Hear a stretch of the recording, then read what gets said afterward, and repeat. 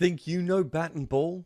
Play the first ever social cricket trading game on Cricket 8. You can play for free, acquire virtual coins, and jump right in. In Trader, you can strategically risk coins on live cricket matches across dozens of markets. Sign up now. Don't just watch the game, play the game. Hello, everyone, and welcome to Cricket 8 for our coverage of IPL Qualifier 2 between Mumbai Indians and the Punjab Kings. I'm Jack Hope. I'm joined by Rob Barron. How you doing, Rob? Let's get straight into your trades because we haven't got long before things Hi. kick off. Let's go. Okay, so we spoke about this a bit last time. Hello to the people in the comments as well. SA and Darshan in already with the highs. So, over 0.5 run-outs, meaning if there's any run-out in this final, we win and we get 2.0 or evens, which is really good. The reason why is if you'd have backed this every game in the IPL, Jack, you'd have done your dough because they've been not running hard enough, not risking run-outs at the end, not doing the suicide runs off the last ball because they're protecting averages for contracts and all that sort of thing. When you're in a knockout game, like we all think this is semi-final, don't we? Whatever the hell it's called, qualifier 2. When you're in a knockout game, you must run, and when you're trying to chase the runs, you don't think about net run rate. You must try and chase them. So, therefore, the run out is much more likely than in a normal game. There are also quite a few personnel changes with people coming and going. So the communication won't be as easy. It's going to be really loud. You can make loads of reasons, but the fact of the matter is run out is too big in this game at evens. So that is a trade that I have made, if that's what we're calling it. And there you go. That's that one.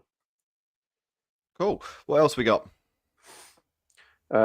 Shreyas Iyer, which I know some people don't like me saying because they say it's Iyer. You can tell me in the comments if I can't pronounce names properly.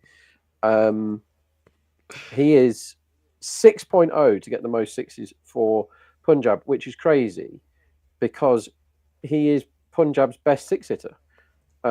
This season, he's already got 31 maximums.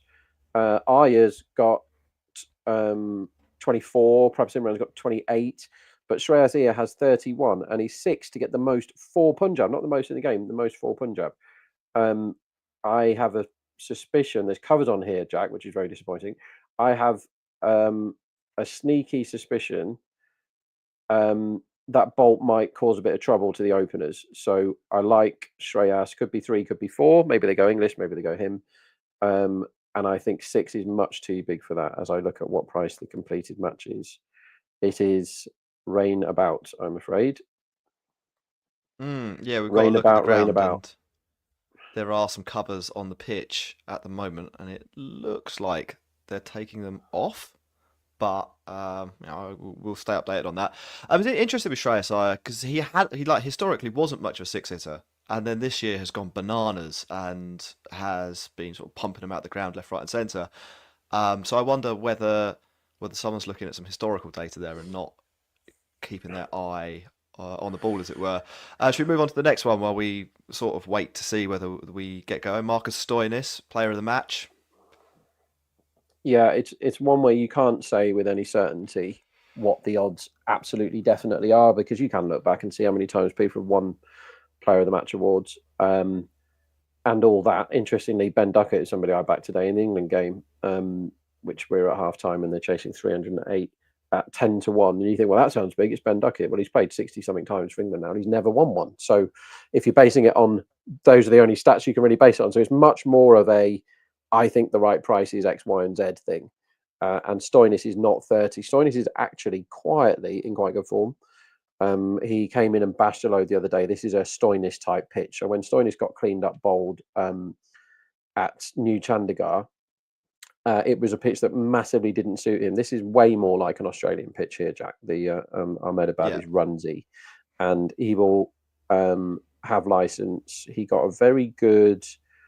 I mean, he did get 26 in that game at New Chandigarh, which was a surprise, but he got 44 red off 16 balls at Jaipur against Delhi a couple of games ago, and he hit 4 massive sixes. Now, if you get 44 out of 16 in a knockout game, that sort of thing is noticed. He won't be reeling in the big chase, which we didn't know when we backed it. But look at the number next to it, 31. You get 30 times your money if he wins. It's too big. Not saying it's going to win, but if you back him every big game at 30, you're going to be in front. Yeah, no, I understand that one. It's like it's a bad price on something that probably doesn't happen very often, but doesn't happen as rarely as they've priced it up there. Shall we continue? You've got a couple on Punjab's batting, I think. Wicket first over. Should we talk about that? We shall. It's the Trent Boult bet. So Trent Boult is, as we know and as we often say on this channel, the best first over bowler going around the block. He averages 1 in 3 for the wickets in first over across his IPL career, almost exactly 1 in 3 as it happens. And this season he's got 5 in 15. So for maths fans, that's about 1 in 3. And 4.0 says it's 1 in 4. So you've also got Arya and Prabh who are not going to block him. If they do, I still think he can get them. Gill tried to block him the other day and he got his front pad blown off, right? So Boult was absolutely on the money last time, and he got one against the absolute best not wicket in first over team, Gujarat, Sai and Gill, and Gill couldn't survive past him. So I would have Gill as a more technically proficient batsman than either of the Punjab openers, and Gill couldn't handle Boult. So 4.0 wicket first over strikes me as being mighty big. I'm going to just have a quick look around live now to see what we can back here. Okay, I can see 4.5 now. No. Second innings we're talking about, aren't we? Ignore that. 4.0 for a wicket in the first over for Punjab is decent, and I think it should be backed. Yep, that sounds like a good one to me. And it flashed up on the screen just a second ago. Catch for the first wicket. 1.91 is the price. Talk us through why that's a good one. Yeah, it's everybody but the wicketkeeper. We're on this nearly all the time, to be honest. It's just the reason why we're on it is the price is too big. That strikes me as the bookies think it's about 50-50, and it ain't. It's way more like 67 is where I'd put it. 67-33 kind of number, maybe even shorter than that. If it was Punjab, I'd be even more confident. Bairstow has a bit more of a bold issue, but Rohit is a court guy mostly. Arshdeep is a bit of a danger for the one coming into the stumps. We all remember when he cleaned Travis Head up in this game last year, or in their game last year. Sorry, but yeah, 1.91 is too big. Simple as that. Fair enough. So look, Mumbai are going to be batting first. That obviously means that Punjab will have the ball. It looks like we will be underway pretty much straight away. The covers are off. It looks like the game is going to start. Reece Topley into the side for Mumbai Indians. That's a little bit of an interesting one. I mean, like it's obviously a straight swap for Richard Gleeson, who had moments in the first game of the playoffs, but also had bad moments. Any thoughts on that, Rob? Maybe not what we were expecting. Does that change your opinion on anything?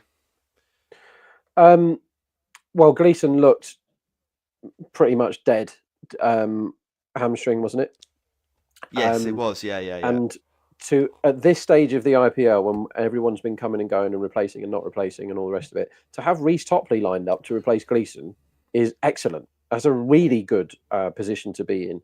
Like, it could have been a Hail Mary for pretty much anybody, couldn't it? But no, I think Topley, if anything, is better than Gleeson from a personal point of view. I think he is due slightly more wickets at a slightly better economy rate. So I think that's a plus. And to be able to have another overseas go down at this stage, and replace him with somebody who is at least as good. England probably have ranked Topley higher than Gleeson over the last few years. That's a plus, if anything. How do you see that one? I think that Topley is a better bowler than Gleeson, basically. I suppose if you're Mumbai Indians, you've already got a left arm opening bowler in Trent Boult, and so maybe you want the variation which you get with Gleeson. And I guess there's possibly an argument that Gleeson is a better bowler later in the innings, although I'm not sure I'd fully buy that, to be honest. Look, I don't think it's bad, as you say. With all the last minute replacements floating around, Reece Topley is far from the worst option you could have in world cricket at this stage. A bit like Bairstow, to be honest. I mean, I, yeah, I was listening to your show with Jared earlier in the week, and I think you had the Bairstow unders, didn't you? So I'd be I interested did. on where you are on him today. But I thought, that's not a bad guy to bring in for the playoffs. I mean, 500 grand's a lot of money if you're Mumbai Indians, but Bairstow's still got a little bit to offer. He's not completely I thought he was. knackered. I thought it was excellent, Jack. He came out with full intent, and he was fine in the middle. I think they were both quite lucky to survive the first 3 or 4 overs. They kept dropping Wahid mainly. Yeah. But it was a great knock. So I didn't follow that up by going in unders again, because I thought somebody that's only been playing red ball, albeit successfully, for the last few months, to suddenly fly all the way to India to have a crack in a big IPL game, a knockout game no less, against a steady enough bowling attack, but he smacks it everywhere. So good on him. And when you're betting player runs, you're going to lose. If you're really good, you're going to lose about 40% of the time, as appallingly badly Bad news. usually the Yes. covers come back on. This is not good there's news. a big. Yeah, it's a big flurry of action, as you said. Not good news at all. Big covers as well. It's not a small job. They're covering the whole outfield here, so I guess they must be expecting a lot of rain. If it isn't coming down already, it's a little bit hard to tell on the feed that I've got. It's not super high definition. You can't see the individual droplets. The batters are hanging around by the edge of the pitch, so that's a positive sign. But yeah, not good, Rob. Not good. You said you had a look at the completed match market. What's the prognosis? Excuse me. So everybody thought, oh yeah, we're fine. The thing is, I don't really know what the rules are. So apparently from now, we have 2 more hours to before we lose overs. 2 hours. So that's ages. But the completed match market, which means if you don't get a 5 over thrash even in, then the match, doesn't count. If there's an official result, then you get paid. If there isn't, then you don't. And that is saying there's an 85% chance of a game here. So that's good. That's good news, 85%. I'd much rather it was 100 and we weren't mucking about trying to guess. I am the worst weather judge in the world. I'm that bad at weather. I am worse than... Shut up, birds. I am worse. There's 3 blackbirds attacking each other outside Jared's office here. And now a magpie... That sounds like a scene from Game of Thrones. Maybe we should just bet on this. I mean, magpie is taking on 3 blackbirds here. How do you price that? A magpie vicious? I don't know. They love shiny stuff. Maybe I'll throw a load of 50p pieces out there and see what happens. Yeah, exactly. Go away. Okay, so my stern voice has got rid of 4 birds. As the rain comes down, go away, rain. Go away, birds. Yeah, it's hosing it down. Looks like proper rain to me. Yes. Completed match market is drifting. I assume.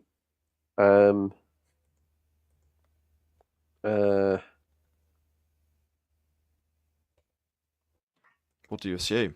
We're in suspense. Right, sorry. It's very difficult to assume here. I assume the market is leaping all over the place because it doesn't know whether it's short enough. What happens if this is a rain-off? Punjab finished higher in the table, right? I guess they go through, don't they? Would be disappointed for Mumbai Indians, but I think that's the rules. I'm not sure. I'm not sure there's any provision. Somebody will definitely know. I mean, I was just checking the comments.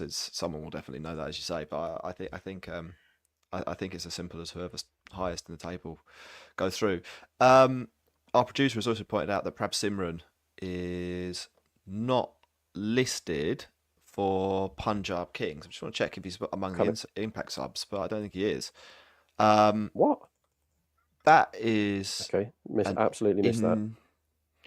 Interesting. Must be let's have a look. No, I think he is listed as an impact sub, so he might just be out the 11, so they can bring him in for the second innings. He'll be in no question second innings. A little red herring. Little red herring there. You were talking. So we're going to chat. So it looks like there's a delay, Jack. So we're going to have a chat about stuff for about 10 minutes, just to see. We'll go through some comments maybe, and just to see if the covers come back off and if the rain stops. The fans are, some of them are running for the hills and some of them are staying where they are. The completed match market is now gone out to 1.23. So we're getting, that's a bit annoying. That's 1.23, yes, though. So we're not panicking yet. Mm-hmm. We're down to about 80%. We get a game, so we should be fine. So Punjab were top of the table. So Punjab will go through if this is rained off, which would be really disappointing for Mumbai fans, but quite funny. Completed match is shortening as I speak. So, okay, let's go through this. Some of the comments. It's your time to shine now, comment people. So Anurag says, what's the line on Magpie winning? Well, it's decent. Well, like 1 Magpie versus 3 Blackbirds. If it's a fight to the death, then it's like 50 to 1, isn't it? Like he's going to have to do really, really well. But the Blackbirds were making a lot of noise, and when Magpie turned up, they disappeared pretty quick. I feel like 50 to 1, Magpie v 3 Blackbirds. I'm taking the Magpie there. I think that's much more like an evens type situation. They've got talons, Magpies, and a beak. I feel like if we're talking crows or ravens, which is kind of like an upgraded blackbird, for people who aren't up on their avian knowledge, then I think it's maybe the magpie's in trouble. But blackbirds, they're little. It's serious trouble. 3 blackbirds for a magpie. Okay. There wasn't much size difference between them. I think it's like a power control, damage and aggression type thing. Magpie was winning in all of those categories. So style control, of, damage and aggression. Robot Wars. That was a proper show, exactly Robot Wars. That was really good for betting, but nobody ever put odds up. There was one called Wheelie Big Cheese that I used to like. It didn't win much, but it looked great. It did. It looks like the rain is coming down. Yeah, let's play some games. While we're waiting around, I've got the games up. You can head over to cricket8.com if you want to do this yourself. Set yourself up an account, and you can win coins, which you can then use on the trader game. Hopefully, when we get some cricket later on, we'll be able to demonstrate that. I've got 10 million coins. I mean, obviously, Brooke heard about my heroic 0 to 10,000 coin game. That's so good. Last week, and he's made it rain basically, so I don't have to worry about coins. I'll try and lose them all. I mean, that could be quite funny. We'll see what happens. But you can win coins by clicking the spin button. Is this up on the screen? I'm assuming it is before I click go. Rob? Yeah, that looks right. Yeah. It is. Spin that wheel, baby. Spin the wheel. Cool noise. Nice. 1,000 coins. Feels like could a get bit better of a drop than in the ocean when you've got 10 million, doesn't it? It does. So now you can gamble. So you can all do this at home. Add the coins to your wallet. Yeah.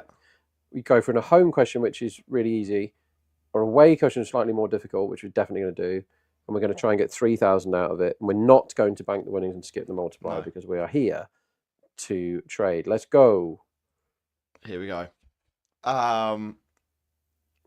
Mixed success on these questions. Am I reading this, or can you read this? I'll read it. Which bowler delivered the fastest recorded ball? Sorry, go ahead.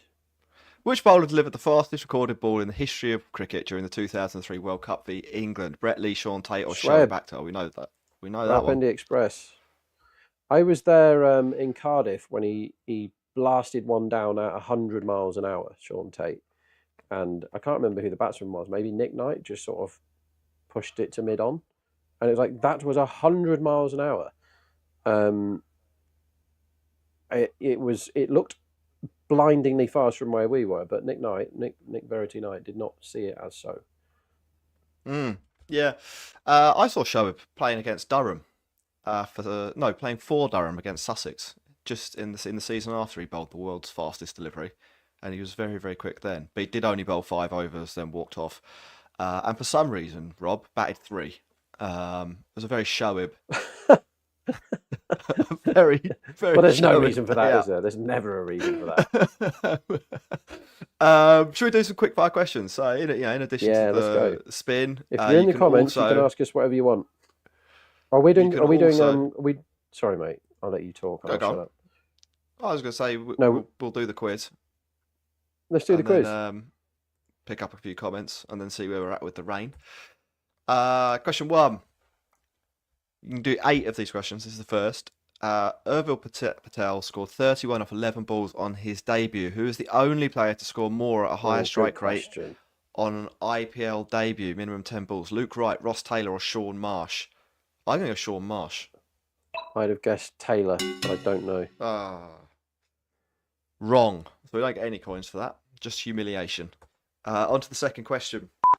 3, 2, 1. How many different batters opened the innings, number 1 or number 2, for Delhi Capitals in the 2025 IPL season? I feel like that's 5. What do you reckon, Rob? 5. KL, 3, 4, or 5. Faf, Fraser McGurk, Perel. Who's the other one? Someone else. Yeah, it's 5. Someone else.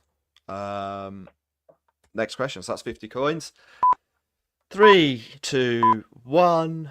Which of these players has not taken an IPL hat-trick? Rohit Sharma, Suresh Raina, or Yuvraj Singh? Rohit definitely has. He's taken out. Rohit definitely has for Deccan. Yeah, I remember it. Raina? Go Raina. Yeah. Nice. That's an amazing. I remember amazing Rohit's, trivia. Rohit's bowling at the start of his career wasn't terrible. Just sort of Yeah. offies that did a little, but he used to land it in the right place. But I remember that game, and it was a worthy hat trick. It wasn't like one of those joke. Let's bowl in. They need 40 off the last over with 7 down or whatever. It was. I think it was a legitimate hat trick. Cool. Steve Finn, the most banter hat trick ever, when Australia absolutely murdered England in an ODI and he got 3 in the last over. Oh, that's it's good knowledge. It's good hat trick knowledge. Fourth question. 3, 2, 1. Who is the only non-Indian player to win the IPL Emerging Player of the Year award? Rabada, Malinga, or Mustafa Zur? I think it might be the Fizz. I'm going to go with the Fizz. I don't know. I would have guessed Rabada. Great stuff, Jack. Yeah, I don't know where that came from, but I had a feeling. Rob, we've done 4 of the questions. We can either wrap up the questions, or I don't know if we want to head to a little break, because I don't get the sense, looking at the match feed, that we will be. Well, yeah, I don't think we're going to be back anytime within the next 5 minutes. So what we'll do is we'll have a break, we'll play some of our podcast, and as soon as we know when we're coming back, we'll come back on. Yeah. Awesome. And we've got those 4 questions for later on. So we will take a break. Keep an eye on the cricket. Join us again when we get going. Think you know bat and ball? Play the first ever social cricket trading game on Cricket 8. You can play for free, acquire virtual coins, and jump right in. In Trader, you can strategically risk coins on live cricket matches across dozens of markets. Sign up now. Don't just watch the game, play the game.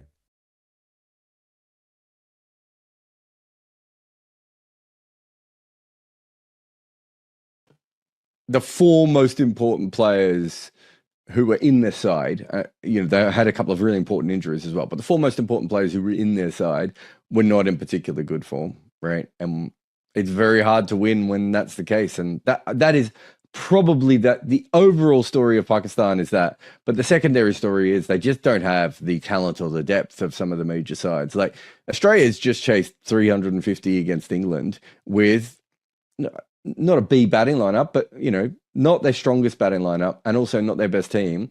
They've won against England, whereas Pakistan, with 2 injuries out of their side, look like they are probably not as strong as Sri Lanka or West Indies, who aren't even in the tournament, right? So do you think those 2 injuries, if they'd not happened, could have made a difference? Because had Ayub not gotten injured, would Zaman have come into the side? Because he was not really in the picture. He mentioned that there was injury concern because of which he wasn't being considered. But had the first injury not happened, 1, would Zaman have made it to the side? And 2nd, had Zaman not gotten injured, do you think it would have been different? Yeah, it's an interesting one, but they would have gone with it. I think their overall plan was to probably use Bubba at 3 Like that would have been the first plan. I know that because it was in South Africa that they changed to, and that was after Ayub was injured. Am I right? I'm trying to remember the full. Was it date. the tri-series actually? No, in fact, I think it was the Was it the tri-series where they tri-series? started. Yeah, you might be right. I knew South Africa was vaguely involved at the time. I kind of think that they would have worked out that they needed Fakhar Zaman and Saim Ayub at top together. Having said that, of everything that Pakistan has done recently, I think giving them the benefit of the doubt would be a very generous thing to do. So maybe that's not the fairest way of looking at it. But I kind of feel like they could have got it right. But that is, if you look at every other team, India doesn't have Jasprit Bumrah in this side, right? You look at Australia, doesn't have their three main fast bowlers, right? Like go through. South Africa has issues. All these teams have different issues that they're dealing with. Pakistan didn't look like they could deal with 2 injuries, whereas other teams are dealing with 3 and 4. And even if they hadn't been injured, you are hoping that Saim Ayub or Fakhar Zaman goes absolutely nuts, right? Because the rest of the batters still don't look up to it. They still don't have an all-rounder, and their seam bowlers didn't look in form, right? So it doesn't really matter in what direction that you're going. It's still not particularly great. But again, it's about the depth of Pakistan cricket compared to other teams. So I did this. It'd be interesting to see what you make of it. Jaiswal would be their best bat on this side, and he's not in India's squad, right? Now, Jaiswal would be the best bat in a couple of sides in this tournament, but Sanju Samson, Rishabh Pant, Nitesh Reddy, Abhishek Sharma, Tilak Varma, Sky, all these guys would be first choice players for Pakistan, right? And they're not in the side. Nitesh Reddy would be so important for Pakistan right now to have a player just like him, right? They don't have any of these players. And then Rizwan, Baba, Naseem, and Shaheen, and you can throw Haris Rauf in there. I think he's the other really important player in this current lineup. Which one of them is in great form at the moment, right? Shaheen showed glimpses of that form, considering the setbacks that preceded. Yeah, he did Harris in Australia. Some glimpses as well. But you know what I mean? You wouldn't say any of them's in career best form. You wouldn't say any of them are in good form, right? They have moments. Even Baba has had some moments. Rizwan's had some moments. So the 5 most important players in your side, so forget the depth for a minute, which is already an issue. The 5 most important players in your side aren't playing very well. When you have a depth issue or you have a couple of injuries or whatever it may be, it really has to be the 4 or 5 best players who step up, or if you're lucky, 6, 7, 8 best players, right? They haven't had that either. So almost everything has gone wrong. Rizwan is almost as good a strike rotator as Virat Kohli, and at his best is not far away from that level at all. And he couldn't rotate the strike at all yesterday, right? So that goes back to the form thing we were talking about before. The professional thing is, look, they're going through, even for them, a level of upheaval on a near month-by-month basis, right? They are trying everything they can rather than just sitting down like adults and going, okay, how do we make Pakistan cricket better? That's what they've needed to do. I wrote that in 2019, 2017. Might have been when they won the Champions Trophy. Yes, you've won the Champions Trophy, but do you have a professional system that will allow you to be good consistently, right? And they don't. I don't think that is just the only problem here. But Shaheen Afridi has been playing on one leg for ages. At a certain point, they need to make a decision. Babar Azam has proper issues, and they don't seem to be really dealing with them. Mohammad Rizwan still plays the same style all the time, and they've got too many players who play in that style. So they do have issues when it comes to professionalism. But let's not beat around the bush. They don't have the same level of talent right at the moment as some of the other teams, specifically in white ball cricket. Like, they don't have the same level of hitters that you get from other sides, right? They don't have those sorts of players who can knock the ball around and hit sixes, right? You know, all those basic things that you need, all-rounders, right? Shaheen coming in at number 8 all the way through this tournament is just like, well, okay, you can't lose any wickets then, can you? Because you don't have a number 8, right? And that's not professionalism. That's their best 4 bowlers and I have no issue with the 4 bowlers they picked, other than perhaps Shaheen still not looking 100%. But I have no issue with the 4 bowlers they picked. They're probably their 4 best bowlers. But if you pick those 4 best bowlers, your top order's got to make a lot of runs. And then what happens is you get in a situation where the top order bats slightly more defensive. You don't need to tell Rizwan to bat slightly more defensively. He'll put his hand up to do that on his own, right? And Bubba can be the same. So there's a bit of a self-perpetuating thing. But for a long time, they were the team that tried to score par and then out-bowl you. And their bowling isn't good enough to do that anymore. And their batting hasn't evolved to match it, right? That isn't just professionalism. That is just the team that they have created.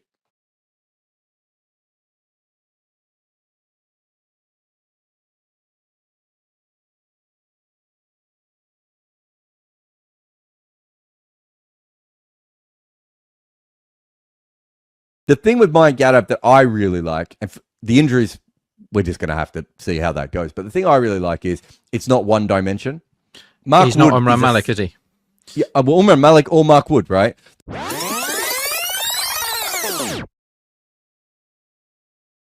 I do have to agree a bit with Crunk in that when I saw him for the first time, I was like, wow, I am genuinely excited to watch this guy. Whereas I don't get that very often from pacers. No, I didn't feel like that about Josh Hull when I saw him play. Who's playing Test matches? Yadav, the Josh Hull of England, of India.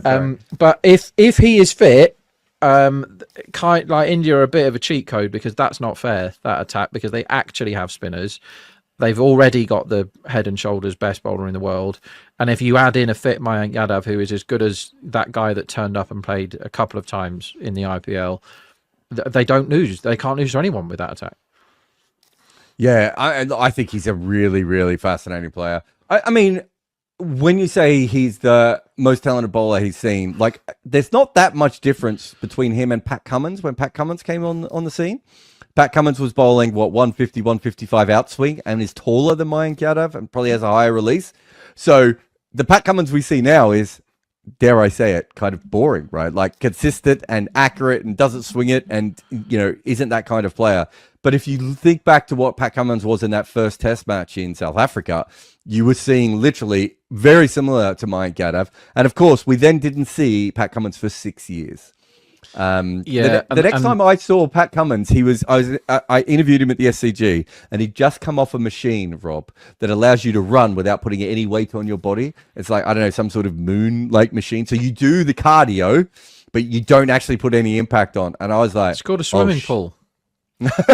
No, that's what they do to horses. But yeah, it's a bit like that. And I remember thinking to myself, oh, we're never going to see this dude again. Like if he's 22 years old and the only way for him to do cardio is with a machine that Cricket New South Wales or Cricket Australia had to like ship in from overseas, it's not likely. And to be honest, I think he missed 6 years of international cricket and Australia had 4 prime ministers. So it was a big stint out of the game at that point. And when he came back, he wasn't that kind of bowler anymore.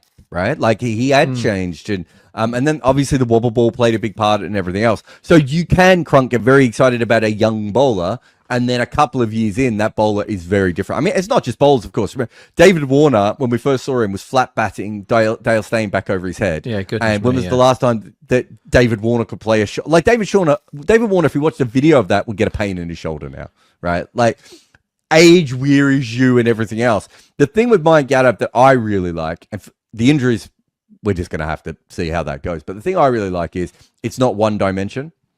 He's not Umran Malik, is he?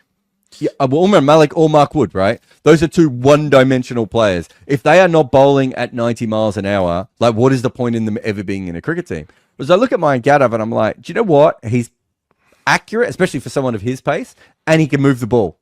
There's a couple of different parts to him, right? So if something falls off, and hopefully not literally, because that would be leprosy or something, or he's been or he's been dismembered. I don't understand how I got into this analogy, but if something falls off from him as a bowler, I think he has other things to build on. Whereas if you look at that with some of those other, Umran Malik, as you just said, is a perfect example of, well, he's not accurate.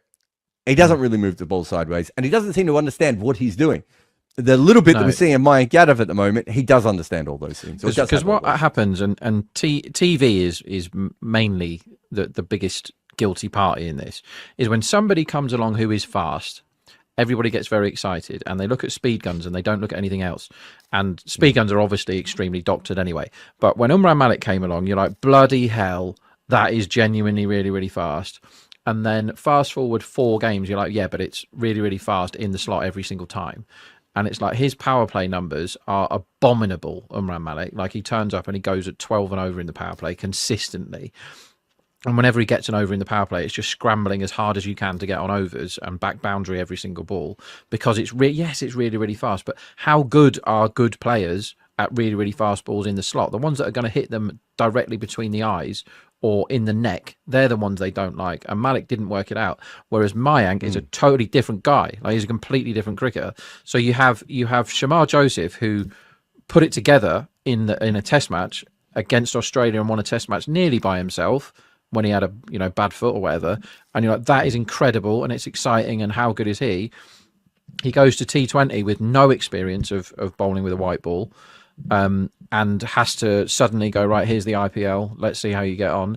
It's a totally different ball game, like literally, and he got found out in about 5 minutes. But they didn't persevere with him. KKR, wasn't it? Didn't persevere with him, just like immediately see you later, like, this is the IPL, you can't bowl like that. But 3 very different yet all very interesting cases there. Mayank Yadav is the one that you think, blimey, he could be anything, but it doesn't look good for his long-term prospects, and he might have to come back. I mean, but it's not like he had his action knackered like England tried to do with Jimmy Anderson, for example, where he had to have a load of time out of the game because his team tried to break him in half. We've not had that. I think it just looks like he's unlucky, but he's only 22, Mayank Yadav.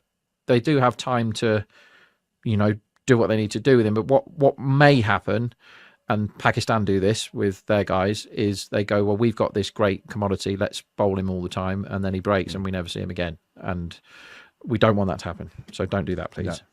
No. Kronk said Cummins was not as fast as Mayank. I've seen the clips. He was more 145-ish, not 155. He was 155 when he was 18, 19. He was absolutely lightning. When the first time I saw him, I think might have even been live. I was just like, I cannot believe this guy is bowling the way that Pat Cummins does. He bowls 145 now, Kronk, and I promise you, if you talk to Pat Cummins, he'd say he's nowhere near the pace that he used to be. He bowled 145 in the last IPL. Way quicker when he was young. Cummins is a guy that is top 3 test bowlers in the world right now, I would say, Cummins. Yeah. But until very recently, where he's worked out that he's a very limited white ball bowler, particularly T20 bowler, I think that is because he bowls like he was the guy that had the massive pace in his locker, the 155. And he actually bowls it near a 140, and he gets carted all the time. So he is somebody that he was like, well, I'm going to be really good as a power play bowler. And again, KKR spent all the money. And then SRH, I'm going to be really, really good as a power play bowler. And he wasn't. And he was like, well, maybe I'm the guy. And he's kind of worked it out now. But the amount of cash that he got for being the guy that could bowl 155 when he was bowling 140 is very different. Pretty rubbish. He hadn't bowled 155. I think when he first came back, so what would he have been, 24, 25, he could still get up to that speed if he needed to very occasionally. And I saw some very fast spells. But he hasn't bowled anywhere near 155 certainly in the last, 6, 7, 8 years. And I think you're right. It's quite interesting when you think about him. He's basically developed into a very, very accurate 88 mile an hour seamer, right? Who can occasionally ramp up slightly. And that was in red ball cricket. And in white ball cricket, he never developed any extra skills for a long period of time, partially because he didn't have to. But the point is that Crunk, people were as excited about Pat Cummins, and now we see Pat Cummins as almost a very good stock bowler.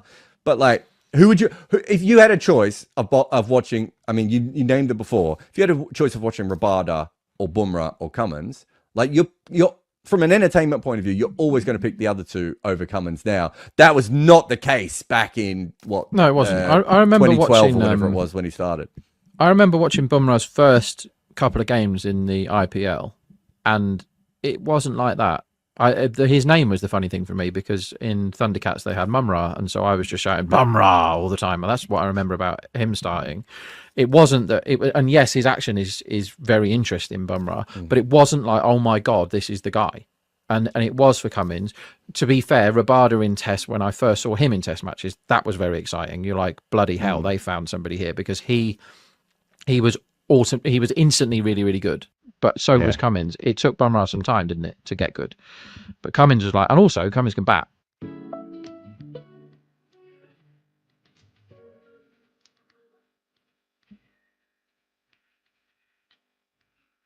That is why when you look at the World Test Championship, it looks like a shit show. It goes all the way back to gold money from apartheid South Africa. And ever since, we've been making wrong decision after wrong decision.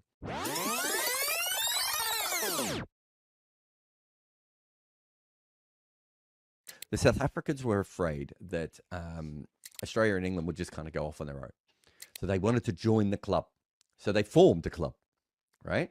And they actually played a test series, the only test series we've ever had in cricket. And it was essentially the first World Cup, if you're being honest, right? And it was between those three teams. And the South Africans pushed for this ICC, Imperial Cricket Conference. And when they did that, they said, well, let's just keep it to Commonwealth countries. And England were like, oh, that's lovely. Yeah, well, we're that's honoring our legacy. Of course, we'll do that. So the team that misses out at that point, that is a very strong team, is the USA, right? Then, the only teams who come through are New Zealand, West Indies, and India. So West Indies and India had played cricket to a point where I think everyone thought they probably deserve a go. The problem is that South Africa couldn't play the West Indies and India because of apartheid. So we needed another team to come in, Mega, that had to be a white team that South Africa could play. Hello, New Zealand. At that point, what should have actually happened is Argentina should have come in as well. So there's 2 MCC tours of Argentina. I think I'm right in saying that Argentina drew both of them. So they had proved, as much as any other team had, that they were worthy of playing Test cricket. They don't play. And after World War II, when England's no longer a big thing in Argentina anymore, you get to the point where Argentinian cricket just completely dies. Not to mention that Avita might have burnt down a cricket clubhouse at one stage, but that's a different story for a different podcast. You don't hear that sentence every day, do you? But essentially, cricket dies out in Argentina. So we've now lost out on Argentina, what other sports do Argentina love? Is it rugby and football? Are they not also English sports that were brought over? Yeah. Right? There's no reason for Argentina not to love cricket. They've had lots of cricket grounds back in before World War II. USA, cricket and baseball share the same ancestry. For up until baseball becomes really big, cricket is arguably one of the biggest sports in America, probably. And it was bigger than baseball, and it got more press coverage than baseball because baseball was seen as a sport of the lower classes, and cricket was seen as a sport of the upper classes. So there were still lots of reports about cricket, even while baseball is growing everywhere in the USA, right? We just turned our back on that because one guy called Abe Bailey from South Africa was like, we can form our own club here. And it completely screwed cricket up forever. And instead of early on going, oh, we've made a mistake here, let's fix this, we just kept doubling down on it and tripling down on it. And so then you have a team like Sri Lanka, who probably gets Test status about 40 years, maybe 60 years after that they should have, because there's no one in their corner. There's no one fighting for them, right? We lose other teams. So Canada almost got Test status when Pakistan did, right? Again, for a very similar reason to why New Zealand got it. Because they needed another white team so that South Africa had someone to play, right? It's incredible. The colonialism, the racism, all this sort of stuff, that is where we are today. And even to the point at which Denmark should probably be a Test playing nation at the moment. Denmark had county cricketers in the 80s and were a really strong side, Mega. But because they weren't part of the Commonwealth, no one pushed for Denmark, right? So we end up in a situation now where cricket hasn't grown the way that it should have. And it's dreadful. If you were looking at what Test cricket is now, and you can include T20 cricket and everything else, it's shambolic because it's never been run by anyone, and it's been either bilateral agreements between old crusty men, or when they did put a rule in place, the rule almost ruined everything, right? And if you want to know, I'll give you 2 facts on how backwards cricket has been, right? In 1973, we had our first ever World Cup. Yeah, women's, yeah. Women's, not men. The men had no interest in playing a World Cup. Football World Cup had been going for 40 years, and the men never looked at it. And it took a woman and a rich benefactor as well. Yeah, to get together. Rachel Hayhoe Flint and her friend to get together and make it, right? The second, and here's the other one. This is mind-blowing. In 1996, I think it was, one of the world's biggest websites was Cricinfo. It was absolutely massive at a point where there were no websites in the world. Cricinfo had been around before the internet. Right, before www, right? That's how big Cricinfo had got. 1996, it's huge. Everyone in the world is trying to follow the World Cup via Cricinfo because it's giving live ball-by-ball updates, right? Which is pioneering in itself. I think Mark Cuban and Cricinfo were the two people who worked all this sort of stuff out. I think Mark Cuban and Cricinfo were the first two groups to actually live broadcast radio online from sporting events. That's how Cricinfo was revolutionary. Mick Jagger funded part of Cricinfo so that he could listen to cricket coverage online when he was touring around the world. This is true. All this is true. This is how big this website was, right? The guys who are running it are amateurs. They don't know what they're doing. You've got a neuroscientist, you've got an engineer, all these different guys, brilliant people, but like they're all in their mid-20s. Even some of them are teenagers. Travis Pasevi was a teenager, right? They're teenagers. They're in their early 20s. They're doing PhDs. They're neuroscientists. They're astrophysics majors and all this sort of stuff. And they've got this thing. They go to the ICC and they go, look, we don't know what we're doing, but we know that this is one of the biggest websites in the world. We want to give it to you for nothing. You just give us enough money to help. We'll keep running it for you, but ICC will own this. And the ICC went, no, we don't want it. 40 million users that website has now. And the ICC has been at war with Cricinfo ever since because Cricinfo completely dwarfs them online ever since. And they were offered it for free. That is the people who run cricket. That is the people who have always run cricket. That is why when you look at the World Test Championship, it looks like a shit show. It goes all the way back to gold money from apartheid South Africa. And ever since, we have been making wrong decision after wrong decision.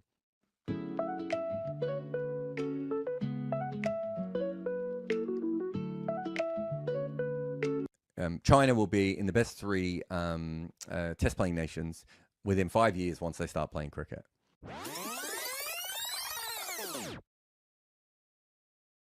So why do you think Bangladesh has not been able to scale up like Sri Lanka did in the 90s? We haven't really fully processed what an incredible thing that Sri Lanka did. India weren't really a top-level international team until really the 60s. And yet they start playing in the 30s. New Zealand start playing Test cricket in the 1930s. They win their first Test series 39 years later, right? Yeah. When South Africa first started playing Test cricket, literally England was sending over blokes they found in the pub, right? There are people who beat South Africa on that first Test series, Mega, who had never played first-class cricket before or after that series, right? We see one good success team of a team getting really quick. And the truth is that Sri Lanka were probably really good for a long time and just weren't pushed ahead. My guess is that Sri Lanka probably start to get really good. And this is, they had some good players in the 30s as well, but they probably start to get really decent around the 50s and 60s. But unfortunately, so much so, when they got in the World Cup in 1975, Sri Lanka, right? This is such a weird story. Denmark and I think Canada, but it was Denmark and someone else, might have been Denmark and Holland, were so upset that Sri Lanka was ahead of them because they were just convinced they were better teams than Sri Lanka, right? No one had seen Sri Lanka. They hadn't seen this team play, right? And by 1979, Sri Lanka beat India in a World Cup, right? Yeah. Which basically gets them Test status. So you have some teams who are held back too late, and then you have teams like New Zealand who are nowhere near. Argentina were a better team in the 1930s than New Zealand. Argentina should have been a Test-playing nation at the same time that New Zealand were, right? South Africa, America were probably a better team at that stage than South Africa were, right? And so you get some teams who get it for many varied reasons, and you get other teams who don't. Like the Netherlands. Look at the Netherlands bowling lineup. Like, who would you rather face in a Test match? Like Ireland's bowling lineup or the Netherlands bowling lineup? I think I'd pick Ireland, right? Ireland, good team in other ways, but I think I'd rather not face a full-strength Dutch Test bowling lineup on a fruity wicket with a little bit of grass on it. Good luck. That's a really good attack, right? And so you look at a one-off of Bangladesh and you say, whoa, oh, they should be better by now. Yeah. But if you look at the history of Test cricket, their actual path is it's really hard to be good consistently in Test cricket. The other issue was that Bangladesh did maybe the stupidest thing in the history of Test cricket, in that for about 10 years, they played with a bunch of players who struggled, but understood Test cricket and traveled around the world and were getting better and were becoming professionals. And because they didn't have any success, they asked all of them, and they started again with kids. So all of that institutional knowledge that those guys had, you might look at Habibul Bashir and go, oh, well, he only averaged, I don't know, whatever, 34. It's like, yeah, but he knew how to be a professional. He knew how to travel around the world. He understood all of these different things. So Bangladesh kind of threw away the start of their Test career and restarts it again. So you have to, when you start to really look into these sorts of things, and, you know, I'm not expecting all of you to know that New Zealand took 39 years to win a Test series and 49 years to win their second, right? I'm not expecting anyone to know those sorts of things. But you have to understand that it's very hard. I had this conversation with a scientist years ago where he said to me, China will be in the best 3 Test playing nations within 5 years once they start playing cricket. And I was like, they won't. And he was like, oh, you have to understand that when they throw their weight into... And I was like, no, I understand the financial stuff. I understand everything you're saying from that perspective. But what you don't know in Test cricket is all the little shibboleths that you can't learn and that no coach can teach you in 3 to 5 years. So I was watching Afghanistan at the 2015 World Cup, and they were teaching their bowlers, Andy Moles, and I can't remember who the other coaches were teaching their bowlers how to bowl cross seam, right? Mega, I learned how to bowl cross seam when I was 12, right? Not because I'm a genius, but because I grew up in a cricket culture, right? Suddenly a coach said to me one day, you know, you're bowling, I was bowling medium pace one day because we had no medium paces. And a coach just said to me, bowl cross seam. This wicket will help on cross seam. I didn't even know what he meant, but I bowled it and a ball step up and a guy pulled it straight up in the air and I got a wicket. And I was like, oh my God, this is a genius ball. Never got another wicket bowling cross seam in my life. But these are Afghan cricketers who were 30, 35, 25 professionals who didn't know about this. The knowledge that you need to be able to get to be at that level, right? And Bangladesh weren't really pushed as a cricket nation as much as they should have been when they were part of it, when they were East Pakistan and everything else. These things take time, right? We don't know if they'll ever be a great team, right? Like Sri Lanka might never win a World Test Championship. It takes a long time to be good at this. But what we have seen with Bangladesh over the last couple of years is flutters that things are going in the right direction. Finding fast bowlers. Finding a wrist spinner. We haven't even talked about the fact they've got a wrist spinner. Like, I thought it was against the law to bowl wrist spin in Bangladesh until like a year ago. But then you talked about that China story and how that scientists thought that China could turn out to be a good or a great cricketing nation in tests. What were his reasons? Just the financial might, or was there more to it, genetics? Or... Yeah, financial might, coaching, and everything else. Like I understood his general principle because I follow multiple sports, but I also know that China put a lot of money into basketball and have one of the best basketballers in the world, and they're not Serbia and Serbia, France, Australia, Canada don't put anywhere near as much money into their basketball. Yeah, and men's and women's. Like I think did French get the silver in both of the Olympic things? I think America won the gold and France got silver. Australia had a decent side. Like there were lots of decent sorts of teams. South Sudan came from nowhere and were really good in this last Olympics as well. So what are we actually talking about here? Like China can put a lot of money in and get a lot of success, and we only have to watch the Olympics to see that. But they're not always the number one ranked Olympics team. They don't always win the most gold medals, right? Yeah. And the problem with some of this is that a lot of these sports have these little shibboleths, right? And by shibboleth, what I mean is, I think it's a Jewish word, but it basically means a passed on thing that you don't even know that you know until someone asks you about it, right? Yeah. And cricket is right up there with the sport that has the most of those. Just little tiny things that you don't even realize that are really, really important. And little things that you pick up from time over years of having coaches, over generations of having coaches, right? that are really, really important. It's why one of these things of like, we can all say that West Indies cricket is going to die, right? And people have been saying that for generations. But they keep producing really good cricketers because there is a cricket culture in the West Indies, right? And so if you're a good young cricketer in the West Indies, yeah, you're more likely to play for England now than you are for the West Indies, right? You're more likely to be a franchise player. But chances are there's some old bugger who maybe coaches your, I mean, Roddy Eswick, this is such a tangent here, but Roddy Eswick was a high school teacher, right? Imagine being in Barbados and going to high school and like having your high school teacher come over with a first class bowling average of 20 who goes on to be the assistant coach of the West Indies. Like, I wouldn't be complaining if I had such a teacher. So it'd be awesome, right? We would all, I mean, you know, we would have loved that. And so when you live in a culture that has that, right? You learn things that you can't anywhere else. You can watch the game, but what if you could do more? Cricket 8 is the new way to enjoy cricket. Now you can watch your favorite sport while playing against your mates. Think someone is going to score more than 10 in the next over and your friends don't? Play against them. Cricket 8 is the future of watching your favorite sport. Don't just watch the game, play the game at cricket8.com. Hello, everyone, and welcome back to Cricket 8, where we're watching some rain, and we're gonna have a little conversation. How you doing, Rob? Good to see you. What was the outcome of the Magpie v Blackbird fight to the death?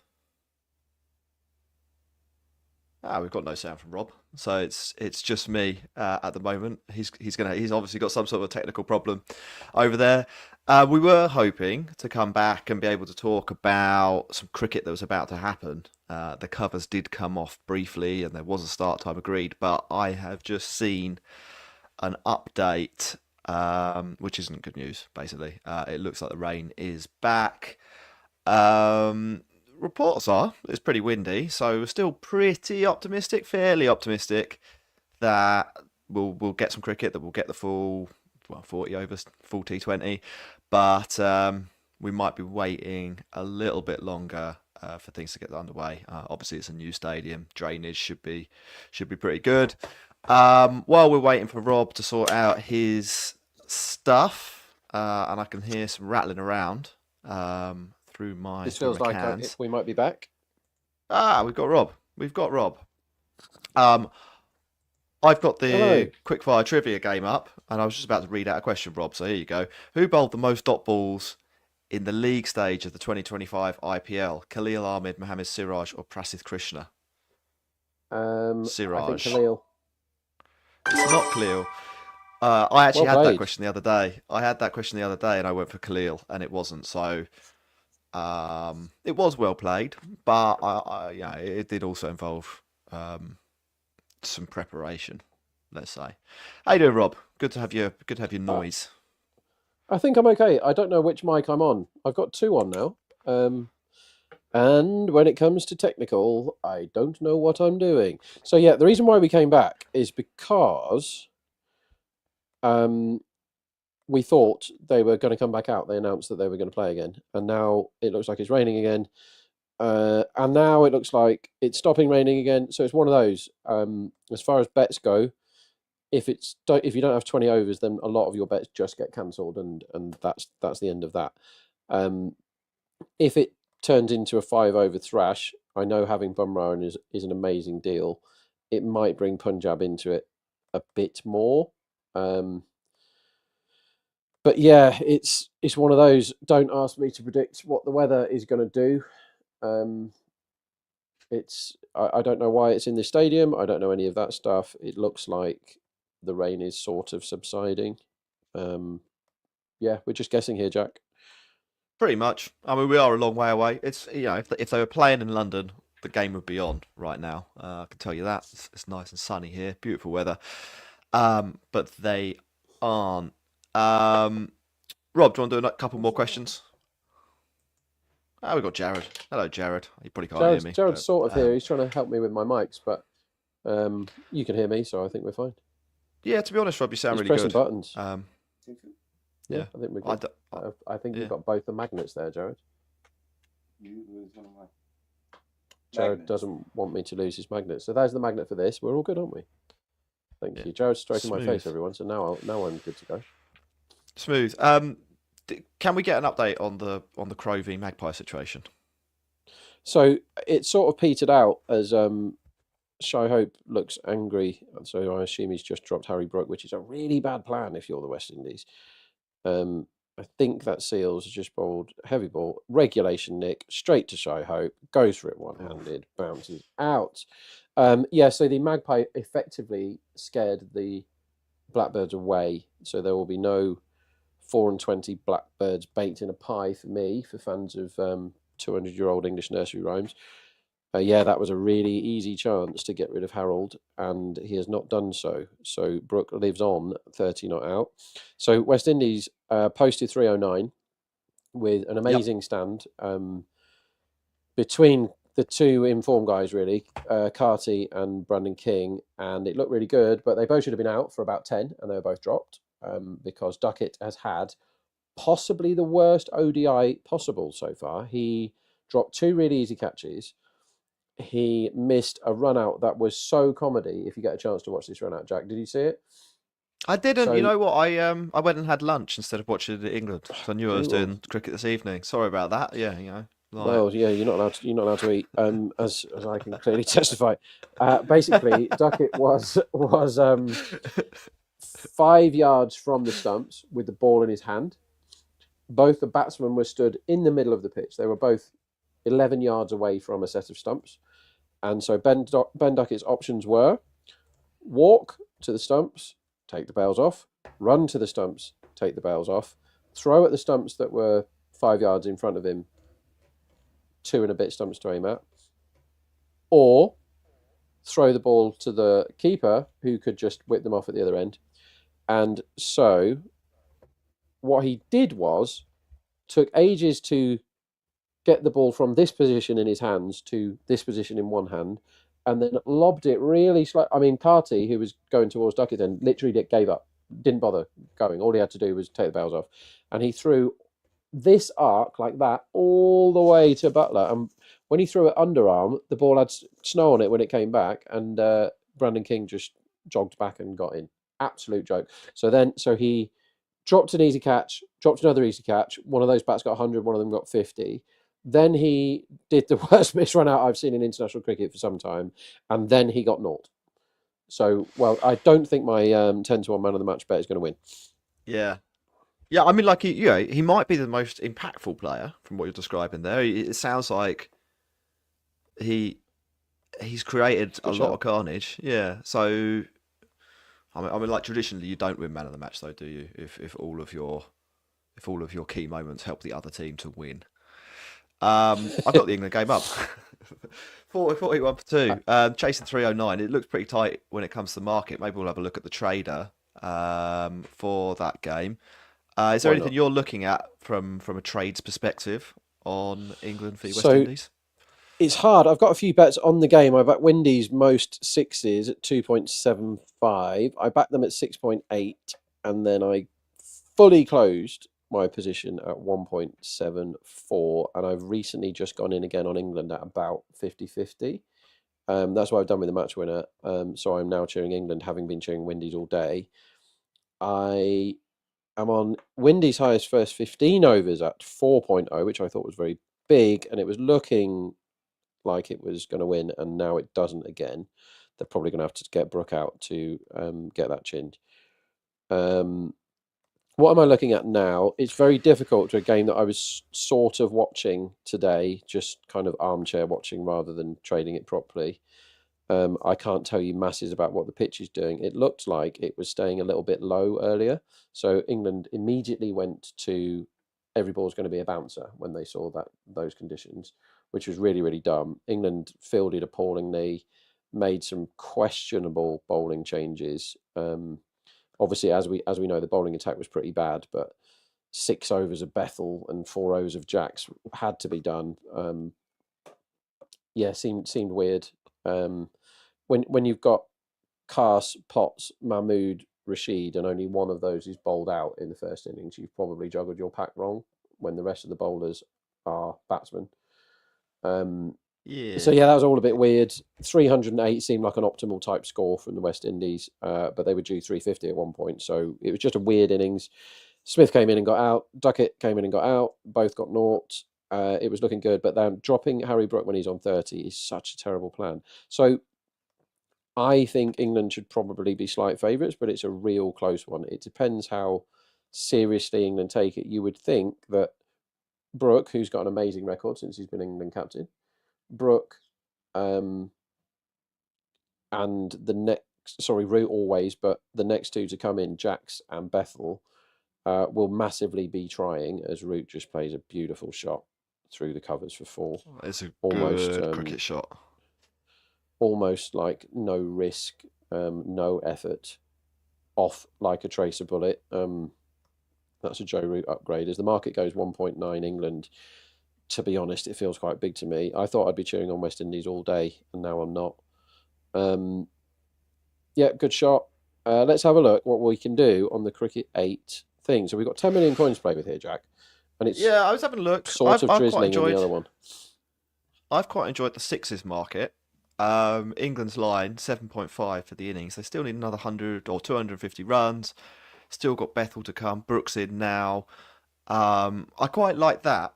The only thing that worries me is Joe Root getting 80 or 90 or 100 and not doing it in sixes. What are your thoughts? So with Cardiff, it's really short straight and really long boundaries wide. So I backed Root to get a 6 today, actually, 4.5, which I thought was big. Because, was it 4.5? I'll have to look it up, as he slashes one over slip. Nearly out, deliberately, yeah. I think, for 4 more. That was like a 1% catching chance, maybe.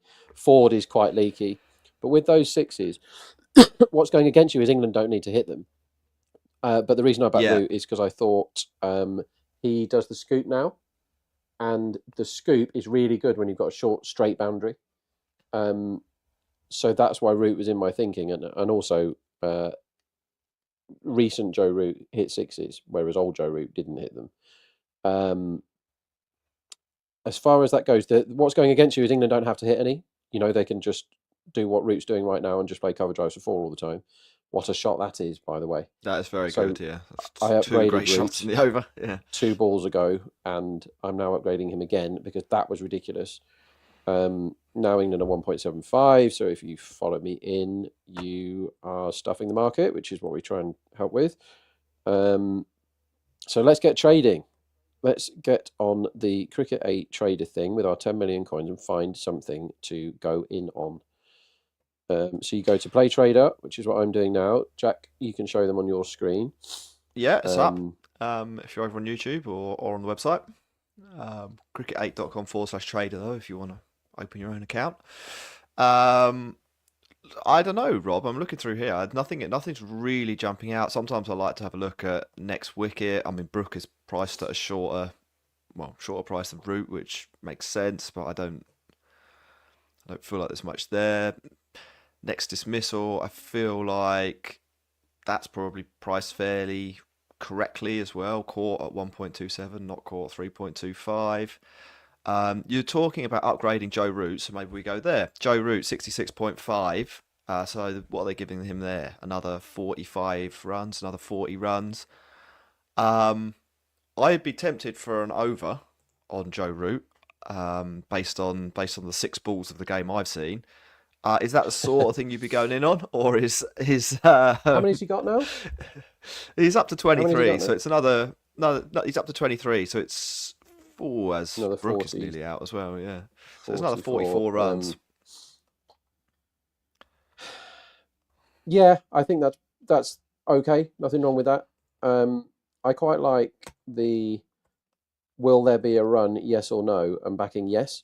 That's very, very expansive from Brook. That's almost premeditated running down the pitch. It feels like the market is going to move quite heavily in one direction over the next 10 minutes because England have had enough of blocking their way back into the game and are now going for boundaries. So Brook has been quite lucky to still be there, I think, in the last 10 minutes. I quite like the next out that you can actually back in the high street, 1.75 or something. I like the 1.73 that there will be a run off each ball. That one's a dot, isn't it? The second ball, was that a dot? I missed it. It was a dot, yeah. It was he just dropped it into the wicket. Didn't So what go can anywhere. I bet? 8.4, will there be a run? 1.7, yes. Now, I don't really know what the price should be because I've not been doing it, but that is worth 220,000 of my coins. So that's the fourth ball I've gone in on. So you can play with your mates, you can play by yourself and try and do better than us. Jack and I both started with 10 million coins today, and we'll see how many we've got at the end of the day. I am terrible at staking with virtual coins and not too bad with actual cash. I just see a virtual balance, Jack, and I just want it to be. I want to go all in on everything. Runs off delivery 8.5, over 1.76. That feels quite good to me. So I'm on over this next ball, and I'm going to back over the ball after, and see how I get on. Normally at this stage of an ODI, you wouldn't be doing this. Yeah, but there's a Joe decent Root chance. is on strike. He's getting into his work. They're both comfortably above 100 strike rate, these two now. No run. He blocks. Oh, the block. So I've done 200,000 in. What am I doing, Jack? Unbelievable, Rob. That's an absolute tragedy. You were talking about the Joe Root 6 line. You said you got him, was it at 4.5? If you have a look on the trader, it's 2.06 for Joe Root to hit more than 0.56s, Okay. which is... So I can hedge my real money bet with virtual coins. Yeah. And that's a big margin they've got there, to be fair, but I will back the unders. Harry Brook to get another 6, 1.61 feels all right, as Root leans back and my stream dies, so don't know what happened to that ball. He hits a 4, it goes through backward point, Okay. runs all the way out to the rope. There is So a I'm third one winner, man, but one they're loser really with my fine. ball prices. Bangladesh are also playing. They're 5 for none of 5 balls against Pakistan, with Saim Ayub opening the bowling. Interesting. What's the format? ODI? T20, I think. Oh. That's Sort of question I should know. Yeah, it's the third T20. And they got 4 off the first ball and I've only got 5 off the first over, which is quite a big win if Ayub is opening the bowling for you, I think. England looking quite good, but they're into 1.6 now, so I am closing some. So in, out, as far as the trading goes. No point in just holding forever for a game that you're not watching properly, which I definitely am not watching this England game properly. So I'm happy to be...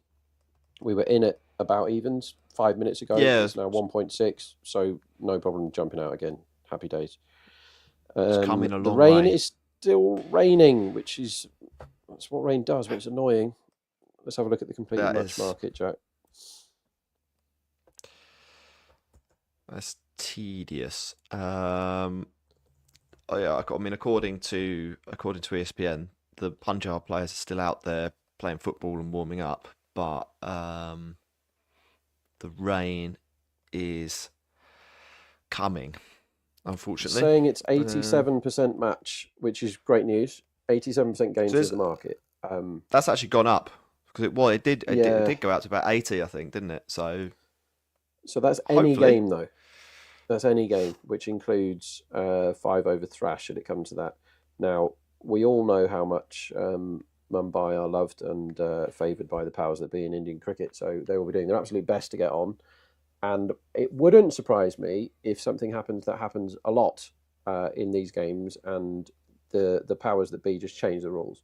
So the rule at the moment says 2 hours before we lose any overs and basically 4 hours before it becomes a shortened game. And the forecast actually looks quite good. Again, I'm an awful judge of weather.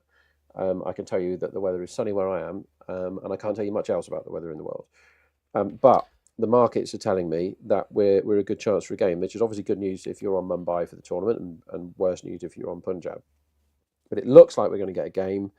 I am pleased about that, but it probably ruins, if they shorten it, a lot of the pre-match bets that we've had, Jack, or the trades that we've made, because it'll be money back on everything.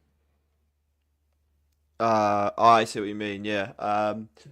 When you do get a shortened game, what sort of markets do you like to dip your toe into, or is it one of those ones where you're like, it's so difficult to price it correctly that maybe you're less interested in trading? So yeah, it's when you're trading it, it's a lot of the markets are just gone. You got to get rid of them because the game's been shortened. You have to massively check the rules that the bookies have got. Some of them are like, well, you only need 80% of the overs for your bet to stand, or if you bet player runs, it doesn't matter whether if the game's shortened as long as they face a ball. Some of them, if it's shortened by X, then you lose. Some of them top batsmen, you back the guy to get the most runs, and you only need 5 overs. In which case, you want to be smashing into the openers to get the most runs, right? If their rules say you only need 5 overs for a game, you'd be mental to back the number 7, wouldn't you? Do both sides keep the same overs if it's shortened? I would say probably yes. If Punjab had Maxwell, for example, that'd be a great shout to open with Maxwell. If you've only got a 5 over game, you might as well. Mumbai, I think, would still go Rohit and Bairstow. Bairstow would be quite a good guy to open in a 5 over thrush, wouldn't he? I would have no issues with that. So you have to try and think what would happen if it was. And what we don't have to do here is worry about Duckworth-Lewis calculations and all this sort of stuff, trying to think what target it might be, because we haven't started the game. When they have started the game, you've got to go into all that, and you've got to get your Duckworth-Lewis Stern calculator out and go, right, if it's 12 overs, the chase is going to be this. If it's 8 overs, it's going to be this. And then but you use this time to go, right, we're going to work out what price they would be to chase if it was this and this and this. We don't have to do that now. But we've got to think, what if it's a 5 over thrash? Market is telling me at 1.16, so it's drifting slightly, that it's probably still raining a bit. What if it's a 15 over game? How does that change things? Not massively. I think both teams are matched up quite well. I don't disagree with the market making the team that's got Bumrah 1.74 fine. Do you know what I mean? So what can we do as far as trades we can make now? Not a lot, to be honest. I'd rather have a look at the England game, which is England have raced all of a sudden to 77 for 2, is it? Have I read that right? Yeah, that's right. Harry Brook, while you've been talking, has hit, I think, 3 boundaries. Looking pretty good. And Root's on 28 from his 23 balls. What do you make of Harry Brook as the New England captain, Rob? I know you like an opinion on England. I mean, I think he's possibly the right man to do it in ODIs. I think tests are his best format comfortably for a man of his skills. I think T20, he doesn't get in our best 11 necessarily all the time. If I was picking it, his T20 record is no good, Harry Brook. He had a go in the IPL and he got 100. SRH, wasn't he? He got 100. Yeah. And he was rubbish in all the other games, as memory serves. If he memory didn't serves, do an awful lot. No, he really struggled against anyone who could bowl spin, basically. He was appalling in Australia in the Bash. Yeah. I think the fact that his middle name is Cherrington probably contributed to the decision, and if it did, that's fair because Cherrington's a great middle name. I think it's fine. I don't think there were that many candidates banging the door down. Do you know what I mean? I think that's probably it. It can't really be a bowler because none of them are ever fit. And Adil Rashid is coming towards the end, and perhaps you don't want to make somebody captain who probably isn't going to be there in both of those white ball formats, playing every game for 3 or 4 years. He's not, is he? So he's the right age. He's so talented at Test matches that maybe he can be good at T20. He's clearly very, very good at ODIs as well. I don't know. I'm okay with it. What do you think? Seems like a nice lad as well. I really sort of got no strong opinion, which sounds a bit boring and like doesn't make for great content. I think most of what you said's about right. I think he's virtually guaranteed to be in the team, which helps. He probably will be in the team for the next 5 to 10 years, which also helps if you're sort of planning on building up to something. I think what I think's interesting. Obviously, they brought McCullum in now, England, as their cross format coach.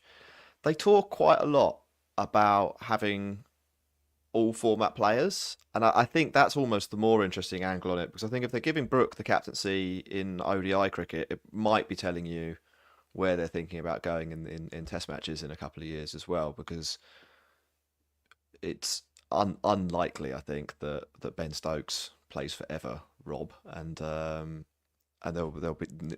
need to look for someone else there as well. I don't mind it. I think is my take. I don't look at Harry Brook and think cricketing super brain. Like, I'm not expecting MS Dhoni levels of skill, but I also I can't see him doing a terrible job. Hopefully he learns from things like today with the 10 overs of Bethel and Jacks going at 9 and over. Yeah, when to juggle the pack. Yeah, and to be fair, he tried things. He set different fields and he had different tactics. They did a bit of let's go around the wicket, let's go over the wicket sort of stuff. As Brooks smashes another 4 away, and England look really hugely in charge now at 84 for 2 off 10.4. I thought that he captained in a way where at least he was trying stuff. What you get a lot of youngish captains doing is doing it by the book. And I was so bored of England cricket's captaincy for 20 years of watching Strauss, Cook, Root just boring all the time. And Stokes went way too far the other way. I mean, declaring when you got 300 and something on the board against Australia in an Ashes Test match on day one is absolutely mental, and cost an Ashes Test match just by trying to be a lad. But at least England started doing stuff that I was crying out for England to do, which was be innovative, have a go. Don't let games stagnate. Push the button, set some declarations every now and again.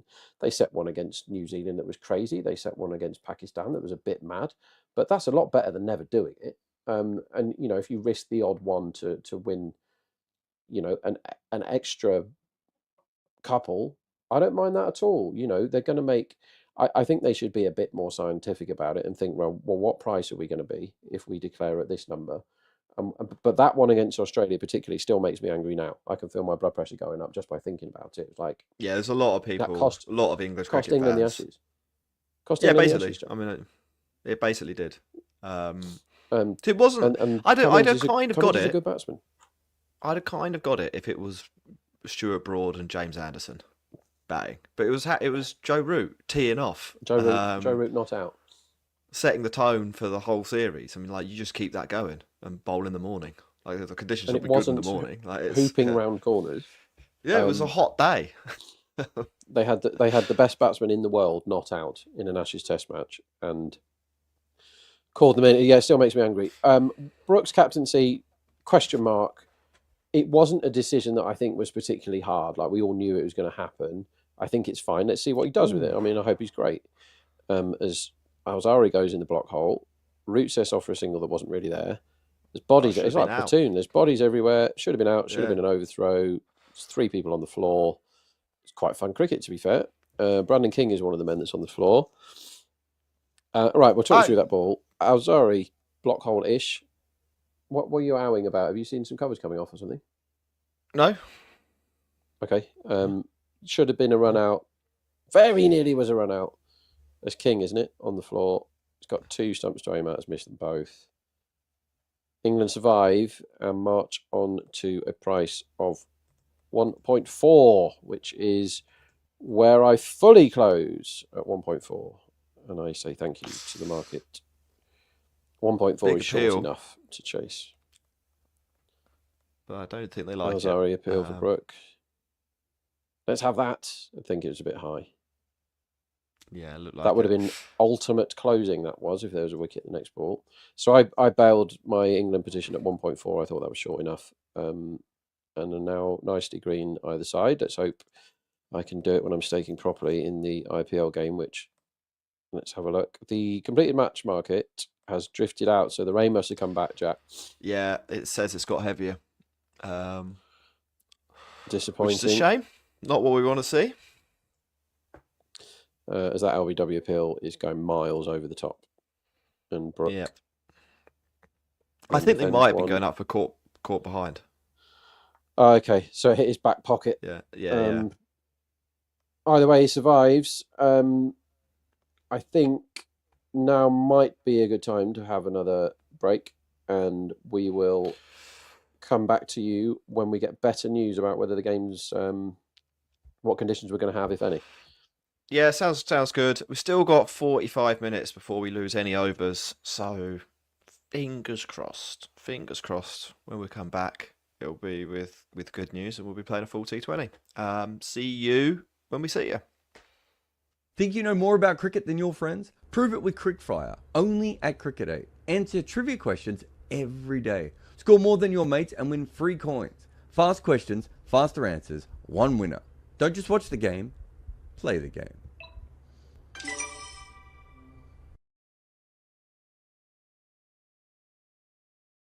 I don't think anyone else should worry him too much. Now, why don't you go have a break, and I will show everyone the trader game for the next 10 minutes. Sounds good. I will share my thing, and I'll show you guys. This is Rob can vouch for this. Obviously, we're getting paid, and we love, and we've worked with Cricket for a while now. Well, I don't know. I mean, obviously, it's maybe not the best call, but we're getting paid, and we're doing this. But Rob can attest. When I got on this trading game the other day, I had more fun than anyone's ever had. It's absolutely awesome. We'll talk about it in a moment. Rob will nick off, and we will. I will do this on my own. I will show you all my trader game. Rakshit, I've just put it into the room. If you want to bring it up, my second screen, or do I press it up? There it is. All right, so I'll try and talk you guys all through this. This is fun. I'll go back to the start. So obviously, if you go to the Cricket 8, you need to sign in. You got my thing here. You actually start by getting as many coins as you can. And one of the best ways to do that. Oh, I just got 1 million coins. Did everyone see that? So Brooks obviously woke it up to that there. So we spin the. Have I got my right Wi-Fi on? Because that looks a bit slower than it needs to be. Oh yeah. Well, apparently I don't want to spin it. Try again. Here we go. So we spin the wheel, and the wheel gives you a certain amount of coins. So I get another 2K coin. Not that I need them with my 1 million bet there, right? And then I can then play a home question, which is the easy question, or I can play an away question. And let's see if I can get this right. This is live on air. They don't give you a lot of time here. Which of the current brothers has not played ODI cricket for England? Oh, okay. So this one's easy for me, but might be harder for might be harder for others. I don't think it should be though. There we go. So I have multiplied my coins. So I've gone from having 2,000 coins to 6,000 coins. That is not the cool thing. There is also this trivia thing that you can go to here. Let's see if I can get any of these right, just to show you how all this works. Again, this allows you to get who's the all-time leading run scorer for CSK. I'll go Dhoni because he's been there for 1 million years. There we go. And that gives me another 50 points. We'll get Rob up on some of these later if we have a down moment as well. Who are the purple cap for most wickets? Oh, okay. In 2024, it's not Harshal Patel, is it? Oh, it is Harshal Patel. Okay. All right. So we'll exit out of there because you've seen that bit. Now, let's get to the fun bit. The trader game. So you go to play, you go to trader, and you can see here you can trade on any sort of live game that is within the Cricket 8 system. So I could be betting on the Surrey versus Yorkshire game. I've got Warwickshire, Hampshire down here. The other day I was betting on all sorts of games from everywhere. We'll just wait for the this game to come back up because you can see it's just gone down for a second as they're obviously readjusting all the odds. So if we were to go to the game here, I think I was going to say the match one is wrong, but I think the match one is right here. Oh, they've just been bowled out, have they? Oh, okay. So Yorkshire have just been bowled out for 255 and Surrey are 490 for 9. Oh, so Surrey are batting at the moment. I'll get that right in a minute. But Surrey obviously has a huge lead. So you can bet on the result, but there's not much point in betting your coins on any result here. But you can go on the innings line. So let's have some fun. They're 490 for 9. Let's have a look at the scorecard, shall we? All right, so Fisher is 5 off 7, and Laws is 30 off 25. So Laws is whacking them around. I'm going to go on the fact that I think they're going to lose a wicket in the next 14 runs. So the partnership is, for that last wicket, pretty handy, isn't it? Yeah, no, I'm going to go on the fact that eventually they're going to get that. So I go in here, I've got my unders, and I'll bet 1,000 coins on under 504.5. So if they score 504 or fewer, I'm in. And if they go over that, it's really bad bowling from Yorkshire. Let's be honest here. But you can see here, we can also look at the fact. So if you could work out, and obviously I don't have the Surrey Yorkshire stream in front of me, but if you could work out who's likely to face, you've got a number 11 batting with a number 10 who's on 30 off 25. So if you had the number 11, if you knew the number 11 was on strike, you could probably go under 1.8, you could bet on dot balls if you wanted to at 1.31. And if you could work out when the number 10 who's smashing the ball everywhere was going to be out, you could do it that way. You can also bet on who's going to be next out. So at one end you've got, I wonder what Matthew Fisher. Now, this is why I find this so fascinating. Once you get into all this, because now I want to know how good a number 11 Matthew Fisher is, and I reckon he is. Let's have a look. In first class cricket, he averages 17. All right, I wish I'd known that before I did my unders bet. Right, so I'm going to go with Tom Laws because I think Tom Laws is trying to smash the crap out of everything everywhere. Right, so I've got my 2 bets riding on this game. If I come into trades. You see here, I lost my 2 in the last one with the Punjab one when I got stiffed on both of those balls, but that's fine. And I've got Surrey 10th person out. I've got Tom Laws, and I've got Surrey innings runs at 504.5. So I'm on unders on that. This is how the game works. So you can play this against your friends, and you can play it the whole way through. And it's a fascinating way of thinking about cricket, of doing all this stuff. You don't have to bet. You don't lose any money. So if you were in a position where you're like, oh, I want to learn about betting, I could do that. I don't think you have to be interested in betting at all. It's a game. It's basically the Candy Crush version of cricket, right? You come on here, you see all these things, and you're just like, okay. And so you can do it against your friends within communities or everything else. Try and see how many. What's charts? Oh, this is the worm. Yeah, you've got Manhattan. So you can have a look. You've got a bit of information. You can see the win probability at the moment. 5% Yorkshire seems high. What are the odds on this? What do the markets say? Yeah, that seems a little bit high for them. You see the run line hasn't changed all that much at all. Just having a look there. Where can I find this game? Surrey versus... and the good thing is that there's almost always a game being played. So they are currently 491 for 9.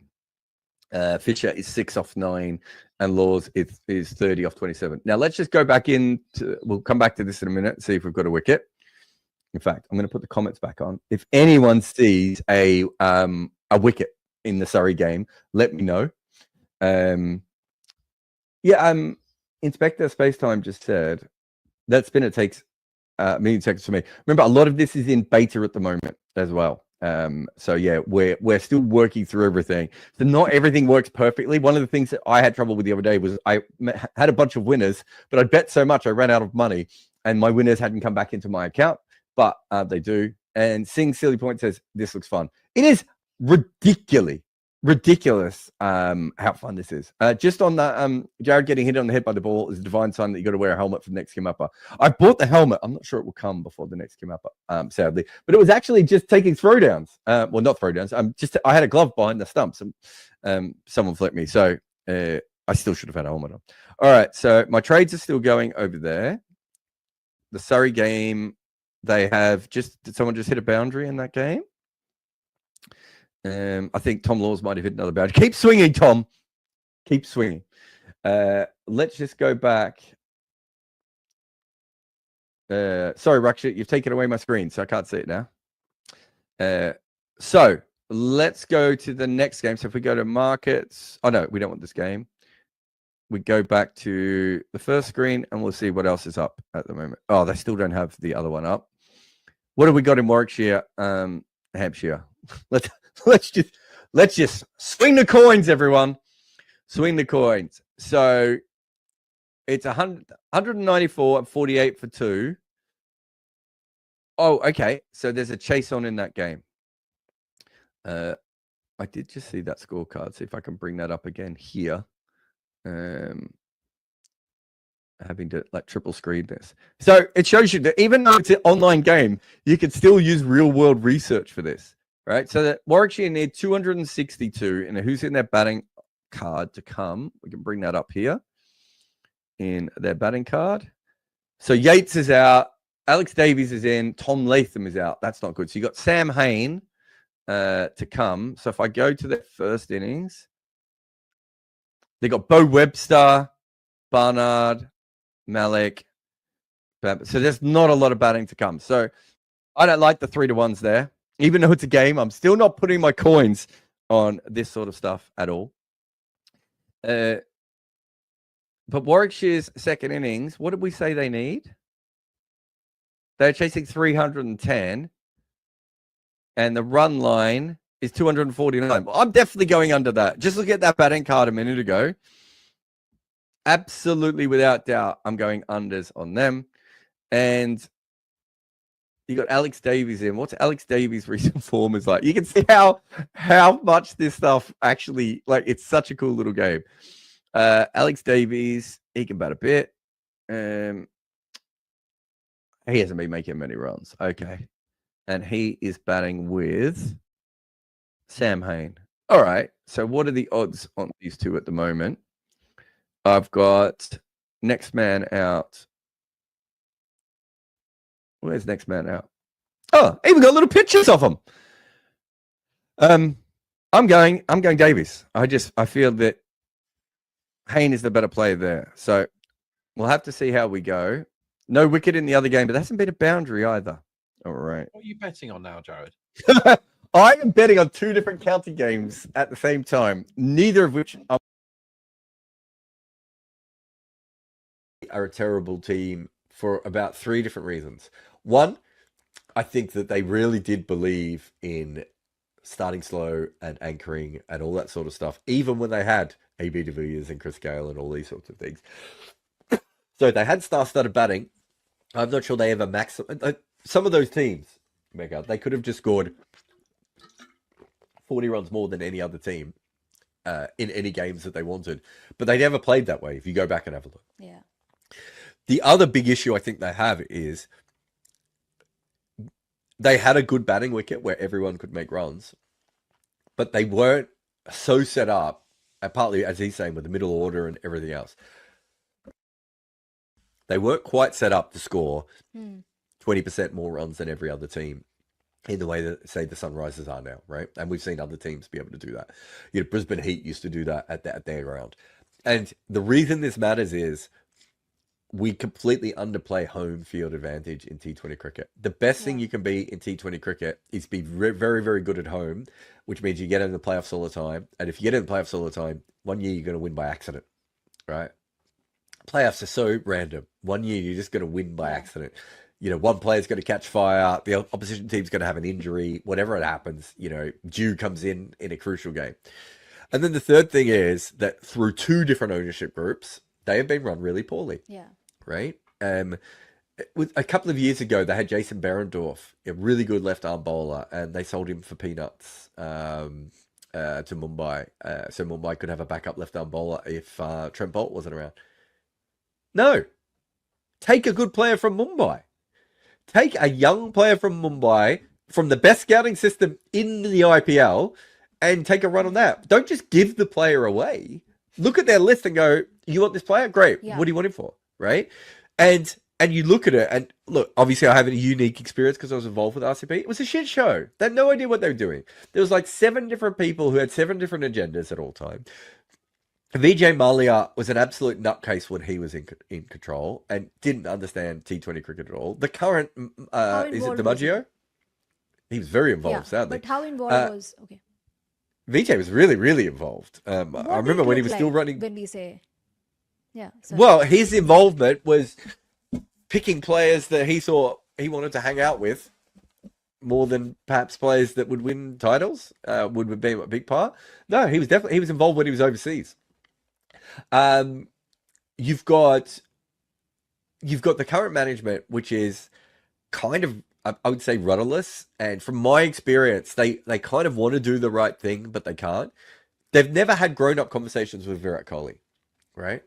Never had grown-up conversations with Virat Kohli. And my memory of being a writer around that franchise and then briefly working for them was pretty much the same, which is, well, we can't do that. Virat might not like it. And I was always saying the same thing, Mega. Have you asked him? Have you had a conversation with him? Have you sat down? And so often it would be, oh, Virat likes his players, we'll bring him in. It's like, no, that's not how this works. Is Virat out there scouting the best players? Is he watching the SMAT? Right? Virat works about 29 hours a day. How is he out there watching the SMAT or the Tamil Nadu League or what's the other one? The one in Bengaluru as well. Karnataka. Yeah, Maharashtra. Karnataka, that's what I was looking for. Do you know what I mean? He's not doing that. So if you're picking players based on what he thinks is good, it's basically going to be players he's played international cricket up against or IPL players, right? And then you're also hoping that those players played well in the games against him, so he rates them highly, or they bowl well against him, right? It's a nonsense system to have. So there weren't enough adults in the room making key decisions. They were trying to move towards professionalism, and I don't think they really knew what they were doing. And they haven't got home advantage, I think, is a massive, massive part of it going ahead. And I think that when I was at St. Lucia, we had a wicket where you could score about 200 pretty much every game. When it was a fresh wicket, you would score 200. And we had Raheem Cornwall, Warner, Pollard, Darren Sammy. Unfortunately, Darren Sammy was a little bit gone. But the next year, I was just going to load up on guys who could just whack it, right? So that we had 8 guys who could whack it. And we would have won all of our games at home, because even if the other teams went absolutely crazy, they weren't going to be able to whack it at the same level that that's what you have to do. You have to set up a team that suits whatever your home pitch is going to be. And you either have to change your team or your home pitch if that isn't the case. And I know there's a bit of a problem with that at Chinnaswamy, because it's maybe one of the few places where the curators still have a little bit of sway, and, it's, sometimes that can be tough. But then you have to change the team. And you have to understand exactly what you're going for. So, I don't know, maybe it's the best 5 bowlers who take the pitch out of the equation. Maybe that's what they could have gone with, right? But one way or another, that's what you have to do. But then my memory is, and it's what we call in T20 cricket, Frankenstein's teams. When I was involved, one guy wanted these 2 players, one guy wanted these 2 players. Like, if you go back and you look at the auction that they had when I was involved, which was 2018, 2019, whatever, there's like 2 players that I've picked in that side, right? That I don't think everyone else fully believes in, right? There are Moeen Ali and Washington Sundar. Washington Virat just did not rate him, right? Like, it was a complete waste of my time picking that player. But he did rate Moeen Ali, but he didn't use him very well. Then you had a look at Dan Vettori brought in Corey Anderson, right? Like, his old teammate. Yeah. Ashish Nira loved Corey Anderson, and I can't remember, there was someone else. So you could go through all these different picks and see which person in the organization they were linked to. It was usually 2 people, if I remember correctly. But that's not how you pick a side. You come up with an idea. How are we going to win here? What's the best side to be able to make that maximize? And then 1 or 2 people go off. You have a scouting network and you have a general manager network. The coach and the captain and the player. You've already told us how you want to play. Now we're going to do the best we can to get those players on the field. And then when you get them, you're going to have to accept that you wanted Mark Wood, but we can only give you Nathan Coulter-Nile, right? Or you wanted Andre Russell. There is no Andre Russell like other player. So we've gone with Ben Cutting, right? Like, you have to accept that, because that's how these things work. You wanted the best 4 spinners in the league. Well, okay, so we've given you the best 4 spinners available. Can you create something from that? That is how these smart teams do things, right? That is what they do, and RCB has not been very smart. This comment from Yash is really interesting. He says, if it becomes India versus that league, the Rebel League point of view, we have to remember that cricket is the only sport in which nationalism plays a huge part. It's not the only sport where nationalism plays a huge part. It's the sport where nationalism is at its highest, though. You're right there. I think it's really interesting at that point, though, Yash, because if I'm a Saudi, if I'm the Saudis and I have this $1 trillion bucket, and I go to Virat Kohli and offer him $150 million a year, right? Is there any way the BCCI can match that? And what if it's 300 million, right? Like you can just buy pretty much all the world's best cricketers. And that's what cricket was worried about for a long time before, right? Because they were worried that someone would, because cricketers are massively underpaid. For the money that cricket makes, cricketers are massively underpaid. And so it is not that hard to come in as a rebel league. That was the issue they had with the Lalit Modi-led Essel Group, which was 2014, 2015. Subhash Chandra. Okay, sorry. Yeah. I thought you were talking about the... Well, he was involved as well. Like, I mean... This one as well. You're talking about the ICL one.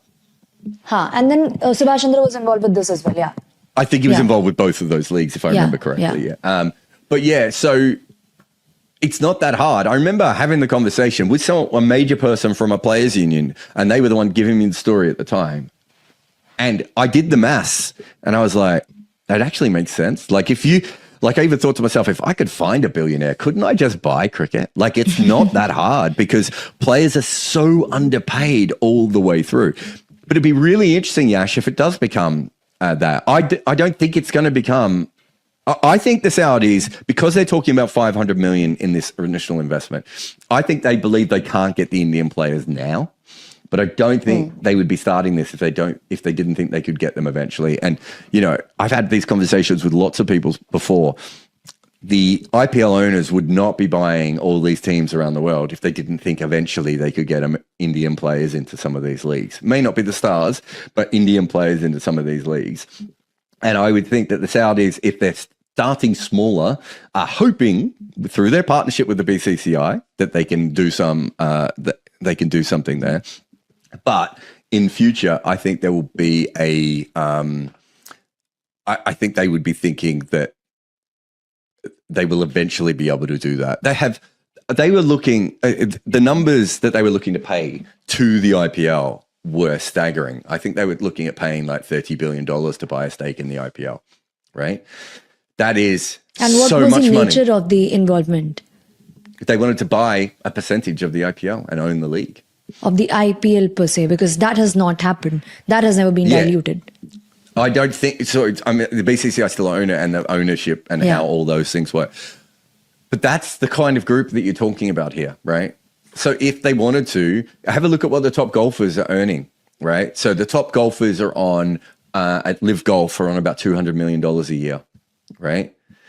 If you went with the top 10 cricketers in the world and offered them between $50 and $150 million, you would get a lot of the best cricketers in the world. You might not get all of them. Some would be like, it's not worth me going. Some golfers didn't want to be involved with Saudi Arabia. Some golfers didn't want to live in Saudi Arabia, all right? Like, there's all different things.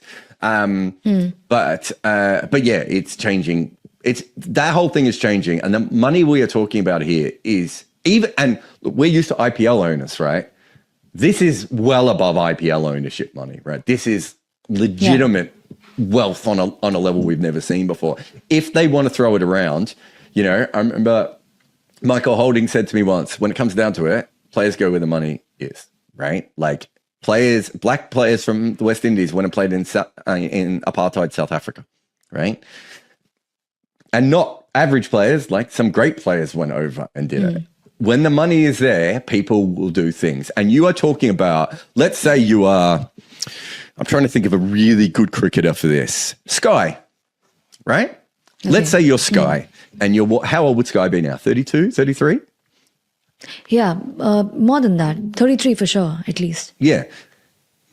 Saudi come along and say, you can run your own franchise, you can do whatever you want. He's $150 million a year for the next 5 years. Right? His family never has to worry about money again. That's the kind of money that can be on offer if they go down that route. I don't think they want to go down that route though, Mega, for two reasons. One, it's a lot of money to spend that they probably don't need to spend because they already have all these relationships. And two, I do think then they got bad press when they did it for golf, right?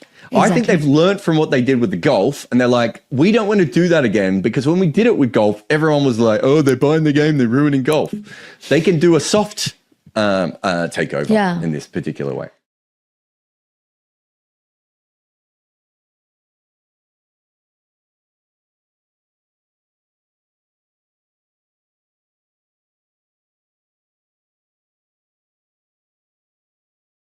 You're talking about when England had the first 3 ODI World Cups. Yeah. So the issue with this is, and it's funny that you say no one talks about it. I mean, it's literally it's brought up all the time. It's brought up in every So how was second it comment exactly? section. I just You want to have to understand, how was remember- it exactly? Yeah, you actually have to remember that we look back at it from our view, which is World Cups are huge, right? And they're the biggest thing in the world. I don't think there was a serious conversation for any other country who wanted the World Cup because it wasn't seen as a big thing, right? When is it seen as a big thing? After 1979 into 1983, it starts to become a big thing. And the very next World Cup was taken out of England. And we don't have another World Cup in England until 2019 after that, right? Sorry, 1999 and then 2019. So you've got to understand of what cricket was like back then. Most India basically didn't take ODI cricket seriously, right?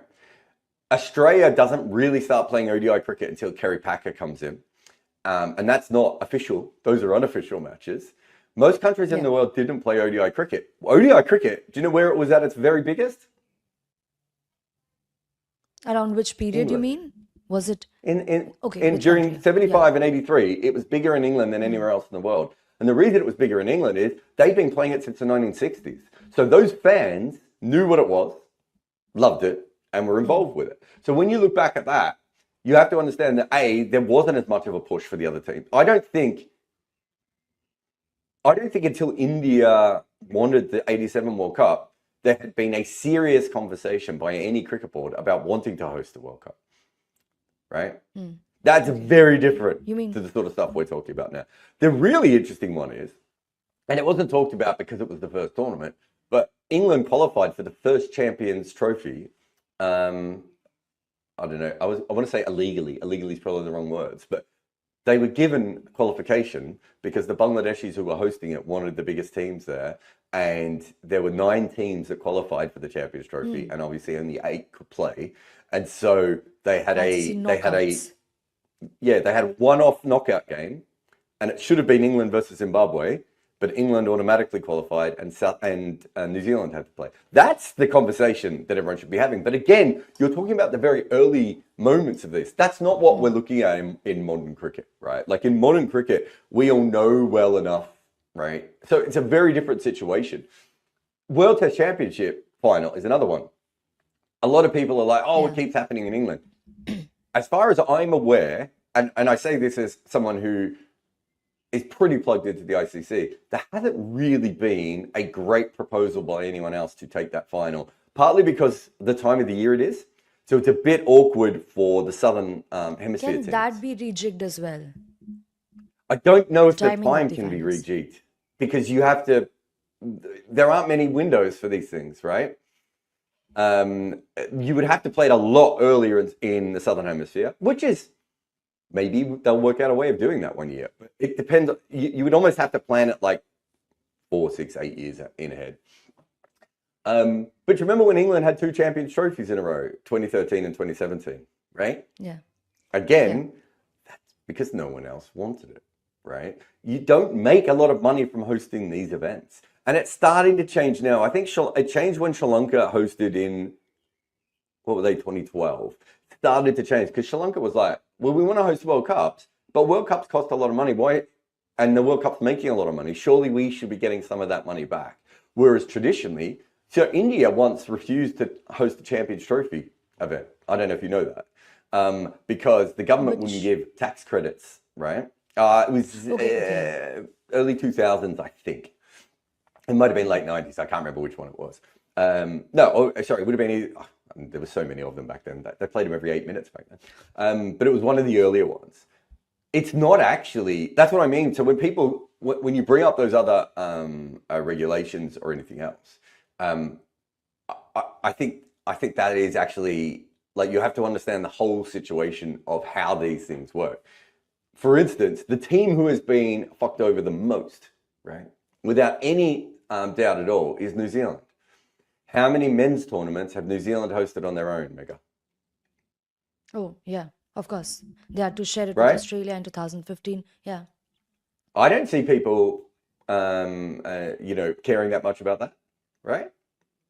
Like, But they if you want to, really that's the care about question. these things, hey, yeah, those are the sorts of things that we should be talking about. I think the big one for traditional, and this is what I would say, if the Champions Trophy was rigged the first time we had it, I wouldn't worry about the early World Cups because, as I said, it was England's idea. They hosted it at home, and then by the time other people showed any interest in it, it left England straight away. But I think the big one for me is the fact that we were willing to rig a Champions Trophy in 1998, right? And no one cared, right? And for a long time in the ICC, all teams were not equal because Australia and England had veto power over everyone else. Those are the conversations you should be having.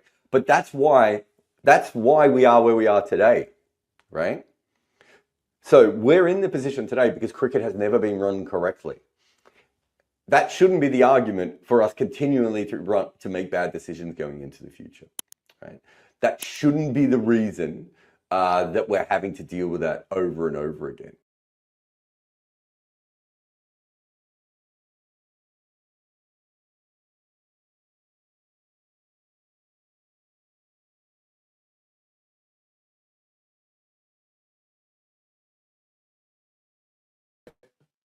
The four most important players who were in their side, they had a couple of really important injuries as well, but the four most important players who were in their side were not in particularly good form, right? And it's very hard to win when that's the case. And that is probably the overall story of Pakistan is that, but the secondary story is they just don't have the talent or the depth of some of the major sides. Like Australia's just chased 350 against England with not a B batting lineup, but not their strongest batting lineup and also not their best team.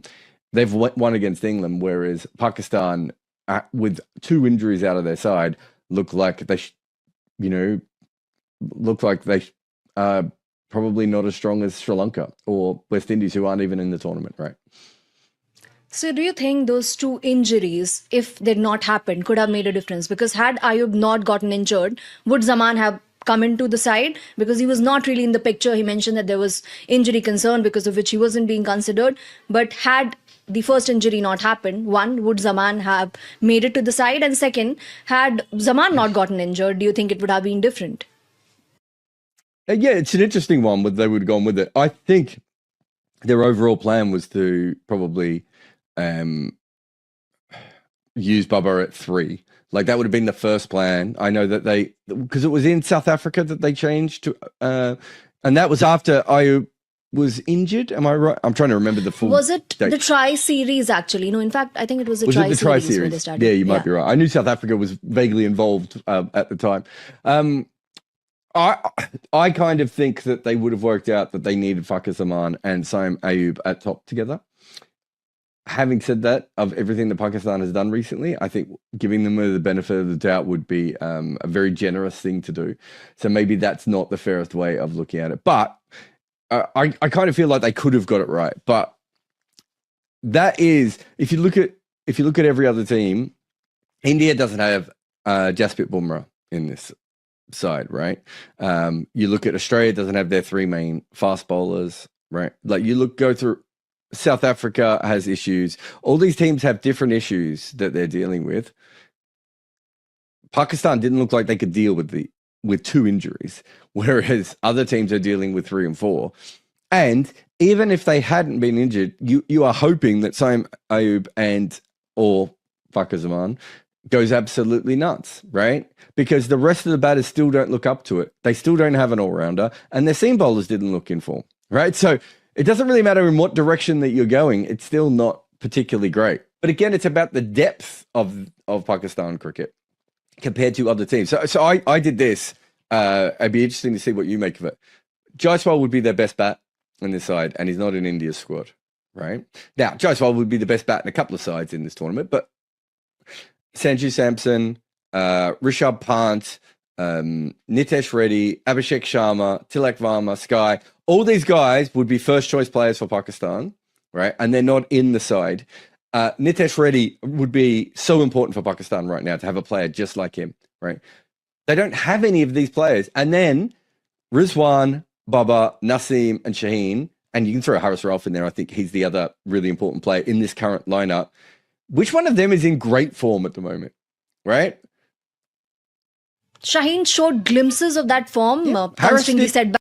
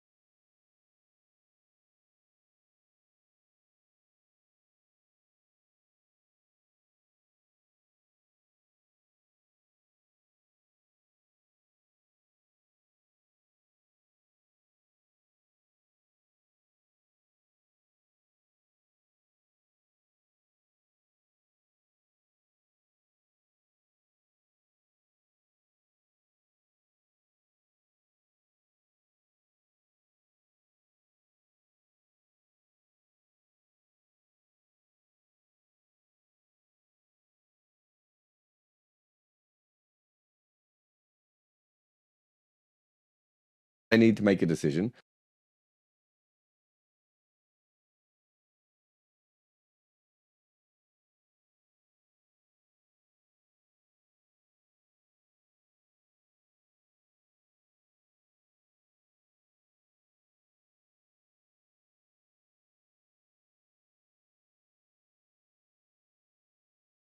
Like, they don't have the same level of hitters that you get from other sides, right? They don't have those sorts of players who can knock the ball around and hit sixes, right? You know, all the...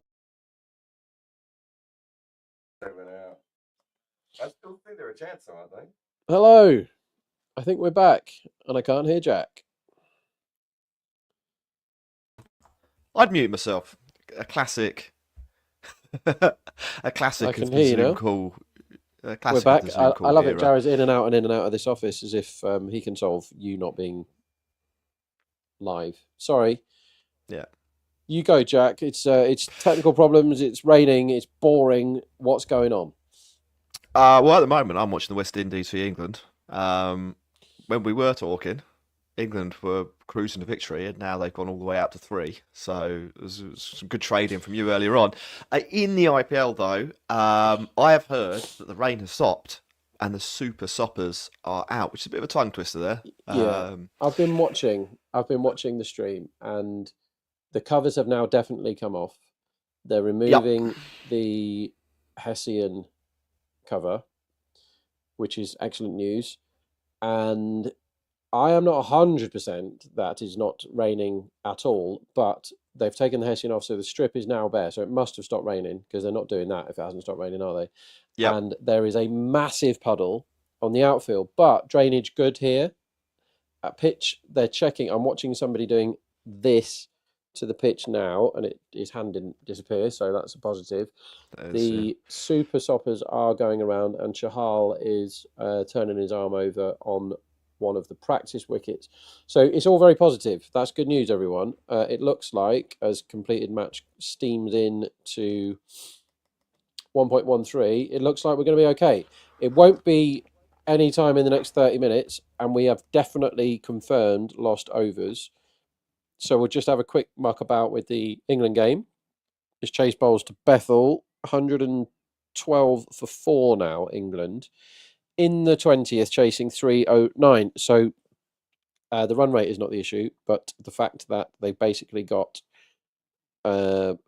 Root in, Bethel in, then Jacks, and then the bowlers means Windies are decent favourites at about 66% right now. Where is your virtual coins going, Jack? I actually quite like England's price with Joe Root and Bethel there. So the way you work it out is 100 divided by 3, isn't it? So the market has given them a 33% chance of winning.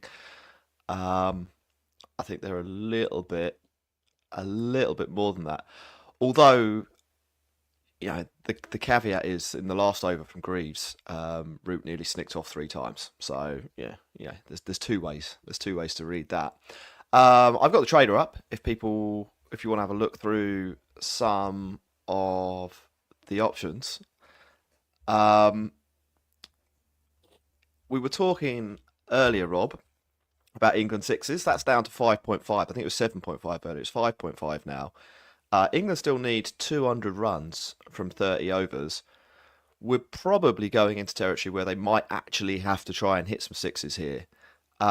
Would you be entertaining the possibility of putting some virtual coins on the line there? Because I think that's what I'm going to do. So I am giving Adil Rashid, Matthew Potts and Saqib Mahmood less than a 6 between them. I think that's fair. So we'll give them 0.4 of a 6 between them. I think that's probably fair. Jacks and Cars, we give them 1.6 between them. Is that fair? Let's say we're giving 2 sixes right for the rest of the order. You give Root 0.6 of a 6, so we're on 2.6. Obviously, that's 50% over, which means they can get more than that and more and more. It's not just you add them up and then that's what the line is. Bethel, you probably have to give him a whole 6 after last time at least. I think given that, sure, there's 200 odd runs left. Whatever it is. There's 200 odd runs left. It doesn't mean England are going to score 200 runs. Like England's all-out percentage is quite high as an ODI unit. Even back in first when they got 400 the other day, they were still 8 down. I don't know. It's very difficult to hit boundaries square of the wicket. Sorry, sixes square of the wicket here. But if you get a spinner that isn't landing it, and Motti has not been having a great time of it of late, he's not been the wicket threat he used to be, and he also hasn't bowled a ball yet. I'm just checking that he's playing. He's definitely playing because he knocked a load of boundaries at the end of the innings, didn't he? So Motti hasn't bowled a ball. Chase has bowled 1 over. So what's going for you on the sixes is there's loads of spin left because that's where the sixes are going to happen, is getting pumped down the ground. So yeah, I couldn't put you off them more than 5.5. More. But you don't think it's I don't think it's all-time great usage of my coin. But it's the over is now outsider, isn't it? So you can get 2 on over 5.5. I think that's quite good. Another 5. That's all right. I'm cheering against you with my actual money because I backed Windies to get the most at 2.75. How many did they hit? I think it was 5. I think Shy Hope got 4, which indeed he did. And Alzari clouted 1. 10 off 3 for Alzari today, so he's in the lad club. 6-4, good night. That's how you do it. A strike rate of 333, and one of his balls was a wicket. So there are players milling around in Ahmedabad on the outfield. Shreyas is getting a good old back massage, which I could absolutely do it myself. He looks quite chilled. Obviously, if you're Punjab, what you do now is you go around with your water bottle upside down accidentally and pretend that you're falling over all the time and say that the pitch, when you go onto the pitch, your coffee accidentally spills on a good length and you say, what the hell is happening here? How can we possibly play on this? I think if there are favours to be done, this is conjecture and not the views of Cricket 8, but the views of me. If there are favours to be done to any team, it will be to Mumbai, won't it, as far as getting the game on goes. They're the big franchise here. They're the Man United or the whatever. Rob, they're the only team who have a sofa for their owner on the touchline. So there you go. There you go. That tells its own story, doesn't it? Oh, it's not even really a sofa. It's more like a throne. if we're being honest. And sometimes the visual storytelling is enough, isn't it? In those scenarios. So it looks like we're going to get a game. How good are you at over calculations? Because at this point, I think we've got one. They'd have to be on the pitch now playing for there to be a full T20, and we're not going to get that. How good am I? The answer to that is not good. Not good. Not good. What I don't like about these sort of things, Jack, is they often. Okay, here we go. Breaking. So it was confirmed to me. This is all Jake's fault. If you want to send hate mail to him. It was confirmed to me 15 minutes ago that we're definitely losing overs. They've now said we're starting in 15 minutes and we're not losing any overs. Okay. So they've just changed the rules. That's just been told to me. So this is the thing. I was just about to say that before they changed the rules. I was just about to say my problem is with these when you start talking about over calculations, is they change the rules all the time. In these knockout games, the ICC do it. This isn't the IPL that I'm digging out here. The ICC do it. They did it in the Champions Trophy final in England when I was there once. They just decide at the end of the tournament, we've got all these rules, but never mind, let's change them all. To be honest, I don't mind the flexibility in that, why not? We can get a game in. Let's do it. Me and you are going to work late. Brooke's going to send us thank yous in, I assume, suitcases full of cash or, solid gold cricket balls or something like that. At least a Nando's. Come on, Brooke. Yeah, that'll do. Yeah. Or put a kebab van next to Jared's house. Although Jared's doing a barbecue soon, so I'm just going to go out, say hello to everyone, take like 9 burgers and sit back down again. Homer Simpson style when he goes to Flanders' barbecue. just runs in, grabs 30 burgers, runs out again, sits down. Yeah, that's what I'm going to do. Okay, let's take a 5-minute break, Jack. Cool. Because I want to go and get a drink. Let's take a 5-minute break. We'll come back and we're going to bring you Q2 of the IPL. This.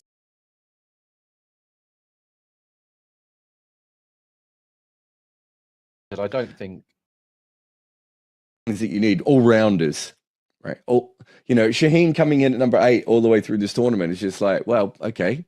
You can't lose any wickets then, can you? Because you don't have a number 8, right? And that's not professionalism. That's their best 4 bowlers and I have no issue with the 4 bowlers they picked, other than perhaps Shaheen still not looking 100%. But I have no issue with the 4 bowlers they picked. They're probably their 4 best bowlers. But if you pick those 4 best bowlers, your top order's got to make a lot of runs. And then what happens is you get in a situation where the top order bats slightly more defensive. You don't need to tell Rizwan to bat slightly more defensively. He'll put his hand up to do that on his own, right? And Bubba can be the same. So there's a bit of a self-perpetuating thing. But for a long time, they were the team that tried to score par and then out-bowl you. And their bowling isn't good enough to do that anymore. And their batting hasn't evolved to match it, right? That isn't just professionalism. That is just the team that they have created.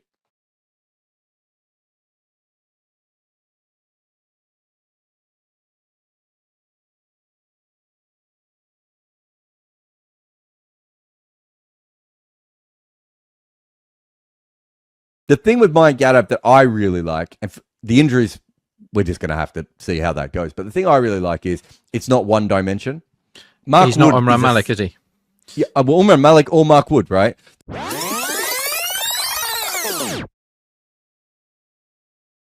I do have to agree a bit with Crunk in that when I saw him for the first time, I was like, wow, I am genuinely excited to watch this guy. Whereas I don't get that very often from Pacers. I didn't feel like that about Josh Hull when I saw him play. Who's playing Test matches? Yadav, the Josh Hull of England, of India. But if he is fit, India are a bit of a cheat code because that's not fair, that attack, because they actually have spinners. They've already got the head and shoulders best bowler in the world. And if you add in a fit Mayank Yadav, who is as good as that guy that turned up and played a couple of times in the IPL, they don't lose. They can't lose to anyone with that attack. Yeah, I think he's a really, really fascinating player. I mean, when you say he's the most talented bowler he's seen, like, there's not that much difference between him and Pat Cummins when Pat Cummins came on the scene. Pat Cummins was bowling, 150, 155 outswing and is taller than Mayank Yadav and probably has a higher release. So the Pat Cummins we see now is dare I say it, kind of boring, right? Like consistent and accurate and doesn't swing it and, isn't that kind of player. But if you think back to what Pat Cummins was in that first test match in South Africa, you were seeing literally very similar to Mayank Yadav. And of course, we then didn't see Pat Cummins for 6 years. The next time I saw Pat Cummins, I interviewed him at the SCG, and he'd just come off a machine, Rob, that allows you to run without putting any weight on your body. It's like, I don't know, some sort of moon-like machine. So you do the cardio, but you don't actually put any impact on. And I was like, it's called a swimming pool. No, that's what they do to horses. But yeah, it's a bit like that. And I remember thinking to myself, oh, we're never going to see this dude again. Like if he's 22 years old and the only way for him to do cardio is with a machine that Cricket New South Wales or Cricket Australia had to like ship in from overseas, it's not likely. And to be honest, I think he missed 6 years of international cricket, and Australia had 4 prime ministers. So it was a big stint out of the game at that point. And when he came back, he wasn't that kind of bowler anymore. Right, like he had changed, and then obviously the wobble ball played a big part and everything else. So you can, Crunk, get very excited about a young bowler, and then a couple of years in, that bowler is very different. I mean, it's not just bowlers, of course. David Warner, when we first saw him, was flat batting Dale Steyn back over his head. Yeah, good. And when was the last time that David Warner could play a shot? Like David Warner, if you watched a video of that, would get a pain in his shoulder now, right? Like age wearies you and everything else. The thing with Mayank Yadav that I really like, and the injuries, we're just going to have to see how that goes. But the thing I really like is it's not one dimension. He's not Umran Malik, is he? Yeah, well, Umran Malik or Mark Wood, right? Those are 2 one-dimensional players. If they are not bowling at 90 miles an hour, like what is the point in them ever being in a cricket team? Because I look at Mayank Yadav and I'm like, do you know what? He's accurate, especially for someone of his pace, and he can move the ball. There's a couple of different parts to him, right? So if something falls off, and hopefully not literally, because that would be leprosy or something, or he's been or he's been dismembered. I don't understand how I got into this analogy, but if something falls off from him as a bowler, I think he has other things to build on. Whereas if you look at that with some of those other, Umran Malik, as you just said, is a perfect example of, well, he's not accurate. He doesn't really move the ball sideways, and he doesn't seem to understand what he's doing. The little bit that we're seeing in Mayank Yadav at the moment, he does understand all those things. Because what happens, and TV is mainly the biggest guilty party in this, is when somebody comes along who is fast, everybody gets very excited, and they look at speed guns and they don't look at anything else. And speed guns are obviously extremely doctored anyway. But when Umran Malik came along, you're like, bloody hell, that is genuinely really, really fast. And then fast forward 4 games, you're like, yeah, but it's really, really fast in the slot every single time. And it's like his power play numbers are abominable, Umran Malik. Like he turns up and he goes at 12 and over in the power play consistently. And whenever he gets an over in the power play, it's just scrambling as hard as you can to get on overs and back boundary every single ball, because it's it's really, really fast. But how good are good players at really, really fast balls in the slot? The ones that are going to hit them directly between the eyes or in the neck, they're the ones they don't like. And Malik didn't work it out. Whereas Mayank is a totally different guy. Like he's a completely different cricketer. So you have Shamar Joseph, who put it together in a test match against Australia and won a test match nearly by himself when he had a bad foot or whatever. And you're like, that is incredible and it's exciting, and how good is he? He goes to T20 with no experience of bowling with a white ball. And has to suddenly go, right, here's the IPL, let's see how you get on. It's a totally different ball game, like literally, and he got found out in about 5 minutes. But they didn't persevere with him. KKR, wasn't it? Didn't persevere with him, just like immediately, see you later, like this is the IPL, you can't bowl like that. But 3 very different yet all very interesting cases there. Mayank Yadav is the one that you think, blimey, he could be anything, but it doesn't look good for his long-term prospects, and he might have to come back. I mean, but it's not like he had his action knackered like England tried to do with Jimmy Anderson, for example, where he had to have a load of time out of the game because his team tried to break him in half. We've not had that. I think it just looks like he's unlucky, but he's only 22, Mayank Yadav. They do have time to, do what they need to do with him. But what may happen, and Pakistan do this with their guys, is they go, well, we've got this great commodity, let's bowl him all the time, and then he breaks and we never see him again. And we don't want that to happen. So don't do that, please. No. Crunk said, Cummins was not as fast as Mayank. I've seen the clips. He was more 145-ish, not 155. He was 155 when he was 18, 19. He was absolutely lightning. When the first time I saw him, I think might have even been live. I was just like, I cannot believe this guy is bowling the way that Pat Cummins does. He bowls 145 now, Kronk, and I promise you, if you talk to Pat Cummins, he'd say he's nowhere near the pace that he used to be. He bowled 145 in the last IPL. Way quicker when he was young. Cummins is a guy that is top 3 test bowlers in the world right now, I would say, Cummins. Yeah. But until very recently, where he's worked out that he's a very limited white ball bowler, particularly T20 bowler, I think that is because he bowls like he was the guy that had the massive pace in his locker, the 155. And he actually bowls it near a 140, and he gets carted all the time. So he is somebody that he was like, well, I'm going to be really good as a power play bowler. And again, KKR spent all the money. And then SRH are a terrible team for about 3 different reasons. One, Hello, I think that they really did. Everyone, and welcome back to Cricket 8. We've got Rob, we've got me, Jack. We've got some cricket. Rob, before we get going, is there anything you wanted to summarise? Any trades that you have on? Anything at all you want to discuss? We've got 4 minutes. Be quick. Bethel is out, and it is being reviewed, and it looks like he is out. We're not going to talk about that game anymore, though, because we are back. The IPL have done what we said they were going to do and changed the rules, and we now apparently have a 20-over game. This is the funniest bit about this. They've got 90 minutes to bowl 20 overs. When has that happened in the history of the IPL? So there should be a market up that says, what price are they to get 20 overs in 90 minutes? Somebody's just asked me that question, and my reply was 750 to 1. So if you want to back that, fill your boots. It ain't happening. What can we see? Right, so all our trades that we had before the game, they stand, right? It's a 20-over game. We're just starting, a million hours, 2 hours, 10 minutes late. So triple money for us today, as if we get paid. I'm just checking the markets frantically now, and the bookies are just going, oh, we didn't know that they were going to play a game of cricket. Stuff goes back up. Bairstow favourite first out, giving them 22 and 24 respectively. Bairstow and Rohit, no arguments. What we really want to see now is what the hell does the pitch do when it's had a cover on it and rain belting over it for 3 hours. So what I'm thinking is the first over should be pretty lethal, to be honest. I'm thinking wicket first ball that I can see out there at 26 seems quite big to me. You got Arshdeep flying in probably at Rohit.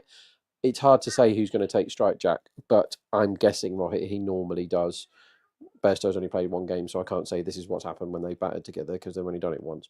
But Bairstow is fine against Arshdeep type of bowling, but Rohit averages 34 against the right arm seamers, and he averages 24 against the left arm seamers, so he doesn't like Arshdeep's type of bowling. They've got a very middling record, like 28 for 1 off 25 or something, like basically exactly what you'd expect any bat to score off any bowler. But I think early wicket is in the game, and that is Punjab's out and out best chance of winning this, is by getting early wickets. If you let Mumbai be none down, their batting lineup is way too scary. So this is big. The first over is bigger than a normal first over. So usually you would expect after a pitch to have been covered for ages that it does a bit early. It's going to move around. There's clearly been rain in the air, right? What do you reckon? I agree. I think if you look at routes to victory, and I think this is always a good way to think about T20 cricket. Punjab, before the rain, their routes to victory were much more limited, but now that you've got this sort of wild card factor that's come in, and the ball could go all over the place, like it probably going to be quite difficult to score runs. We'll probably see the outfield being pretty slow in the first innings, for example. There's now a little bit of a levelling effect, I think, that we'll see. I mean, I don't know. Let's just get the match price up. I've got the trader. Punjab, actually, the market, I think, sort of agrees with that, and they've come in quite significantly since we started the show 2.5 hours ago, Rob, and the ball hasn't been bowled. So I think, there's definitely a little bit of movement. Here comes the ball.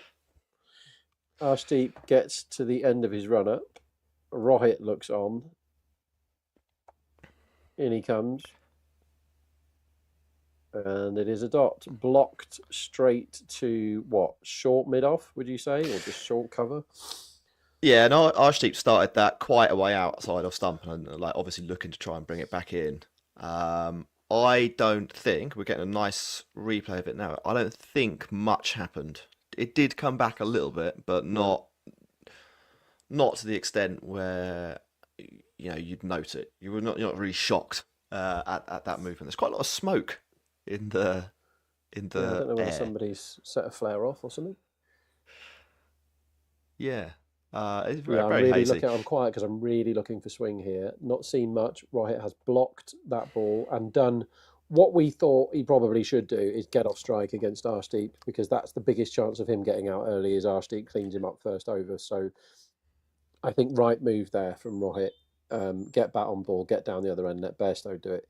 So Bairstow, every ball that Bairstow faces is due more runs than Rohit faces for me right now, because I think Bear's job, he's been parachuted in, hasn't he, to give it a whack, and he did so extremely successfully last time.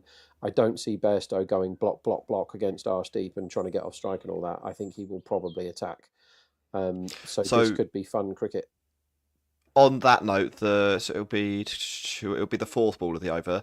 The line, so over 3.5 runs, I've got on the trade of 4.8, which seems probably like a goer. I like that. Arshdeep has bowled an absolutely superb ball that's come in a bit, bang on to the middle stump, and Bairstow has respected it. I agree, Jack, that the boundary price at that kind of number, when you've got Bairstow on strike, is pretty juicy. There is still a slight threat of rain, and I'm not going to bother talking about the regulations now because they change them every 5 minutes, so what's the point? But there is still a slight threat of rain, so we've got that to deal with today as Arshdeep comes into... But are you on this ball number 4?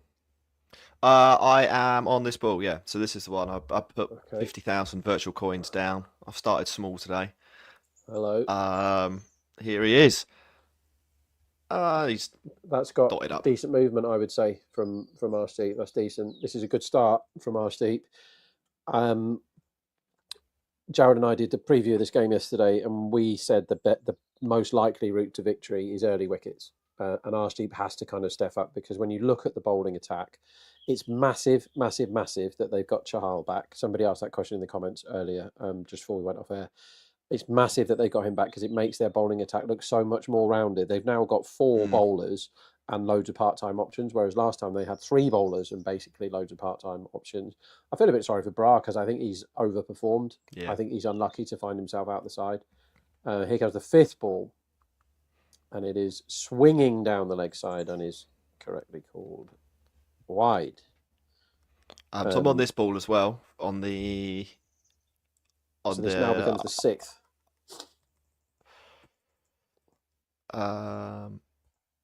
What do you mean it becomes the 6th? So it's the 6th delivery.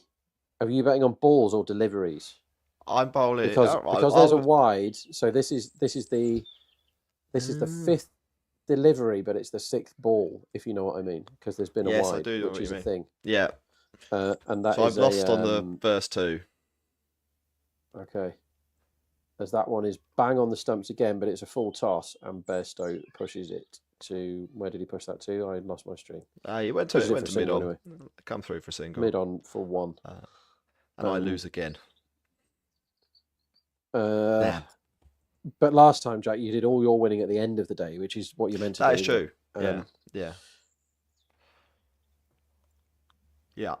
Very, very good start from Arshdeep. But if Mumbai don't lose a wicket in this first over, they will be happy enough. Arshdeep is clearly the biggest threat early.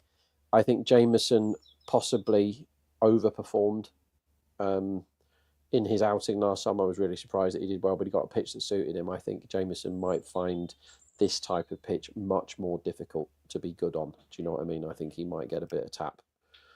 I would bowl Omazai early if it was me.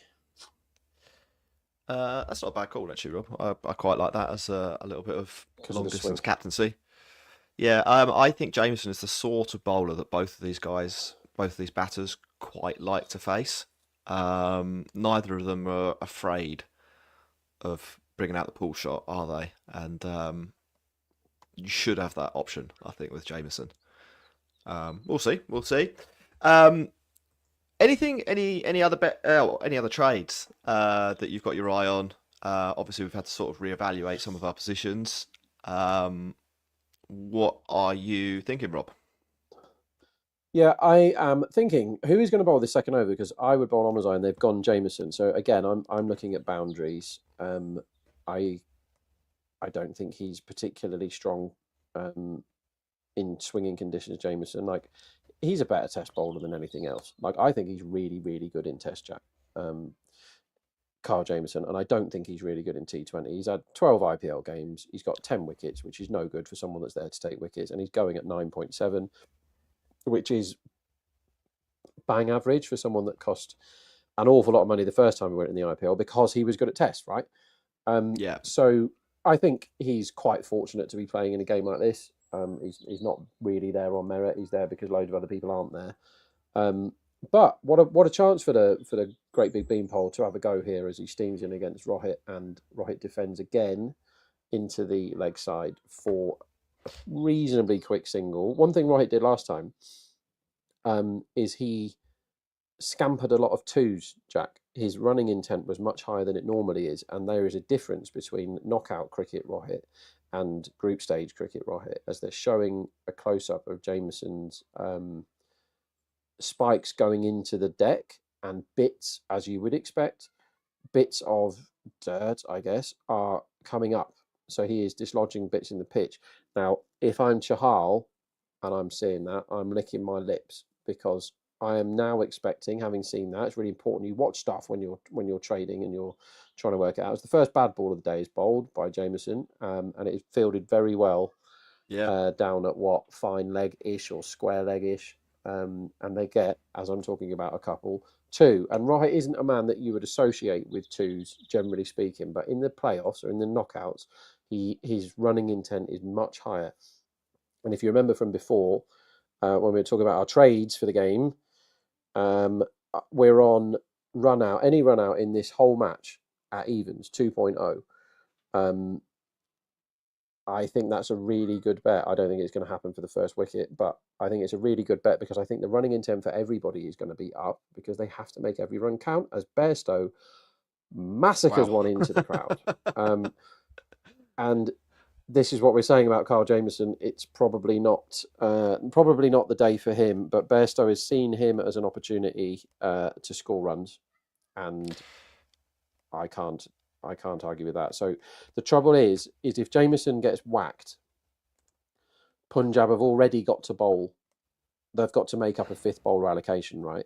And Vishak, whilst he did well last time, is probably not somebody you want to bank on for 4 overs. Do you know what I mean? He's an option. So Arshdeep 4, Chahal 4. It was meant to be Jameson 4, and then work out how you get the 8 from Stoyne, Omazai, Vishak, and maybe somebody else. But if Jameson gets whacked as he started, I mean, the ball that went for 2 should have been 4. If he gets whacked, they are super struggling, because you can't bank on Omazai for 4, nor can you bank on Stoyne for 4, or maybe Shashank has to sneak it over. Do you know what I mean? It gets very messy if they belt Jameson out of the attack. So, as mad as it sounds, when you've got Rohit, one of the best white ball players of all time, Bairstow's the big wicket here, because he can take this game very quickly out of Punjab's reach if they're not careful. Yeah, he definitely can. So we've had 10 already off the first full balls of Jameson, and that one's gone really high up in the air. Will this be a chance? Oh, I think that might be a drop, Rob. Is that first drop of the day? Okay, so Mumbai, that's Omazai to blame there. Mumbai kind of got here through Gujarat being appalling at catching early. They had so many chances. So this one, it's swinging away a bit. I think it stopped slightly. Right, tried to hit it for 6. Totally misjudged it. That is an easy catch. Yes, he's running back. Omazai is in this position, looking directly at the ball, and he's either taking his eye off it at the last minute or not. But my word, as Hawkeye 420 says in the comments, death taxes and IPL fielding being horrendous this year. It really is. Jameson got out of that over really well. Yeah. In the end, it's only 15 for none after 2. I've just seen 10.5 go up for the third over. I think that's too high because I assume Arshdeep gets the ball again, Jack, don't you? I would be stunned if Arshdeep isn't bowling. And even, to be honest, the other option, probably Omasai. Even if Omasai got the ball, I don't think he'd be due 10. I'm on under 10.5 this over. I like that. Definitely like that. It looks like it might be Omasai. Let's So Omasai bowls a lot more boundary balls than Arshdeep does. Let's see who the bowler is. I love it if it's Arshdeep, and I don't like it as much if it's Omasai because he will really look for the swing. And it's Stoinis. Marcus Stoinis. Okay, I'm not sure I like the bet. Is it going to be Arshdeep? Is it going to be Omasai? No. Arshdeep bowled a good first over. He's now out of the attack. This is because I don't agree with this at all. This is because they know Arshdeep is the biggest threat, and they don't want to burn 2 of his early, I guess. This is crazy. I didn't mind Stoin when he opened the bowling for Australia in the 50 over stuff. I thought he did okay. Yeah. This isn't opening the bowling, but let's see what he does. He bowls one straight into the slot and wow. smashes it down the ground for 4. I mean, there are, and I'm on under 10.5 this over, right? I didn't double down because I didn't see Arshdeep getting the ball, but this is like when you're trying to predict who he's going to bowl and what's going to happen and all this sort of thing, which is obviously an element of all trading and betting and everything else. When stuff happens that you cannot see coming, like here's Stoin, Arshdeep's just bowled first over for what, 3 or 4, and you go, okay, he bowled a really good over. He was a genuine threat. They need early wickets. What are they going to do? Next ball is whacked to the rope. And that is out. So what an amazing piece of captaincy. Rohit, who was dropped on his 2 balls ago, has just slogged one to, deep square leg, I guess. One man is there on the rope. I think it's Shreyas, and he has caught him. So that wins us our other court fielder again. That's another one. So we pick up at 1.91. Stoin banged it in. Rohit saw that as a 6 ball, and to be fair, Jack, it probably was. Stoin bangs his own chest repeatedly, the big Aussie gorilla, and that is a massive moment in this game. Rohit is in the shed, having only got 8 off 7. That's a big poll, Jack. Yeah, and actually, it is. And I was, while you were talking there, I was doing a little bit of background research into Marcus Stoinis and when he bowls. In my head, I literally can't remember him bowling in the power play. I thought it would be almost never, but he bowls a decent number of overs in the power play and has, I would say, not bad numbers. Nothing amazing, but definitely not bad. So maybe it's it's obviously paid off. It's obviously paid off, but maybe it's a plan that they've had. Yeah. Maybe it's a plan that actually came from decent analytics and a decent understanding of your bowling options. So fair play to Punjab, fair play to Shreyas. Lots of people have been raving about him and his captaincy this year, haven't they? And so he's done it again. He's a good captain.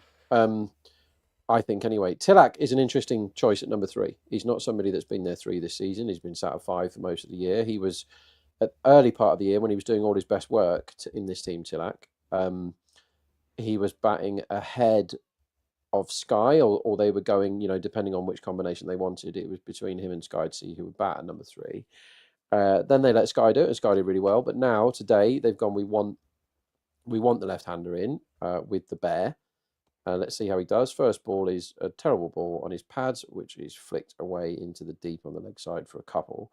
I think his form, when he was amazing at the start, was getting 50s all the time, and then he scored no runs for like half the season, and then last time he came back, and he might have only scored 25, Jack, but it was good. It was really efficient. He looked in good order.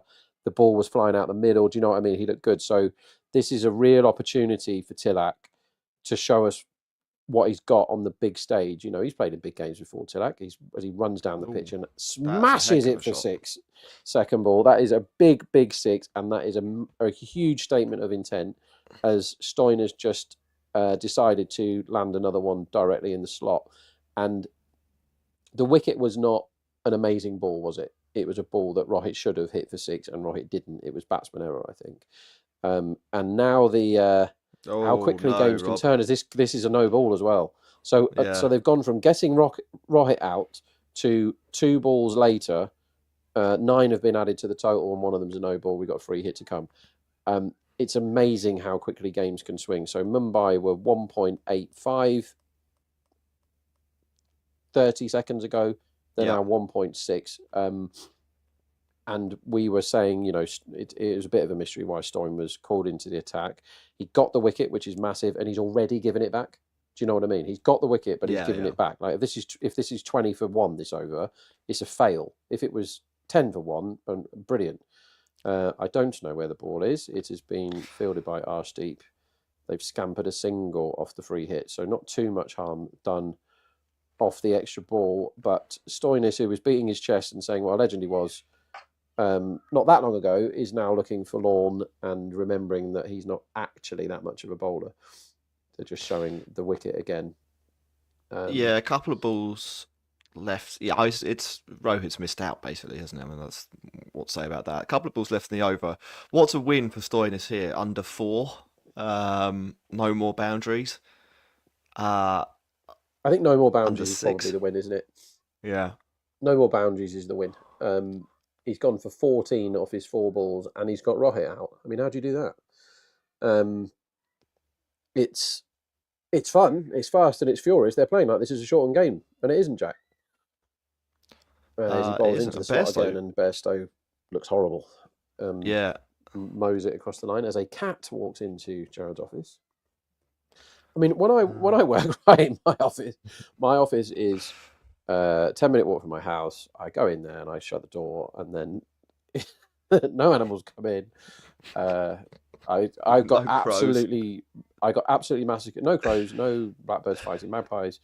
I got absolutely massacred by each of Jared's 3 children with water pistols on my way to. So I was completely drenched when we started the show. They battered me with water pistols. I have to say it's fun. It's fast and it's furious. But Jared's brain doesn't work like the normal human brain. I'm not saying for 1 second that mine does. But yeah, the chaos of this as the cat, who has very much like my own cat tried to attack me and be stroked by me in the 30 seconds it's been in this room. Hello, Catford. Can't help you. Can't give you food. Not my remit. He got out of the over. It did go for 16, but he got out of the over story, and he only went for 1 off those last 2 balls. So what an amazing over that was. Just to recap, it was a horrible slot ball 4, horrible slot ball wicket, terrible ball down the leg side 2. Hello, Cat. You are not getting on the computer. That is not allowed. Don't do this on TMS, do they? Horrible ball, smoked over long on for 6, and it was a no ball. And here's Arshdeep. I can't predict which bowler's going to bowl or where they're going to bowl from. Arshdeep would be the last one I'd have thought. Like maybe Arshdeep said, "Give me that end." Maybe they said, "Oh, Stoin just got whacked. Can you take a wicket now?" Anyway, Arshdeep to Bairstow is big, and the first ball is slogged across the line. I don't think Bairstow's got his shape at all here, Jack. Those last 2 were pretty horrible. I'm going to look to see what line have we got on the trader for our for Bear. So we got considering he's got 11 already. 35.5. I had Bairstow over 23.5 runs after he played a good shot early, and I'm still fairly confident on that. But I am sort of thinking as well, I could set myself up a nice little window here. You got your middle 23.5 and 35.5, where I win double, and anything else I'm net zero. Effectively. I mean, that is something that a lot of people go for, Jack. A lot of traders look for those sort of opportunities where they go, well, I don't think he's going to take too many risks early.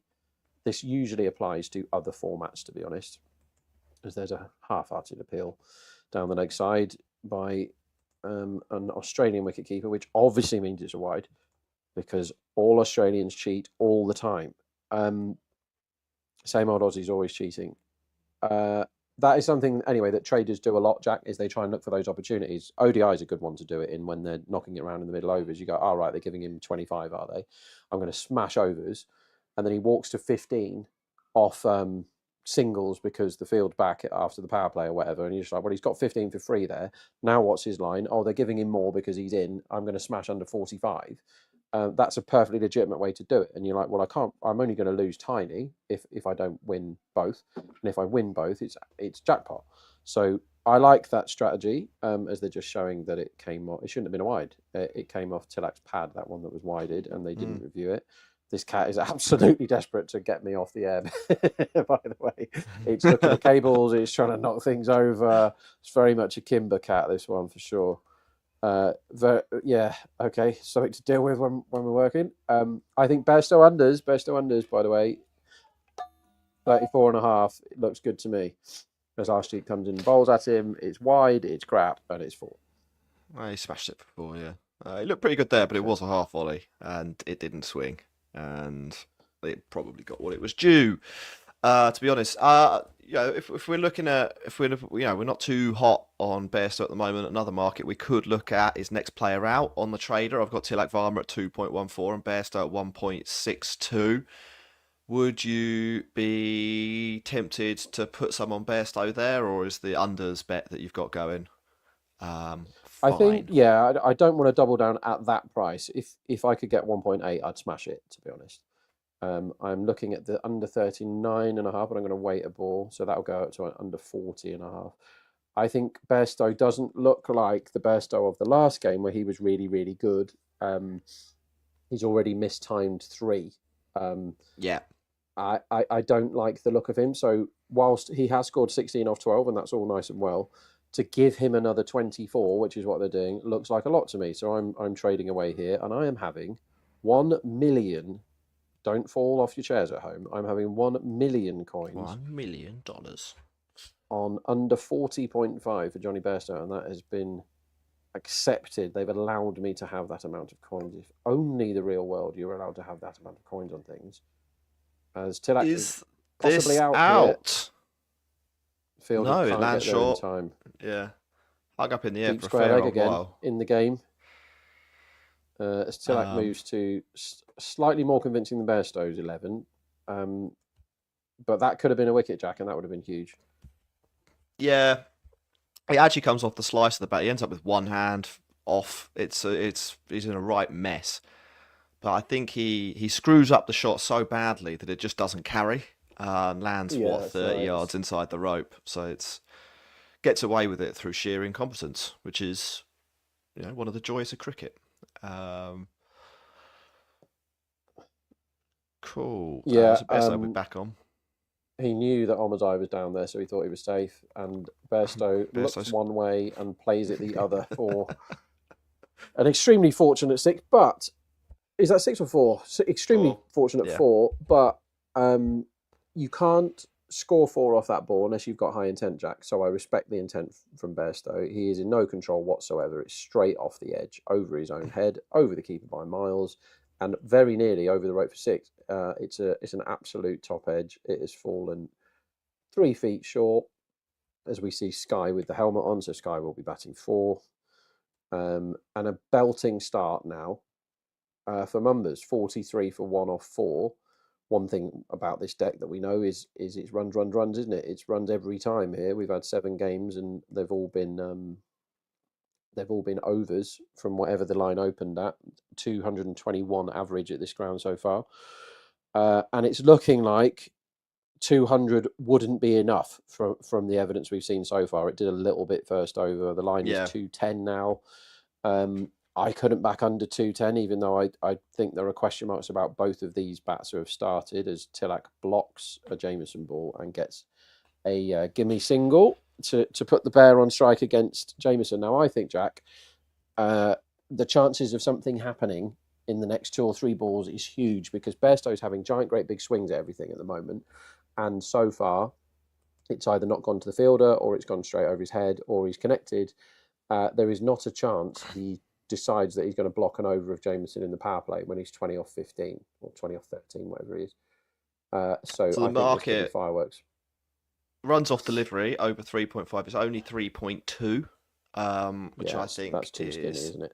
Pretty thin value there. I was doing. What about 60s, Jack? Your favourite market?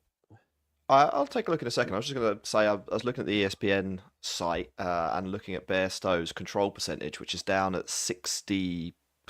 So he's faced 13 balls, 6 of them he's not been in control of. Normally in T20 cricket, I don't even really know how to describe what happened there. We'll get to it in a second. Normally in T20 cricket, there's a wicket every 6 not in control shots. So Okay. statistically, mathematically, Bairstow's been lucky. There's another I think one, by we the would way. say at this point. There's another one. Yes, yeah. We would say he's been He lucky. got a full to still toss be in. outside the off stump then, and he tried to play Yeah. a reverse scoop for 6 and missed it by a foot. Yeah, it was ugly cricket, wasn't it? It was an ugly ball, an ugly shot, just bad all round. So yeah, we'll see what he does now. Bairstow, well, he clubs this up in the air, but I think he'll get away with My it. Did word. time it very well. It was a slower ball bouncer from Jameson, well wide of off stump, and I'm pretty sure Bairstow was jumping when he played that shot. It was like a bad tennis shot flicked into His control into the leg percentage is side. now into the negatives for me. He is really riding his luck. Do you know what I mean? Like, Yeah. uh, Yeah. You said his control percentage was what, 60, and now it's bloody 50. It's now down to 80. 55. Yeah. So it's Yeah, he looks bad, and I think if you're on the Bairstow under 40 or the under 36, I think you'll be unlucky to get beat. I'm not saying you're going to win. I think you'll be unlucky to get beat. The line's obviously higher now because he scored more runs. They're going after Jameson, which I agree with. Down to go on, mate. Yeah, I was gonna say I'm into my little fat middle. I've got Bairstow over. Actually, I need one more run over 23.5 and below 35.5. If I can hit somewhere in that region, then I am in for a massive coin payday. We I've told only you gone you're not far off. So 6 and out will do you. Yeah. And that's Yeah. reasonably likely, isn't it? The way he's been going, top edge 6 and then one straight up in the air. We told you to back Tilak over 20.5 before the start, didn't we? So we need another 9 for him. We are 1 from 1 on our trades that we put up 7 hours ago, or when we all still had hopes and dreams before this game started. As Tilak gets off strike.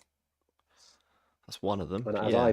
as I back with non-virtual coins, I back 1.8 bear out next, which I have to say I like. I think that's a good one. Yeah, it's decent over from Jameson, I should say. I mean, there was the full toss that probably should have disappeared, but Bairstow's doing Bairstow stuff, so it didn't. What is it? 5 off the over so far. If he can not leak a boundary here, I think that's a pretty decent win for the bowling team. As he'll come in for the final delivery, bangs it in. It's gone over the head of Bairstow, I think. Has that been wided? It looks like it's been wided. Yeah, it's a wide. Yeah, That's a wide. That was much too high. He's gone to slower ball bouncers. Pretty early decision from Jameson to go back of a length and take all the pace off. Does that tell us anything about the conditions of the pitch? Is that something that factors into decision making? Presumably, that makes court much more likely as a next wicket if other players in the team start taking that option too. Although I suppose we are about to probably see some spin, aren't we? Yeah, I assume spin is reasonably quick after the power play. But one thing that teams have done in the past, Rajasthan certainly used to do it, is backloading Chahal. He was at Raj, wasn't he? I've not made that up in my Yeah. brain. You're not imagining backloading, it. And bowl him. By backloading, I mean bowling him later in the innings, which people never used to do with spinners, did they? They just go right. They used to. I mean, back in the day, everybody bowled an off spinner in the first over, and everybody was 5 or 6 for none after the first over, and everyone thought that was a good idea. Now people aren't that stupid, but Chahal does his best work later in the innings for me. He's not the guy that's like, right, it's over number 7, over to you. You're bowling, 3 overs now, and maybe 1 later if we need you, or when you're not bowling until the right matchup's there or whatever. I actually think he's a bigger threat later in the innings when he can they've got to try and take more risk. I don't think he's a huge threat if you're not trying to score off him, Chahal. He tends to do his best work when bats are going after him. As Omazai comes into the attack, again, a man who has not ripped it up at all in the IPL. 15 games and 9 wickets at 9.7, similar to Jameson's numbers. Same economy, I think. He's replaced Arshdeep. They're 50 for 1 after 5. As a poor full toss, he's put away by Bairstow for a 4. That is 4 inches inside the rope. So you're in your golden middle now, Jack. I'm in the middle. And I absolutely want Bairstow to be out now. So everybody wants Bairstow to be out now. But if Omazai keeps bowling full tosses on middle and leg, he'll be lucky to only go for 4 every ball. I mean, that is absolute junk. Yeah, I was going to say, is. might not be in the middle for very long if that's the standard of bowling that Omazai's bringing to the party. Like it's 2 more balls of those, and you've done your middle. Go away, Blackbirds. He's short this time. 5th gear, Johnny Bairstow here, and him being off strike is the cat. Right, everyone. Never mind the cricket. The cat has gone up the tree and is chasing after the noisy bird. So full respect to the cat, which is called Rodan. The cat is wagging its tail like a happy dog, which means it's a not happy cat. And the blackbirds are taunting it. It's very funny. I wish I could put cameras on this, but I don't know how to use technology. It's a really good watch. Yeah. I don't care what's happening in the IPL right now. I am fascinated by how Rodan gets on versus blackbirds. It's fizzing. I can hear the noise. In the IPL, Omazai has gone back of a length. He's appealed. It's probably one of the worst appeals you'll ever see. He's going about a yard over the stumps. 3 feet over, yeah. No dangers. For fans of metric measurements, me and Jack, I'm not helping you. It's yards and feet and inches, I'm afraid. I think they are more handy. They are more handy. I mean, like no one wants to say I'm 178. Yards, isn't it? Exactly, 22 yards. It's a chain. It's 1 chain long, a cricket pitch. He's missed that by a couple of inches. It's better than he's missed that by 5 centimetres. Centimetres as a word is not. It's not. Doesn't flow. Inch, good word. Oh, hello, Bairstow. 6 from Bairstow. As Omazai persists with the slot line and length, which is bad. There's your analysis. Yeah. I've got one more run for my middle.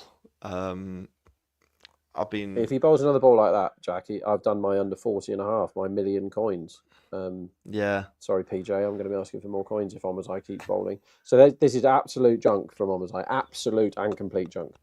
It's slot filth, and you cannot bowl slot filth to Johnny Bairstow. Like, you've got to trouble him. If somebody is a really good hitter from a solid base, if you bowl the ball in the slot, they're already waiting to hit that ball for 6. You've got to do something else. You've got to make the ball move, or you've got to bowl a Yorker, or you've got to bowl a bouncer. Bowls a bouncer, Bairstow sways back and plays the leave, which Bairstow doesn't like to play. So that was a good ball that troubled him. He's now trying to review it for the wide. Don't review it. I don't think you want to take a review in the 5th over for a wide. He's gone for it. It's better. Bairstow will do basically whatever Bairstow likes. Well, he's come in to get mega money for his playoff contract, and he's absolutely justifying it right now. He's bossing it, isn't he? As his mate Will Jacks, who England have preferred, is plodding away against the West Indies, trying to dig England out of the mire. Where he's currently 24 not out. England are 178 for 5, needing 7 and a bit and over with no bats left for 18 overs. So that'd be a good effort if they win from there. They're about, I don't know, 33% to win, I guess. Wide, not given, reviewed. Do you know the result of that review yet, Jack? I haven't seen it. It will be wided. It was way over his head. It was a good call from Bairstow. Actually, I lambasted him, but I have to take it all back. I've got Bairstow egg all over my face. To be fair, probably that's miles probably over not a sentence. And you kind of know if the no comment. If the ball's a foot over your head, you know that it's gone out a foot over your head, don't you? We can get that clipped up for later on, Jack. What you just said. And the thing is, he's also burnt his bouncer for the over now. So Bairstow kind of knows he's going to be getting a slot pie this ball. So the 6% of this ball is extremely high. as Bairstow does his favourite. What would you call that? Sort of a forehand top spin down the line, gets right over the top of the ball, but only gets one. And what was a very promising power play 10 minutes ago has turned into a disaster for Punjab. Reminder that they were only 4 off the first over. They got Rohit in the third, and since that moment when Rohit went out, it has all gone horribly wrong for the bowling team. And they're now 64 for 1 with the ball to go in the power play.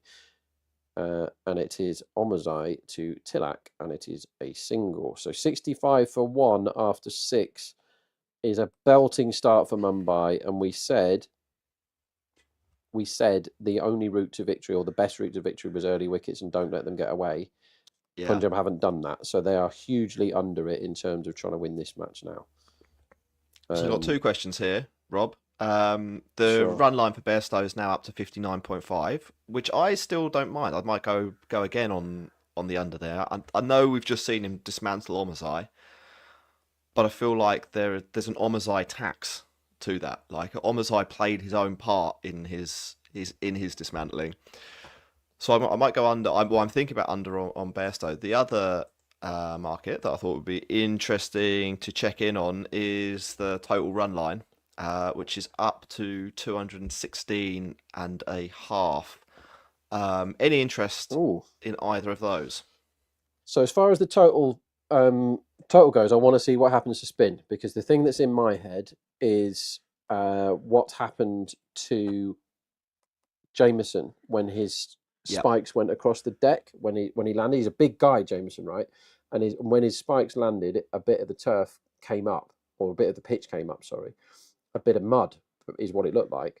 And I want to see if the spinners can use that, because, you know, those big size 12s or whatever he's got have been smashing into there.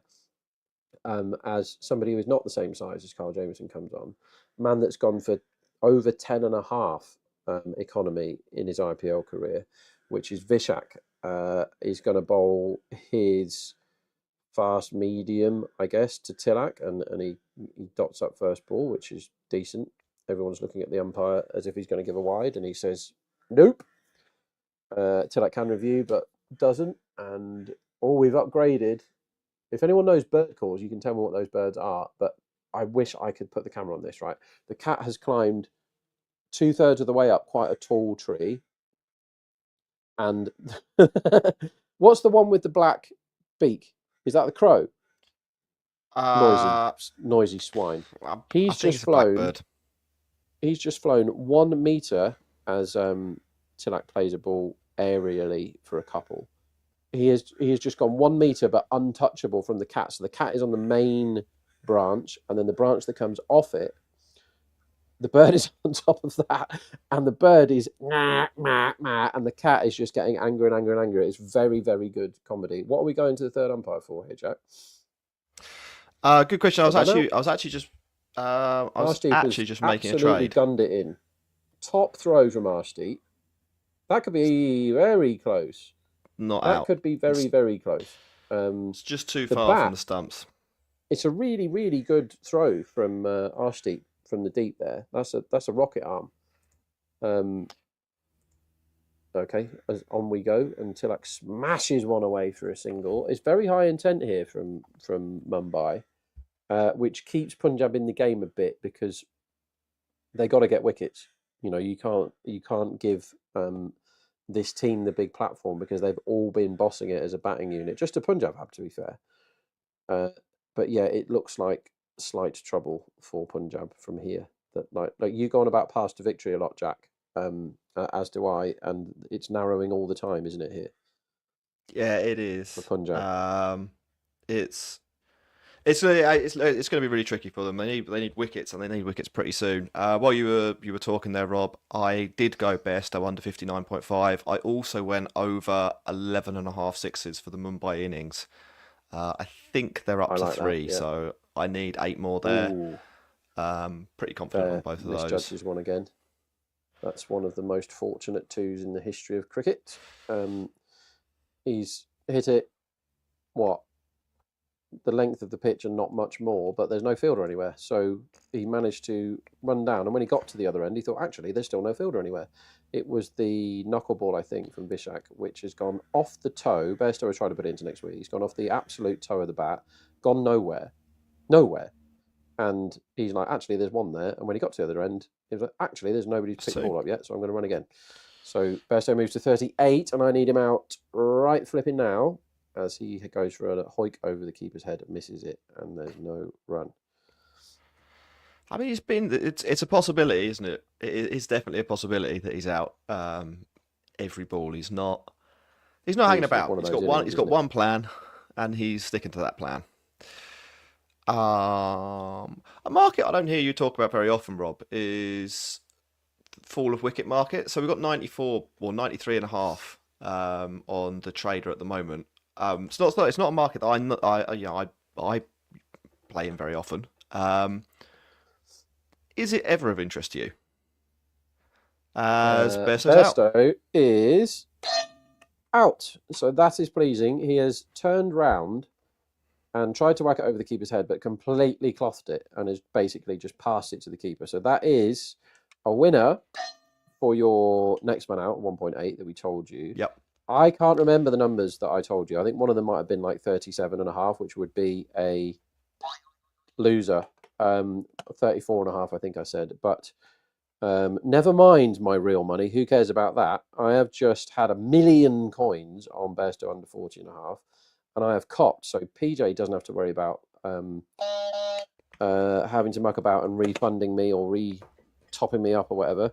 But if he would like to send money to my bank account for the money I just lost on Bairstow unders, that'd be great. Anyway, next man out's copped. Bairstow unders, we got there in the end. That's a really big over for Punjab, because Vishak came in. He is not the man that you would want necessarily in a knockout game to be bowling your 7th over, and they've gone straight to Chahal. What do you think about that move, Jack? I don't mind it, actually. You were talking about him as the big wicket threat. It's him and Arshdeep, isn't it? If you really want to force the game, if you can get Surya Kumar Yadav early, it probably knocks 15 runs off the expected score. So I think it's 100% worth a throw of the dice. I wouldn't be stunned if Mumbai call their bluff on it a little bit, maybe try and take 6 or 7 off the over and move on, basically. You think I don't know. knocking What around would you and do? get on with it? I think that lose. Gone. Okay, I think knocking it around is the right thing to do. If he bowls a terrible ball, put it into the stands. Fine, no problem. You should always do that at any stage of any cricket match. If he bowls a terrible ball, put it into the crowd. But I think the right answer is he bowled one that was nice and wide. Tilak did the right thing there. He could have gone after that, but if he went after it, he might have got out. It was wide. It was probably there to be hit. But Tilak went, well, I'm going to whack it, but I'm going to whack it right along the floor and out the middle with no risk. And he got one. That's the right shot to play. If they hadn't just lost a wicket and he bowled that ball to Bairstow, maybe Bairstow would have gone reaching. And maybe he would have got out, maybe he would have got 6. You can play that cricket when you're 1 down. When you've just lost a wicket, there is no need. I agree with you. I would be telling them no unnecessary risk this over, because if they get one now, then Punjab are right back. And Punjab was staring down the barrel 2 minutes ago. That's why cricket's such an amazing sport. They were staring down the barrel 2 minutes ago, and now they're right back. I want my coins to be credited because I want to go in again on something. Yeah. How's your coins looking now? What's your balance? I'm just over 10 million, I think. I'm waiting for my Bairstow unders coins to come through as well. Me too. And in the England game that we were talking about a little bit earlier, I had over on Joe Root 65 runs. And he's in the 80s now. No so dangers. I've won that pretty easily. The other reason, which is actually pretty obvious to be honest, but the other reason why I don't think there's any reason to take big risks in this over, as Sky picks up a single, maybe gets 2, no, just a single with a sweep, is the Punjab still have to put together another 4 or 5 overs of very part-time, or maybe not very part-time, but part-time-ish bowling. Omazai's might have to bowl again. Stoinis might have to bowl again. Vishak bowled well in the last over, but has he got 3 more good ones in the tank? I think I'd be probably a little bit dubious about that. I think you'll get an opportunity is what I'm saying as Tilak takes a single, and they've picked up 3 from 4 balls here, hit everything on the carpet, and it's almost like we know what we're talking about, Rob. Yeah, I mean, I've been accused of many things, but knowing what I'm talking about, not often. No, we're doing all right. We're doing all right. This game is going quite well. The trades we told you before the game, Core Other at 1.91 has steamed in yet again, and the Tilak over 20.5 is in quite good shape. We told you to back under Bairstow twice, and one of them won and one of them didn't, as the camera, as it often does, goes to Pretty Zinter, who is looking happy and slightly apprehensive, as are we all during knockout games where you don't want Mumbai to win them. As I don't, because I'm on Punjab at 14, and I thought the 5.6 that was up before this game was a bet, and if it had rained all day, then we would have got to the final without having to have the minor inconvenience of playing a cricket match. That would have been great. But what an over that is. 3 from it from Chahal. So you said, we'll take 6 or 7. They didn't manage to get 6 or 7 because he bowled too well. I was about to say, did we miss a trick there? Because we did call it. We didn't look at the dot ball market, and I suspect that we'd have probably liked our price, but we might have let that was go. Extremely low intent. I thought they might do the singles thing. Joe Root has hit a 6, by the way, which is pleasing for me. He's also scored 100. He's now 101 off 99. As Tilak smashes one from Vishak straight down the ground for 4, and that's a winner. The over 20.5. So that's another winner for you, lucky people, if you're following us in. So yeah, nice. Yeah, definitely. Good shot. Easy though. Yeah, Tilak is 1.58 as the next person out. Probably not interested in that, to be honest. I'm just going through some of the markets on the trader at the moment. Caught v not caught. We were talking about this earlier. Not caught's come in quite significantly, down to 2.78 now. Is there any value in a look at caught in this scenario, or are you still not tempted? Sky is a very, very caught man, because he doesn't leave the ball much, does he? And he plays lots of shots. So where I would say that the not caught is in the game is Chahal versus low intent, because they're not going to sky him, are they? They're not going to whack him up in the air. He's not going to be caught long on. If you're low intent against Chahal, Bold and LB come into it massively, particularly if Sky has got the broom out, which he often does, doesn't he? So that's when I totally agree with the traders in that spot, that you think caught is less likely for low intent Chahal. But when Vishak comes on, you've got to put it back again. Do you know what I mean? It changes all the time. If they're going to get out to Vishak, it's probably going to be caught. It's unlikely that he steams one through Sky and clean bowls him. Sky's a hell of a lot better in terms of world rankings for what he does than Vishak is for what he does, right? It's not digging out Vishak. Sky is one of the best of all time. But he is 1 of 4. And most people that are 1 of 4 try and play aggressive shots. And Sky has got one down to, I think that was Jameson at sort of fine leg-ish. That was quite an expensive shot for 1. It was a very flashy shot. I've taken, we nearly talked about this market, then Bairstow was out. I've taken over 105.5 for the fall of the next Mumbai wicket, because I think what we're watching here are 2 batters who are slightly in a holding pattern, quite content to pick up some singles, maybe look for a low risk boundary if it's available, and I think they'll stay in this mode for another over or 2, which will get me quite close, fingers crossed anyway, to that line. That's the angle, by the way. So you asked me that question just before a wicket and I didn't answer it, Jack. Was the what about the fall of wicket market? And basically, that could easily be a no ball. It's actually been called by the standing umpire. That's how big a no ball it was from Vishak. So Sky is going to get a free hit here. And you don't give the Sky that is 2 or 5 a free hit to get going. That's a big moment in the game, potentially.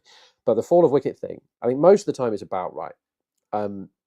But there are spots, and you picked up on one of them, where you want to be on overs. There are spots where you want to be on unders when both bats have suddenly gone really high intent, because sure, they might score 4s and 6s. But if you change intent from plodding to absolutely whacking, you're more likely to get out than if you're just knocking it around. But when you're knocking it around, holding pattern is precisely right. I think of it as gears. When they're in second gear and they're knocking it around, you think, well, they're not going to lose a wicket, and the bowlers are actually saying, we don't care. If you want to get 4 off the over, crack on, lads. You need 12 and over on this ground to really worry us. So 4 and over is fine. We'll give it to you. If ever you see that cricket, which is normally a rebuild, it's normally after a big wicket or after a couple of wickets, as Sky does not cash in on the free hit and hits the exact same shot to the exact same man. To get another one.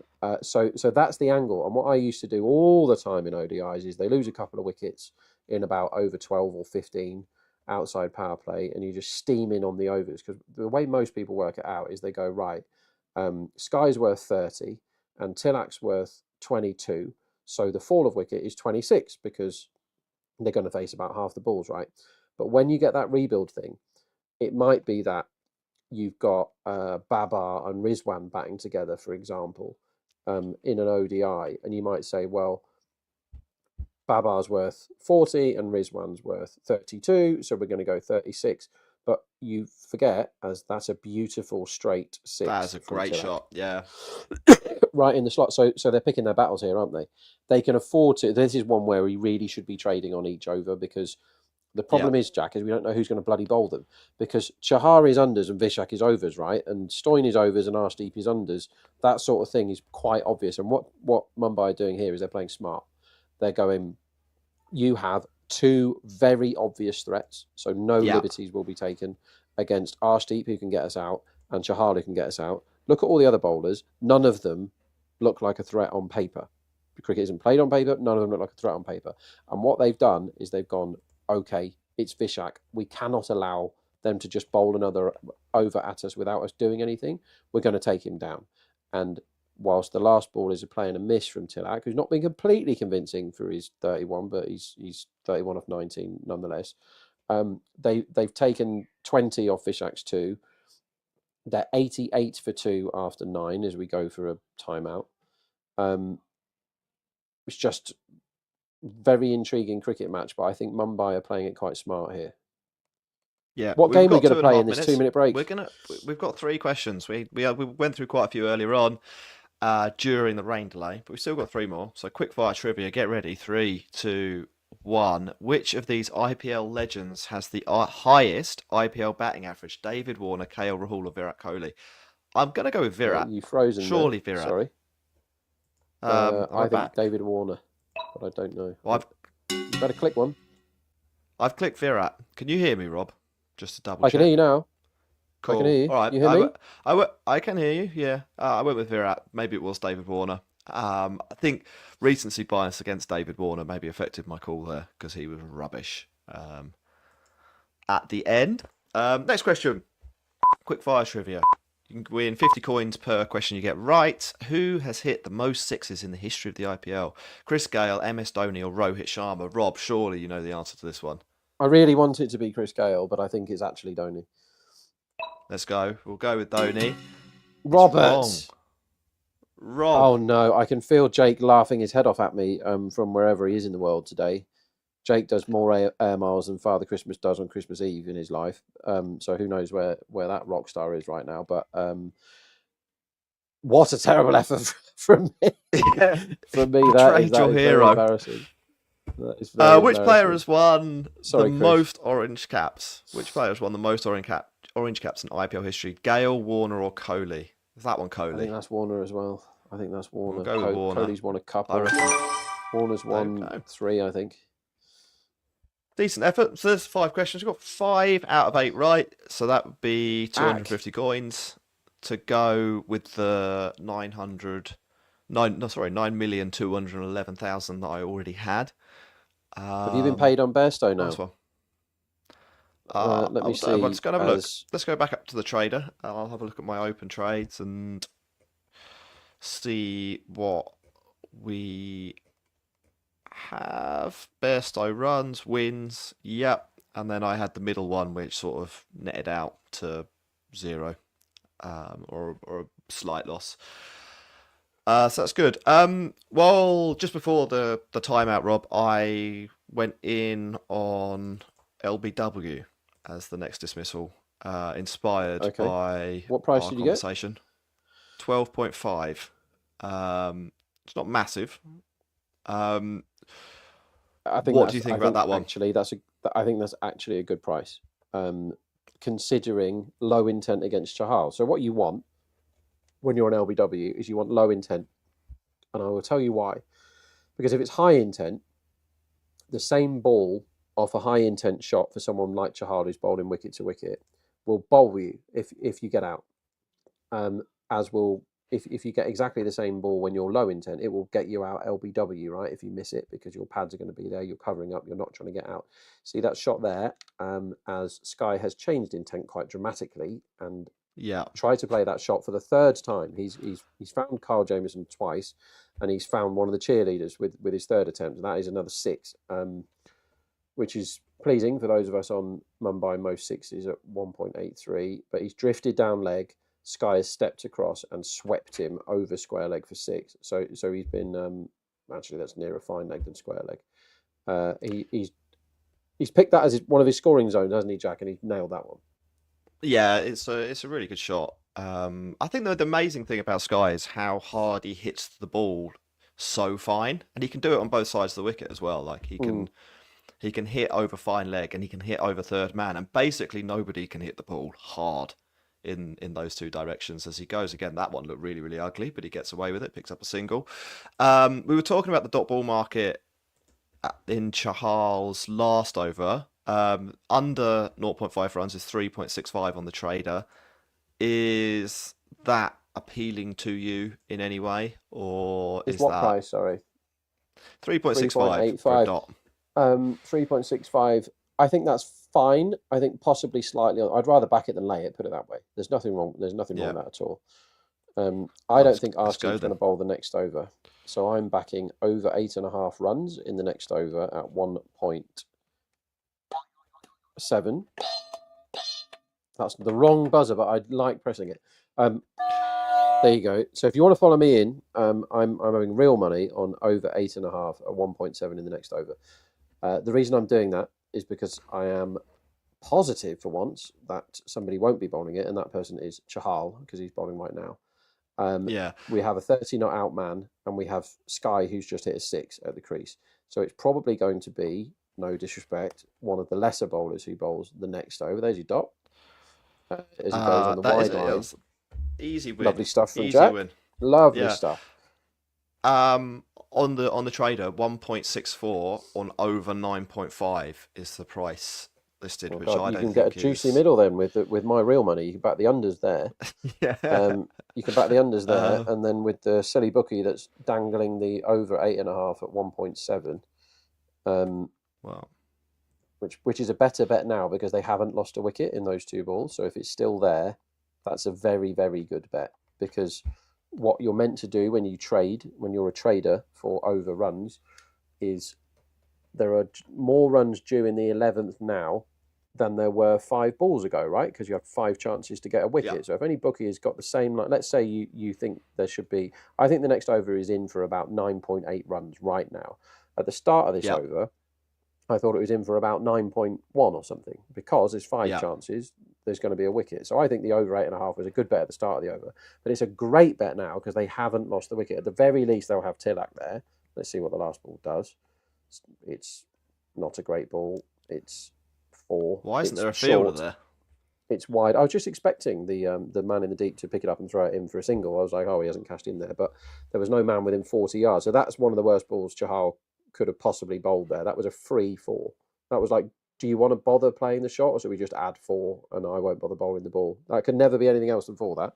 It was a drag down, filthy, wide. Sky will never miss that. The man who's scored 25 now, 16 times in a row or something? World record. You're watching one of the best that's ever done it here, guys, in Sky. So yeah, I'm on over 8.5 this over. But if that's something to look out for, is traders being dozy and not changing the price as the over goes on for the next one. Omazai is on to bowl at Tilak, who is set on 32 off 20, and Sky, who is now got a 4 and a 6, and is looking good. So I think the only way my overs gets chinned here is if they lose a wicket. So I'm in a good spot, I think.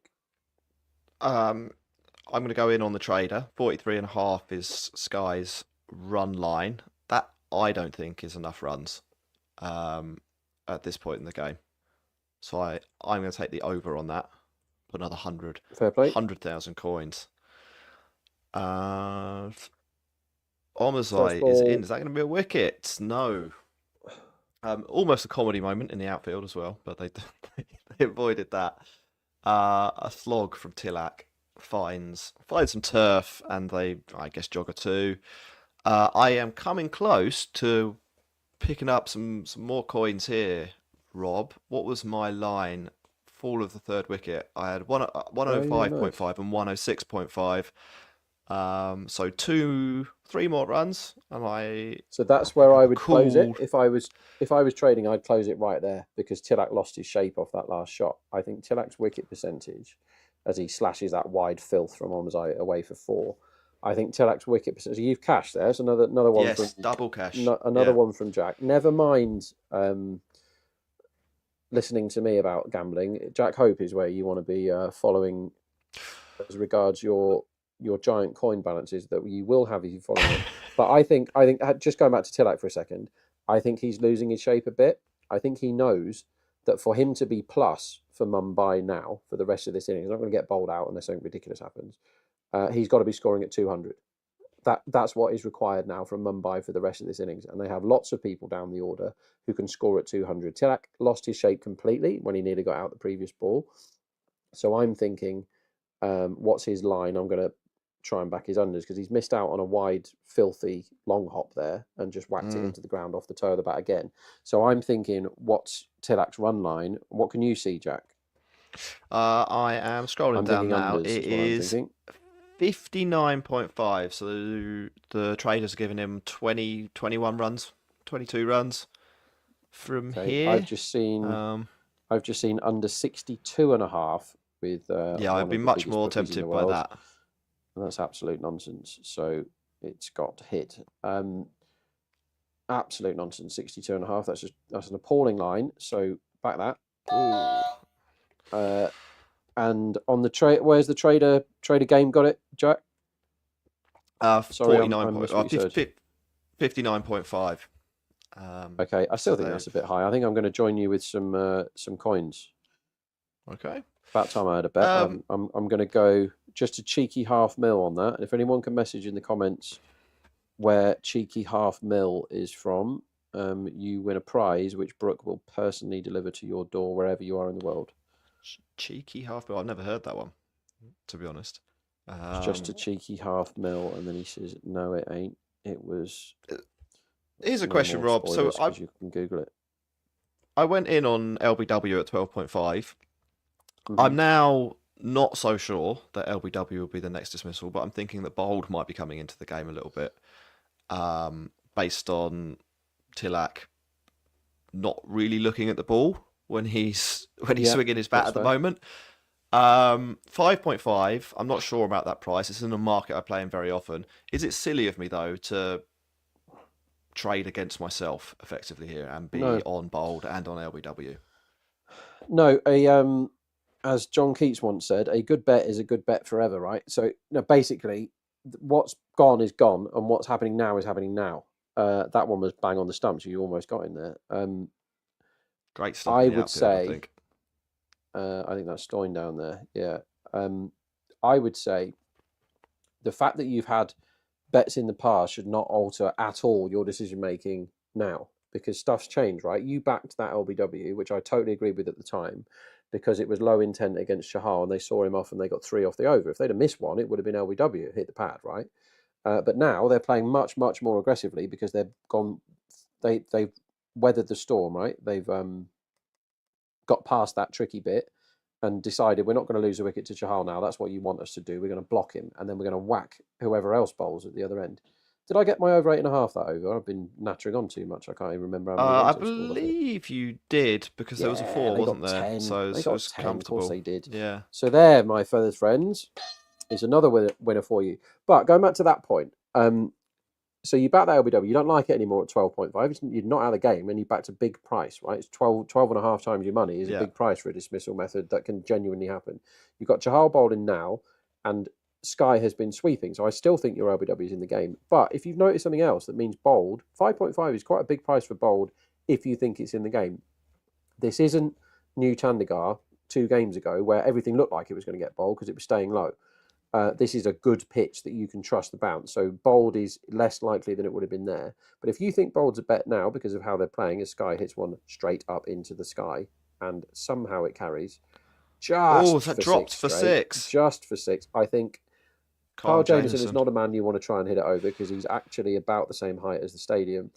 But he is not the most athletic of cats, and he's got himself into a right. It was as if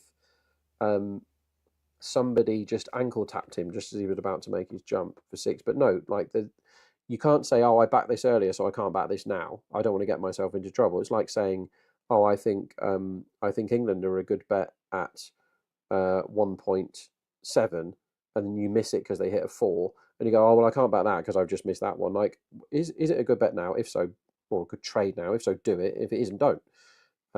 Again, that ball there could have got your LBW home. Sky has gone down on one knee, literally. He's got both his knees in front of the stump. So if he misses that, he can't be bowled.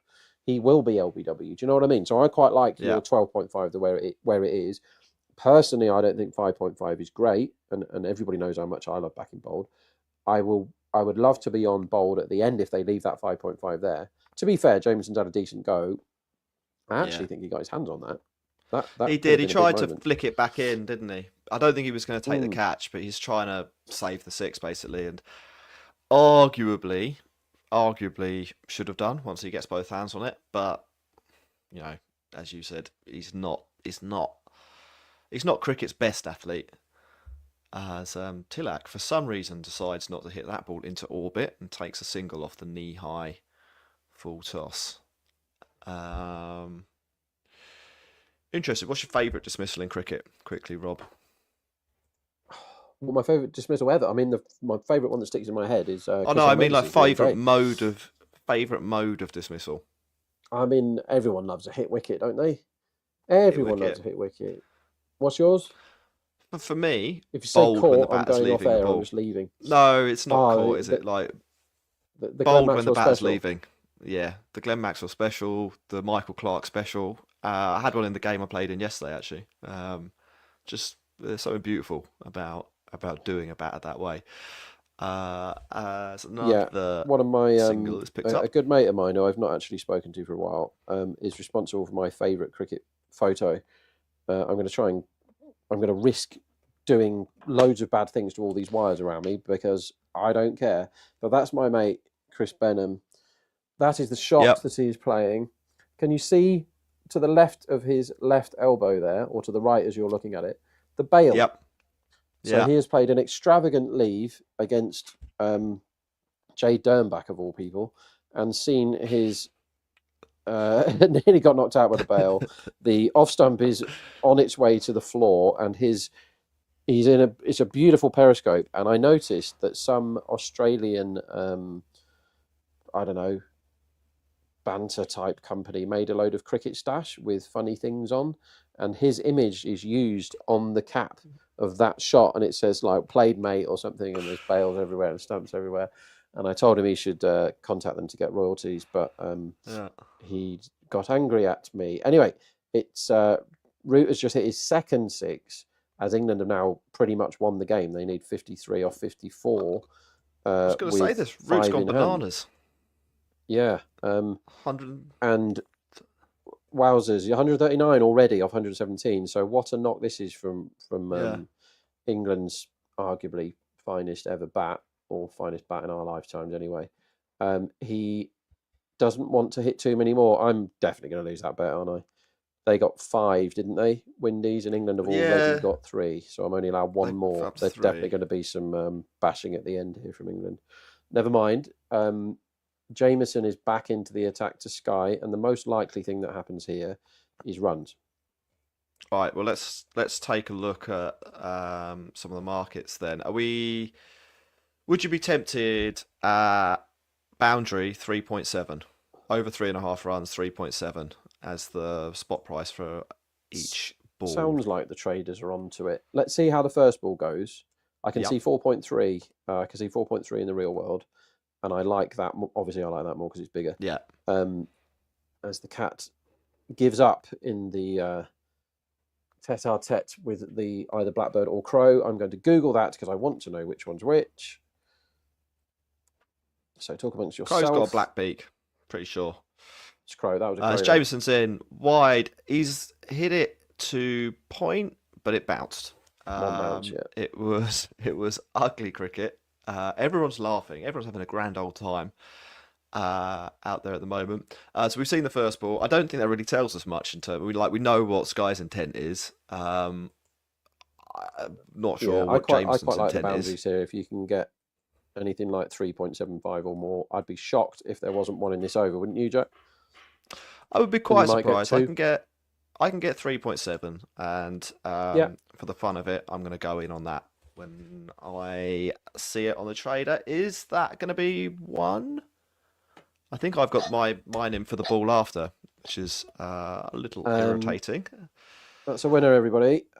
Second ball was hit to the fence for 4, and that is a cash if you backed the overs, which I am ringing my own bell and saying I did. So there's a winner at 4.3 for you on demand. We've given you loads of winners again today, you lucky people. So don't forget to send the suitcases our way. Or book us holidays, Maldives for a month with our families, that sort of stuff. Seems I'd reasonably love a trip fair. to the Maldives. So that is a loss for hit. me, and it's a loss Sky's for been nailed Sky, there. and it's a loss for Mrs. Sky as well. I think that's No sugar tonight, you think? That could be quite sore. So I've got this Let's ball see and the where next that's ball hitting. both at 3.7. Obviously that one didn't pay off. Oh no, that's just I reckon that's hitting in under the the elbow. ribs. Mrs. Sky can breathe again. I reckon that's hitting Okay. elbow or maybe ribs. I thought it was Either liver. way, it hurt. And so one thing to look out for player runs is when somebody has just been hurt, they are so vulnerable, the discombobulation that can go on after you've been hit, normally in the spuds, sometimes in the head. But the amount of times Hales, who else loves getting in the spuds? Stokes has Livingston. been. Stokes has. The amount of times they get hit in the spuds and then are out very shortly afterwards because it messes with your head. We all know what that feels like, or the men of this world do. As he is nearly cleaned up the next ball, he bails out of a shot because he totally didn't pick the slower ball. So his brain isn't working properly at the moment, Jack, because he's just been hurt, right? Yeah. And your body sends out the pain signals to your brain, right? I'm not a doctor, but I know that much. Doctors out there, back it up. The pain that you're in is sending signals to your brain, and your brain can't ignore that, whether you can deal with pain well or not. We're all different. But he's not totally thinking about the next ball he's facing, is what I mean. So you are slightly more likely to be dismissed if you are in pain from something that just hit you, like in the balls or in the head. And he totally misread that slower ball, someone that's been in for half an hour and is one of the best bats in the world and arguably the most informed bat in the competition. And Jameson has dotted him up again. So Sky's wicket percentage, having just been hitting the balls, missed one and now missed another one, is so high. It's so likely that he has a massive swing at this ball. But he is one of the best that's ever done it. And Clem, the little legend, can you wave at that camera there, Clem, please?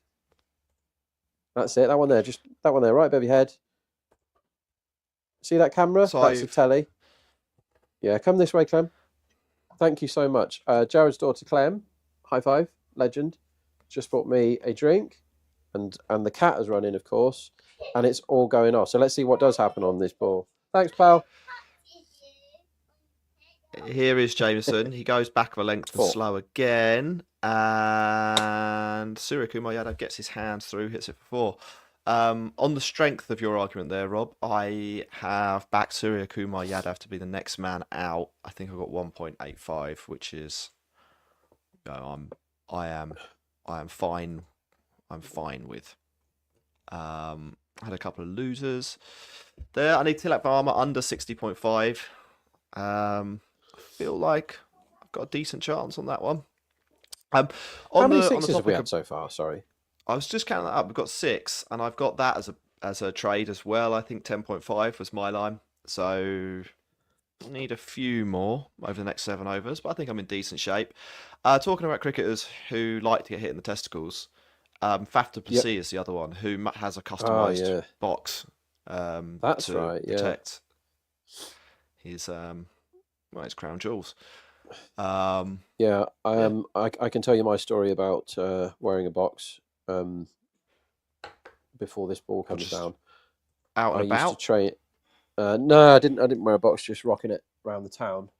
I used to train with some pretty good hockey players when I was a keeper back in the day, and there was a fella called Callum Giles who played for England, and he could slingshot the ball at 100 miles an hour from one of those as Tilak chips it down the ground for a couple.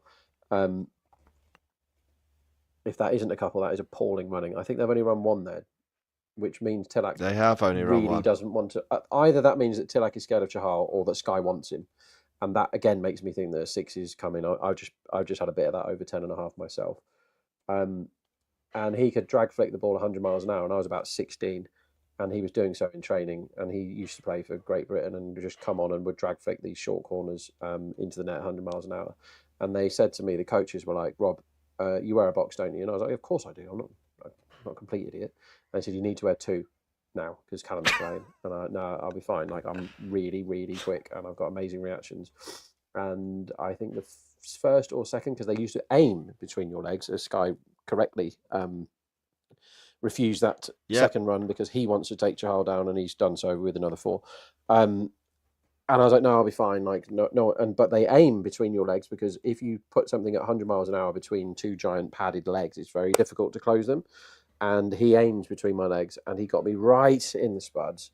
And I have not experienced pain like that for since, I don't think. And they were absolutely correct that I should have worn 2 boxes. So protect your spuds at all times, as the cat is absolutely desperate to get in on the action and is now right in front of me. Sky's gone again, and that could have been a dismissal. He is desperate. So Dot is hugely in the game here, by the way, Jack, because he's taking all of this over. So I am looking very quickly at what price I can get. I'd love to be on the next ball. It's basically going to be Dot or boundary. Yeah, he sent him back. He could have run the single there. He stepped down, big sweep, bottom edge, nearly onto his stump. That was nearly a bowled. Keeper missed it, should have run the single, didn't. So he wants to take Chahal down now. So I think it's either going to be boundary or Dot. What is it? Is that? It's 6. It is 6. Yeah. So I'm backing Dot on ball 5. I'm very pleased about the 6, by the way. I'm backing Dot on ball 5 at 4.3 and ball 6 at 4.3 because there's a big clue there that Sky massively wanted the strike because there was 2 runs all day long on the first ball, right? And Sky said, no, I'm taking it. And then when he did Dot, he should have got the single. He could have got the single. And he said, no, I don't want the single. I want to face him. And then he's moaning for 6, right? So I think this ball is really likely to be either a Dot or a boundary. I don't see him knocking it for 1. He might do. But I'd be surprised if he doesn't have another go at him. Brings your next man out bet into the game a bit more, Jack, here. He's seen his matchup, basically. Big swing. That is up in the air, and it's out. Out. Caught. So that is a Dot. That is a Dot. That is Sky next out for you, Jack.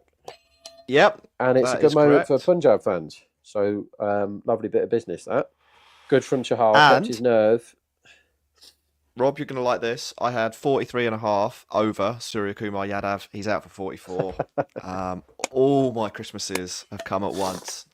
I'm the king of trades. That's how we do. I think that's the conclusion here. The king of trades has. I think Jack is the person that you need to be following in, guys.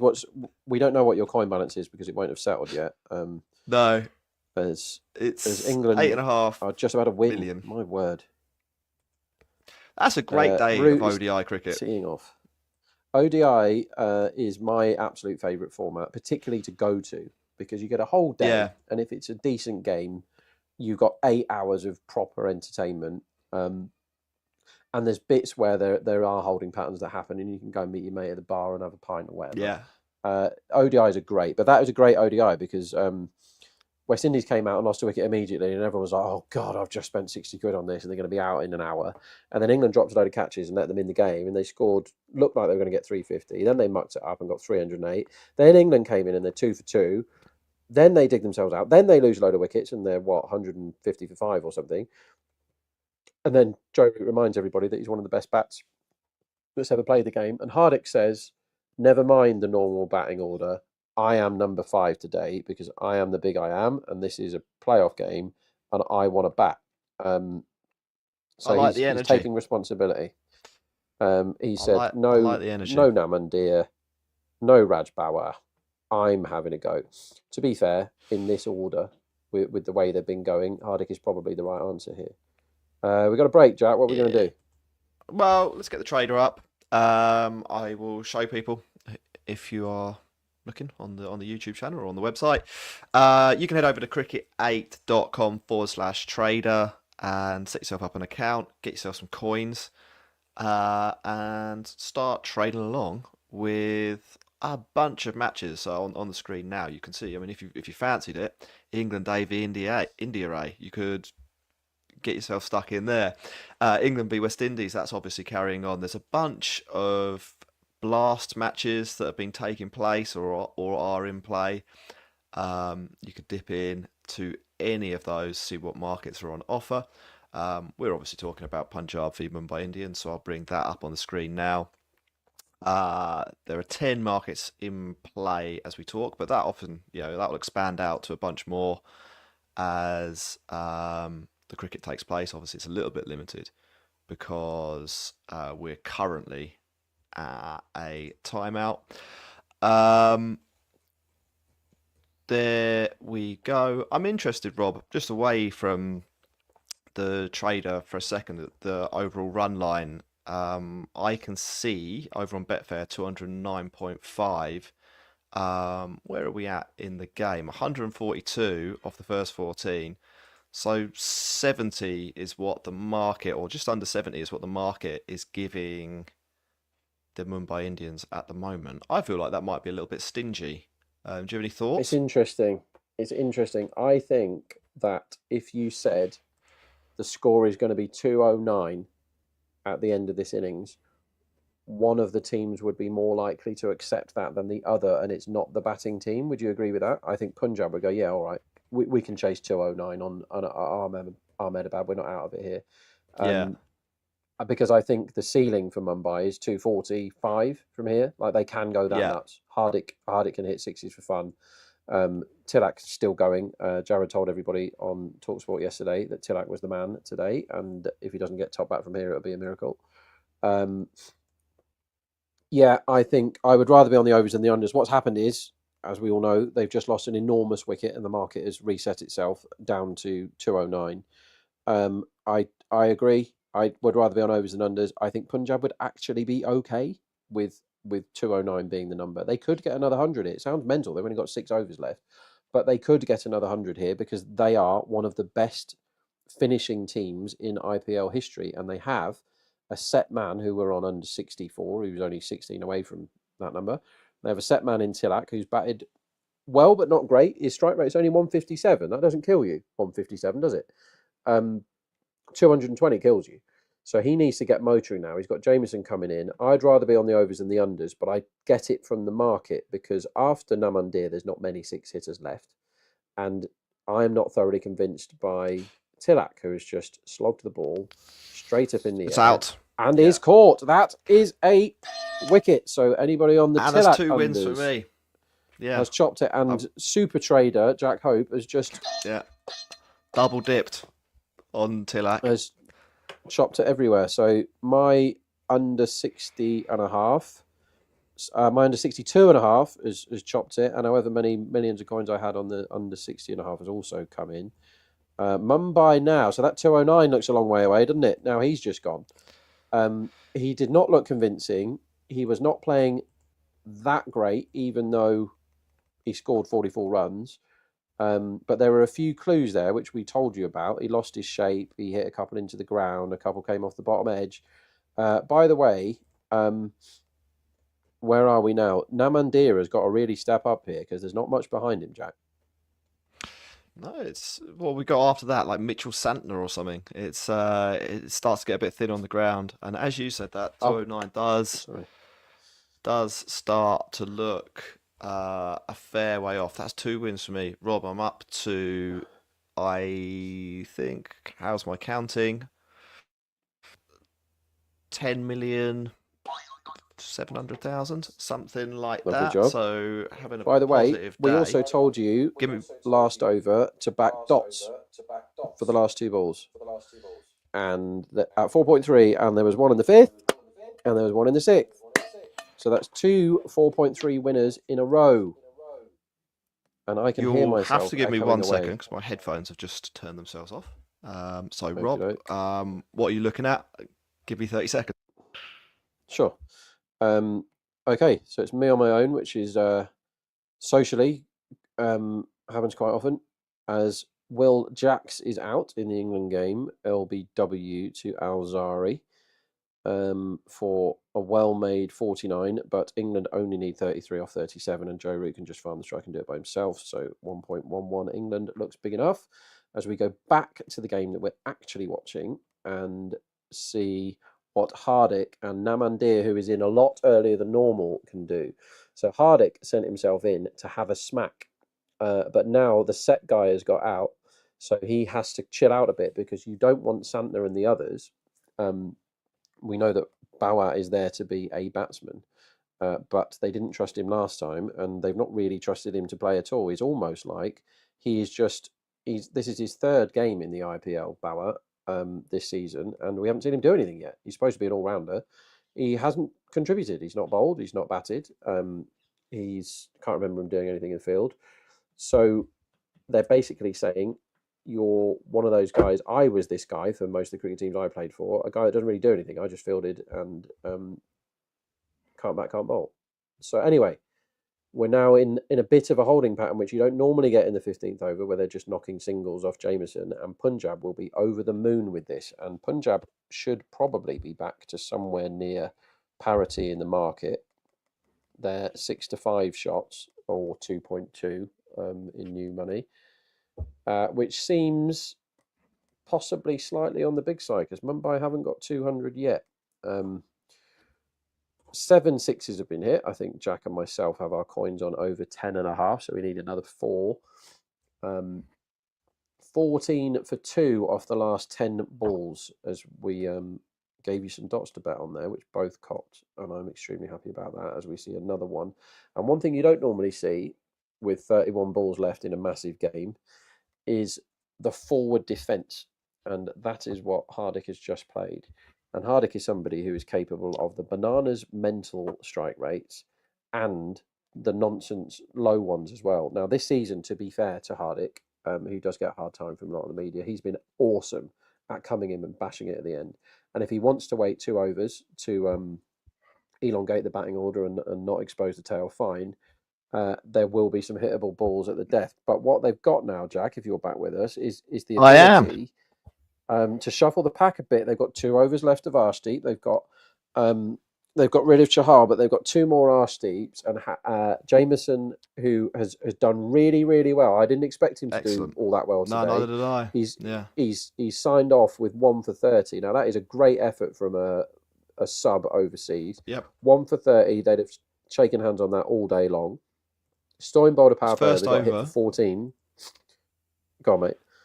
Yeah, I was going to say his first over as well went around the park a little bit, didn't it? So what did he win? He went for 11 off his first over. So the next 3 overs are 3 for 9. He's gone for 19 and picked up a wicket.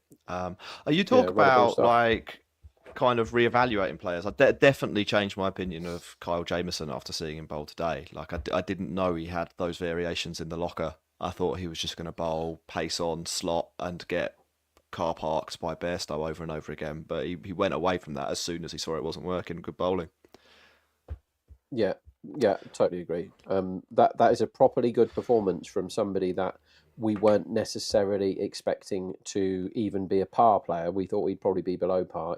He smashed it. Yeah. And I was talking about Bawa while you were off air. He's now playing his third game of the season, hasn't done anything yet. It's a bit of a gap because when you think like Mumbai, Jared and I were talking about this yesterday. You think Mumbai, everyone makes them favourites all the time. There were favourites for 14 matches in last season. They finished bottom. They lost 10 of them, and they were never second favourites for a game. And you look at them and you go, well, they've got Sky and Bumrah, and some people like stop the argument there. They've got Sky and Bumrah. They've got the best batsman and the best bowler, and the best bowler is like having. It's almost like you have to chase in 18 overs. If you're against Mumbai. No, I not think quite. stopped. I think that's two. Outfield has had plenty of water on it, so that is something to look out for. Actually, is fours will be turned into twos because it's not going to fly to the fence. It's going to stop. As Joe Root brings up his 150 in a 300 chase, which is a pretty good effort. Anyway. Punjab, Jack, are in this game, and Mumbai are playing as if they're only playing with 10, which is interesting. Yesterday, as we see another single, partly because I have no mates, I spent the entire day watching Jared's team playing a 40-over game in New Beckenham. Did they win? He said, I'll come to that in a minute. They're playing on an absolute pudding of a pitch, the second pitch at New Beckenham. Absolute pudding. It was so low. Like LBW was 4-1 because everyone was just bowling straight and everyone was trying to play straight, and it was so hard to score. The boundaries were absolutely massive, like way bigger than here, which is so silly in basically village cricket type level. So silly. Yeah. The boundary was so big. I was like 5.5 fours for the line at the start, 0.5 sixes. I missed the end, but. I didn't see a six in the 70 overs that I watched. And anyway, lovely sunny day, sat there watching it. And Jared said 155 is their run line, was how he put it for 40 overs. And I was like, overs, like, look at it. There's so many ones and twos. He said, yeah, wait till you see the pitch. And it just grubbed and grubbed and grubbed. And everybody knew that it grubbed and everyone played like it was going to work. And they were on 149 for 9 in the last over. And Jared walked over, he said, I told you it was going to be 155. And then they declared their innings because the number 11 still hadn't managed to get there. So he was fuming that he didn't get it absolutely on the nail. It was like he was like, "Oops, yeah, they can't get the 155." And then for those of you that follow my Twitter, which I think there's 9 or 10 people that follow it now, at Monsieur Judge, if you want to watch it, right? I put on one of Jared's shots, so you can watch Jared Kimber batting, and B, a picture of his dismissal, which is, I assume, will win me some sort of picture-taking award. Because as he got out for 20, I put his line at 20.5, by the way. As he got out for 20 from a one-handed screamer that you would not expect to have been taken at that level, he got a slot ball and he tried to put it away and was caught by mid-on, as the holding pattern continues in this IPL game, by the way. Yeah. Overthrows, that's buzzers. That is 6 runs off the bat for Hardik, and it should have been 1 run off the bat for Hardik. So he scampered back for a second. There's been an overthrow. It's gone for 6. Anyway, that on such things can IPL fortunes be won and lost, Jack. The 5 overthrows. Hardik goes to 9 off 8, and he should be 5 off 8, and they're 2 very different things. Anyway, yeah, the picture that I've got, which you can see on my Twitter thing, I think it's at Monsieur Judge. Is Jared walking off slightly unrepentantly for a well-made 20, and there is a fox on the outfield behind him watching him trudge off. It is amazing. No, there is a fox. I've got the picture up. Yeah, there's a fox. Yeah, that's a fox. So there was a fox that wandered on to watch Jared get dismissed. Here's the big question: from a proper screamer, to be fair. What standard is Jared? I actually thought he played pretty well. So, like most of us in our 40s, his body doesn't work very well anymore. There's lots of creaking going on. Yeah. He Got actually Arshdeep back, bowled by the way. and he That nearly be gets rid of over. Namandir, Yeah, and it's going to be 4 runs. but Vishak can't chase that. So that's a big minute for Mumbai. That the 5 overthrows followed by the boundary ball. He was playing for, I think, his third, the third 11 of his club. It was better than the standard that I would play at, so I'm not digging it out. There were some good players. It was good fun to watch. A decent bunch of guys.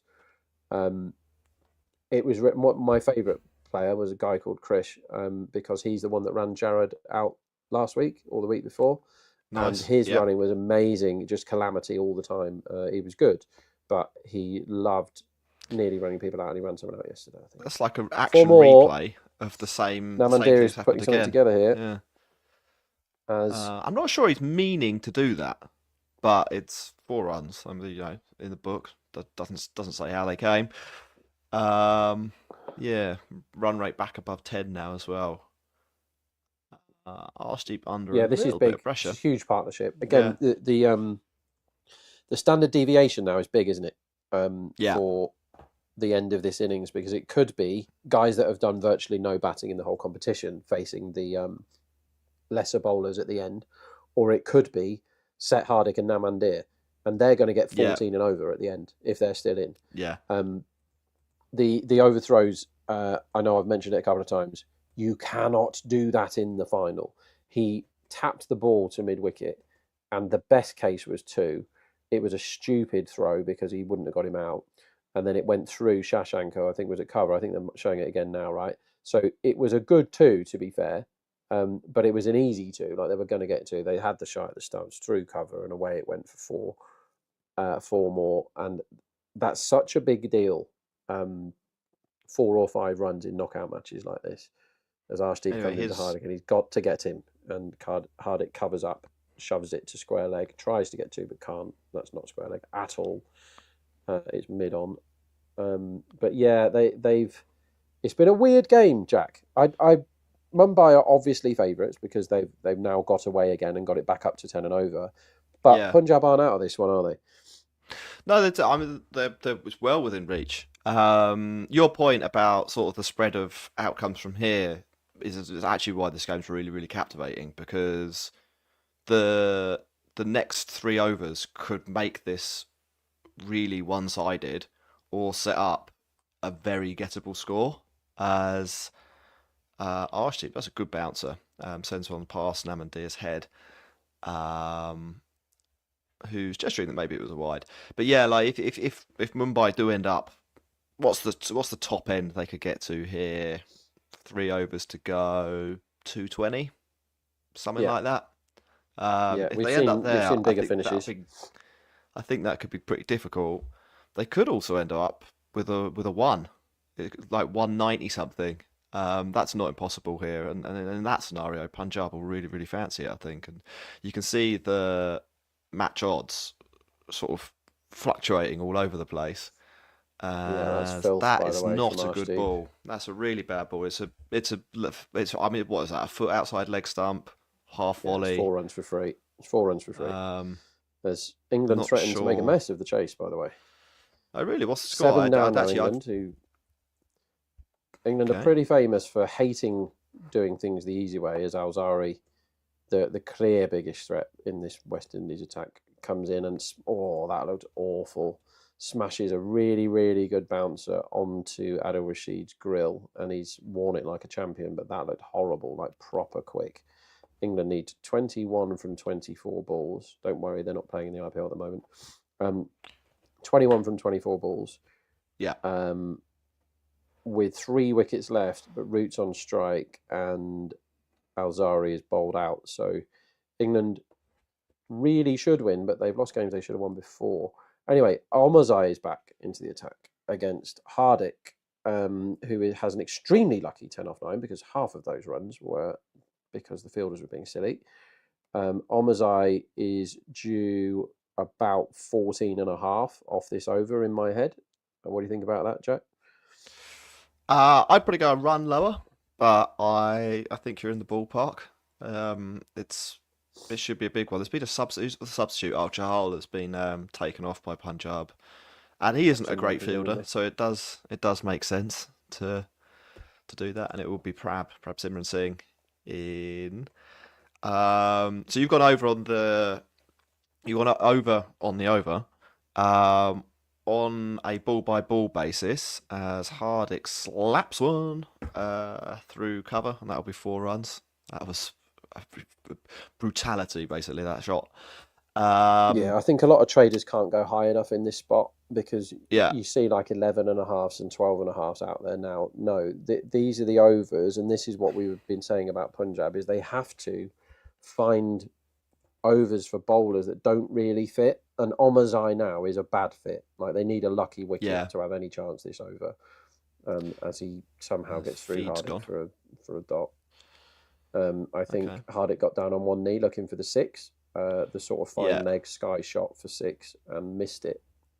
As Jared wanders in, he wants to commentate on the last few balls of this.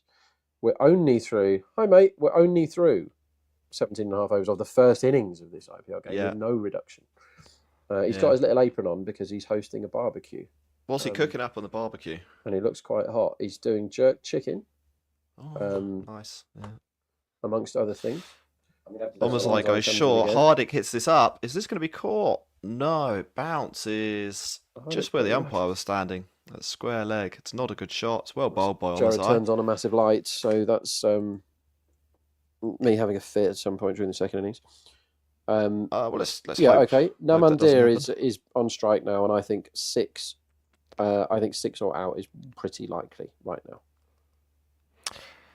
I'm just looking at the markets available. So over 3.5 runs is 4.45, which seems like a pretty decent price. That's a bet. Yeah, so we're going in on that one. Short and pulled round the corner. Oh my lord, that's gone through someone's legs for 6. Is that Prab Simran Singh? They've just substituted him in. Oh my goodness. His first match involvement is to let a ball travelling at maybe 8 miles an hour through his legs for 4. That's a gift. That's 3 runs just given to Mumbai Indians there. Pretty poor stuff, Rob. Yeah, you can't have a sub fielder coming in for his first moment of the game and give away 3 runs, which is what he's been given. That is shocking because he's not tried to field it properly. He's not tried to field that ball properly, Jack. No. That's absolutely desperate. So they've given away, in the last 2 overs, they've given away 8 runs in the field, and you can't do that. This should be 172 for 4, and it's 180 for 4 as they get another single. So what have we had off this over now? 10 with a ball to go. The next over will be bowled by Arshdeep, right? He's got another one left. I would think so, yeah. Yeah, I was just so I'm backing under 13.5 is what I'm backing. So I am backing under 13.5 for the 19th because I am backing Arshdeep. And if it isn't Arshdeep, I'll probably do Mado. But 13.5 is a lot. Like, if they got 13 off Arshdeep next over, I think they'd be quite happy. And then they'll be targeting 20 off the last. Like, easy. They'll really want the 20 off the last. As Joe Root is just being a master in the other game. He's too good at cricket for the West Indies. He's now 158 not out, and England need 11 to win.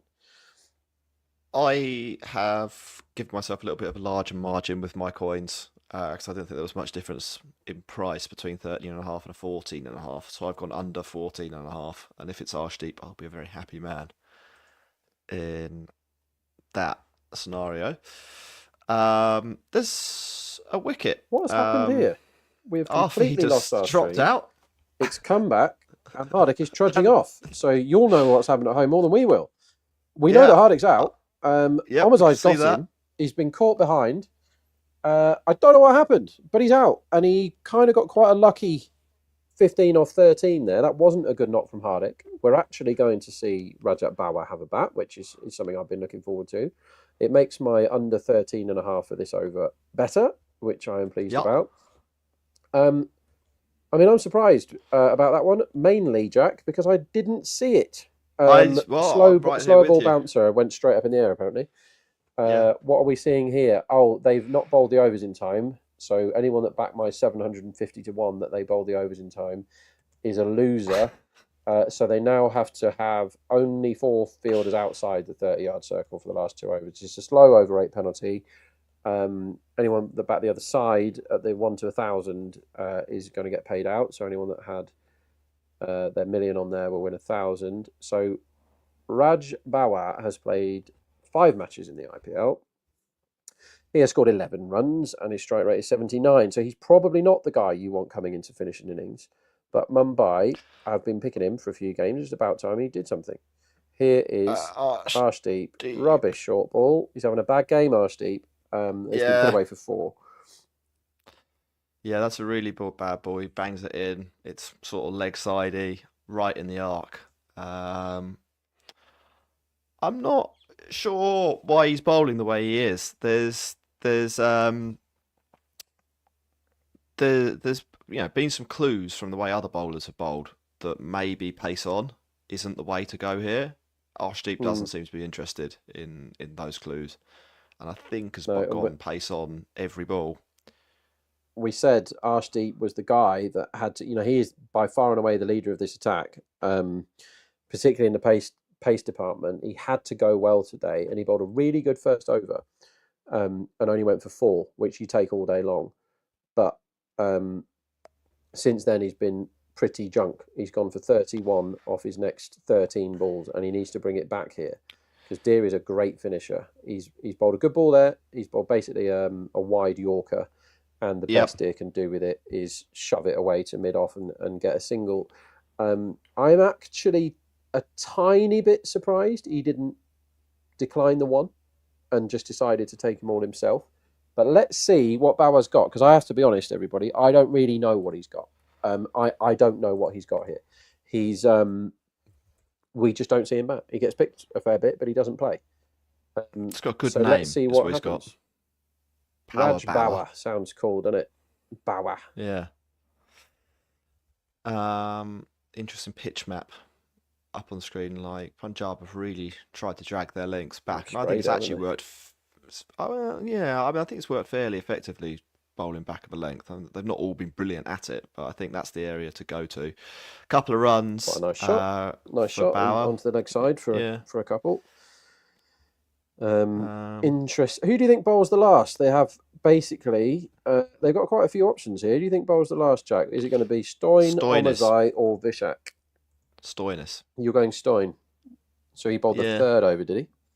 Yeah. Or did he bowl the 2nd over? I think Stoynes bowled the 2nd over. No, it would have been 3rd. Sorry, yeah. He did. Yeah, thinking back, he replaced Arshdeep, didn't it? Yeah. Arshdeep in wide. Is that going to be a catching chance? No. We've seen a few of them today. Back of a length. Bawa on the pull. And the ball flutters up to square leg. Lands safely. They come through for a single. So that is 4, 5, 6, 7, 8 off the first 4 balls. Rob, you need the next 2 to stay under 5. Is that right for you to cash? Yes. I'm pleased that my West Indies most 6s bet, 2.75, has won.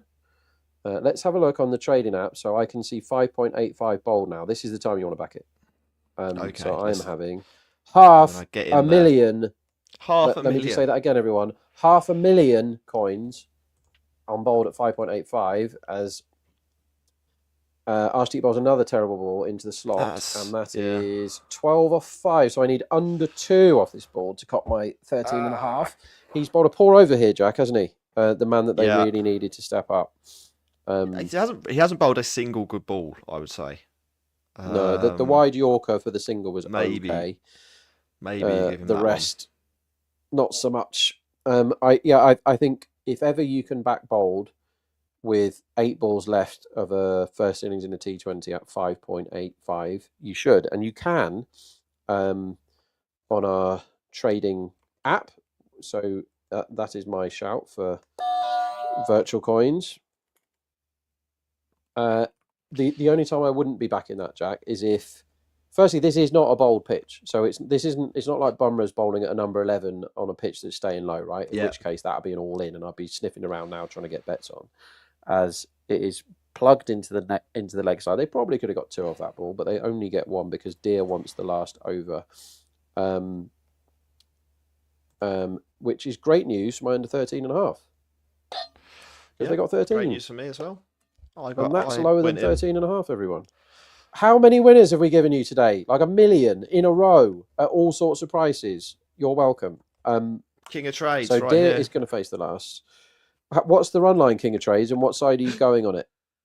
I think the run line is 14.5, and I would take over. I think 15 is the amount due this over. So the market says it's 13.5, and evens is the price for over, and I am backing it, and I'm also having 500,000 coins on over 206.5 on our trader tool here, and I agree with you, mate. I think it's much more likely to be over than under when it's Omazai to a set Namandir. I think that's a really good spot to be in. Let's see what he does. Namandir on strike. Omazai gets a slot ball, and it is put away in the leg side for 4, which is not unexpected. Namandir is had a really good season, but he's not been called upon to do much, and his stock is rocketing up right now because this is a big game, knockout game, and he is bringing the good stuff. He's going to get top bat. Well. He's played really well. He's going to get top bat. Did you have a top bat in this innings? Or no, I didn't see anything. It's one of the only times I haven't. I wish I'd have seen the Deer price when they had 2 guys on 40 odd not out, didn't they? At one point, Sky and Tilak were mowing along quite nicely at 140 odd for 3, 140 for 2. Sorry. So now you want to check your dot balls because they've just declined a single. 13 markets. Under 0.5 is 1.9. Not great. Oh, sorry, Rob. That's you know next what? innings. I've looked at the different wrong innings. I've looked at the wrong innings. How embarrassing is that? So it can happen. I've backed in the real world, as much as we love the virtual stuff, I have backed under 0.5 off the 4th ball. That's a massive wicket. That's a massive wicket.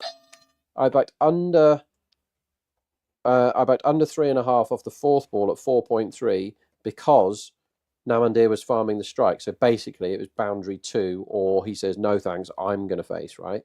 So they really don't trust Raj Bauer, Mumbai, do they? He's driven that straight to the man there at cover, taken easily. Is that Stoyne above his head? I think so. So now I'm on dot to the new bat, which I like less. Believe it or not, I like dot ball less now for the brand new bat, probably Santner. Santner coming in to face the 3rd last ball. I like dot less now than I did when I had the 37 off 17 guy at the crease. Because they're going to play hit and run. Namandir was exactly that. Santner's going to have some kind of swing at this. Yeah. Hi, mate. I'll get you some food. Yeah, you never need to really ask. Hamburger, sausage. Yeah, hamburger, please. Lovely. Hello, Thank you very much. Hello, me. Salad. You don't win friends with salad, Jared, do you? Salad. You don't win friends with salad. You don't win friends with salad. If you don't know where that's from, we can't be friends, I'm afraid, everybody. That's layer cake, I think, that one isn't it as well, isn't it? What, you don't win friends with salad? Yeah, I'm pretty sure that's layer cake. Yeah, the first one was layer cake, so if you said that in the cheeky half mil was layer cake. Namandir's absolutely bossed it there. That was a brilliant innings. They're going to get about 200, aren't they? Do I get my dot? No, I don't, because the batsman completely misses it. It hits him in the body, and he walks down the other end. That was a really good bet, that 4.3 dot, and it got beat because the set man got out. Because if that happened to Deer, if Deer had got that ball and it hit him, he wouldn't have taken the single. Do you know what I mean? But them's the breaks. 100%. It's very rare that your unders goes up in smoke because a wicket happens, but that's what happened, that ball, and that's okay. Omazai is Confounded me, definitely, by only going for 5 or 4 balls in the last over. And this is Bauer, even though it's only 2 balls, Jack, this is Bauer's time to shine. Just I was just looking at some of my open trades because he should have been out. Yeah, Raj Bauer's just topped one, not topped one. I can top see 7.5 favourite overs for the first over, and I don't agree with that because they've got a guy called Trent Bolt, and it did enough, didn't it, for Arshdeep in the first over. There's plenty of swing. I assume Bolt will get the same, and Punjab will know that Bolt is a huge threat. Bolt, it doesn't go for more than 7.5 very often. I'll tell you. So Bolt, average score against this IPL has been 6.07 for Bolt. But how many times has it gone under 7.5 in the 15 games? 3, 4, 5, 6, 7, 8, 9, 10, 11 out of 15 have been unders as Bauer tries to hit the moon when he should have been trying to hit the crowd, but it's been great stuff. Fumbled and spilt, and I might get my run out here if they run properly. They're coming back for a third. Run him out, run him out, run him out, run him out. He's don't blocked run it. him out. It hits him in the body. That's half time. We're going to have a quick break. Back the under 7.5 for the first over because of Trent Bolt, and it's 111 out of 15 so far. Good stuff. 203 for 6. Omazai ends up with 2 for 43. He did at least 5 runs better that last over than I thought he would. We'll see you guys after the break. Yeah, see you in a bit. You can watch the game, but what if you could do more? Cricket 8 is the new way to enjoy cricket. Now you can watch your favourite sport while playing against your mates. Think someone is going to score more than 10 in the next over and your friends don't? Play against them. Cricket 8 is the future of watching your favourite sport. Don't just watch the game, play the game at cricket8.com.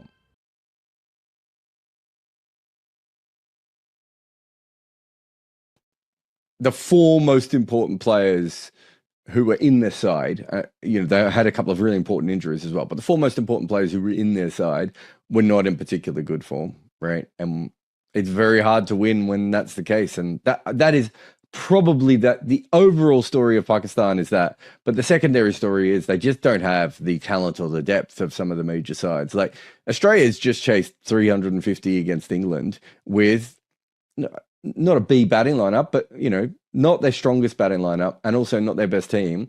They've won against England, whereas Pakistan, with 2 injuries out of their side, look like they are probably not as strong as Sri Lanka or West Indies, who aren't even in the tournament, right? So do you think those 2 injuries, if they'd not happened, could have made a difference? Because had Ayub not gotten injured, would Zaman have come into the side? Because he was not really in the picture. He mentioned that there was injury concern because of which he wasn't being considered. But had the first injury not happened, 1, would Zaman have made it to the side? And 2nd, had Zaman not gotten injured, do you think it would have been different? Yeah, it's an interesting one. They would have gone with it. I think their overall plan was to probably use Bubba at 3. Like that would have been the first plan. I know that because it was in South Africa that they changed to, and that was after Ayub was injured. Am I right? I'm trying to remember the full. Was it date. the tri-series actually? No, in fact, I think it was the tri-series when they started. Yeah, you might be right. I knew South Africa was vaguely involved at the time. I kind of think that they would have worked out that they needed Fakhar Zaman and Saim Ayub at top together. Having said that, of everything that Pakistan has done recently, I think giving them the benefit of the doubt would be a very generous thing to do. So maybe that's not the fairest way of looking at it. But I kind of feel like they could have got it right. But that is, if you look at every other team, India doesn't have Jasprit Bumrah in this side, right? You look at Australia, doesn't have their 3 main fast bowlers, right? Like go through. South Africa has issues. All these teams have different issues that they're dealing with. Pakistan didn't look like they could deal with 2 injuries, whereas other teams are dealing with 3 and 4. And even if they hadn't been injured, you are hoping that Saim Ayub or Fakhar Zaman goes absolutely nuts, right? Because the rest of the batters still don't look up to it. They still don't have an all-rounder, and their seam bowlers didn't look in form, right? So It doesn't really matter in what direction that you're going. It's still not particularly great. But again, it's about the depth of Pakistan cricket compared to other teams. So I did this. It'd be interesting to see what you make of it. Jaiswal would be their best bat on this side, and he's not in India's squad, right? Now, Jaiswal would be the best bat in a couple of sides in this tournament, but Sanju Samson, Rishabh Pant, Nitesh Reddy, Abhishek Sharma, Tilak Varma, Sky, all these guys would be first choice players for Pakistan, right? And they're not in the side. Nitesh Reddy would be so important for Pakistan right now to have a player just like him, right? They don't have any of these players. And then Rizwan, Baba, Naseem, and Shaheen, and you can throw Haris Rauf in there. I think he's the other really important player in this current lineup. Which one of them is in great form at the moment, right? Shaheen showed glimpses of that form, considering the setbacks that preceded. Yeah, he did Harris in Australia. Some glimpses as well. But you know what I mean? You wouldn't say any of them's in career best form. You wouldn't say any of them are in good form, right? They have moments. Even Baba has had some moments. Rizwan's had some moments. So the 5 most important players in your side, so forget the depth for a minute, which is already an issue. The 5 most important players in your side aren't playing very well. When you have a depth issue or you have a couple of injuries or whatever it may be, it really has to be the 4 or 5 best players who step up, or if you're lucky, 6, 7, 8 best players, right? They haven't had that either. So almost everything has gone wrong. Rizwan is almost as good a strike rotator as Virat Kohli, and at his best is not far away from that level at all.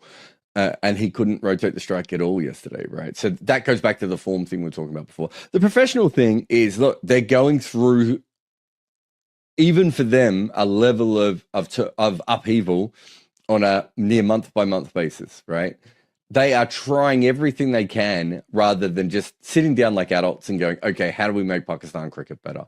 That's what they have needed to do. I wrote that in 2019, 2017. Might have been when they won the Champions Trophy. Yes, you've won the Champions Trophy, but do you have a professional system that will allow you to be good consistently, right? And they don't. I don't think that is just the only problem here. But Shaheen Afridi has been playing on one leg for ages. At a certain point, they need to make a decision. Babar Azam has proper issues, and they don't seem to be really dealing with them. Mohammad Rizwan still plays the same style all the time, and they've got too many players who play in that style. So they do have issues when it comes to professionalism. But let's not beat around the bush. They don't have the same level of talent right at the moment as some of the other teams, specifically in white ball cricket. Like, they don't have the same level of hitters that you get from other sides, right? They don't have those sorts of players who can knock the ball around and hit sixes, right? You know, all those basic things that you need, all-rounders, right? Shaheen coming in at number 8 all the way through this tournament is just like, well, okay, you can't lose any wickets then, can you? Because you don't have a number 8, right? And that's not professionalism. That's their best 4 bowlers that, and I have no issue with the 4 bowlers they picked, other than perhaps Shaheen still not looking 100%. But I have no issue with the 4 bowlers they picked. They're probably their 4 best bowlers. But if you pick those 4 best bowlers, your top order's got to make a lot of runs. And then what happens is you get in a situation where the top order bats slightly more defensive. You don't need to tell Rizwan to bat slightly more defensively. He'll put his hand up to do that on his own, right? And Bubba can be the same. So there's a bit of a self-perpetuating thing. But for a long time, they were the team that tried to score par and then out-bowl you. And their bowling isn't good enough to do that anymore. And their batting hasn't evolved to match it, right? That isn't just professionalism. That is just the team that they have created.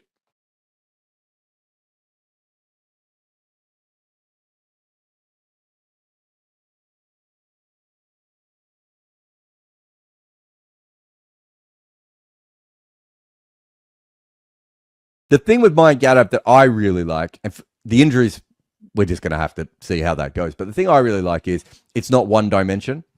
He's not Umran Malik, is he? Yeah, well, Umran Malik or Mark Wood, right?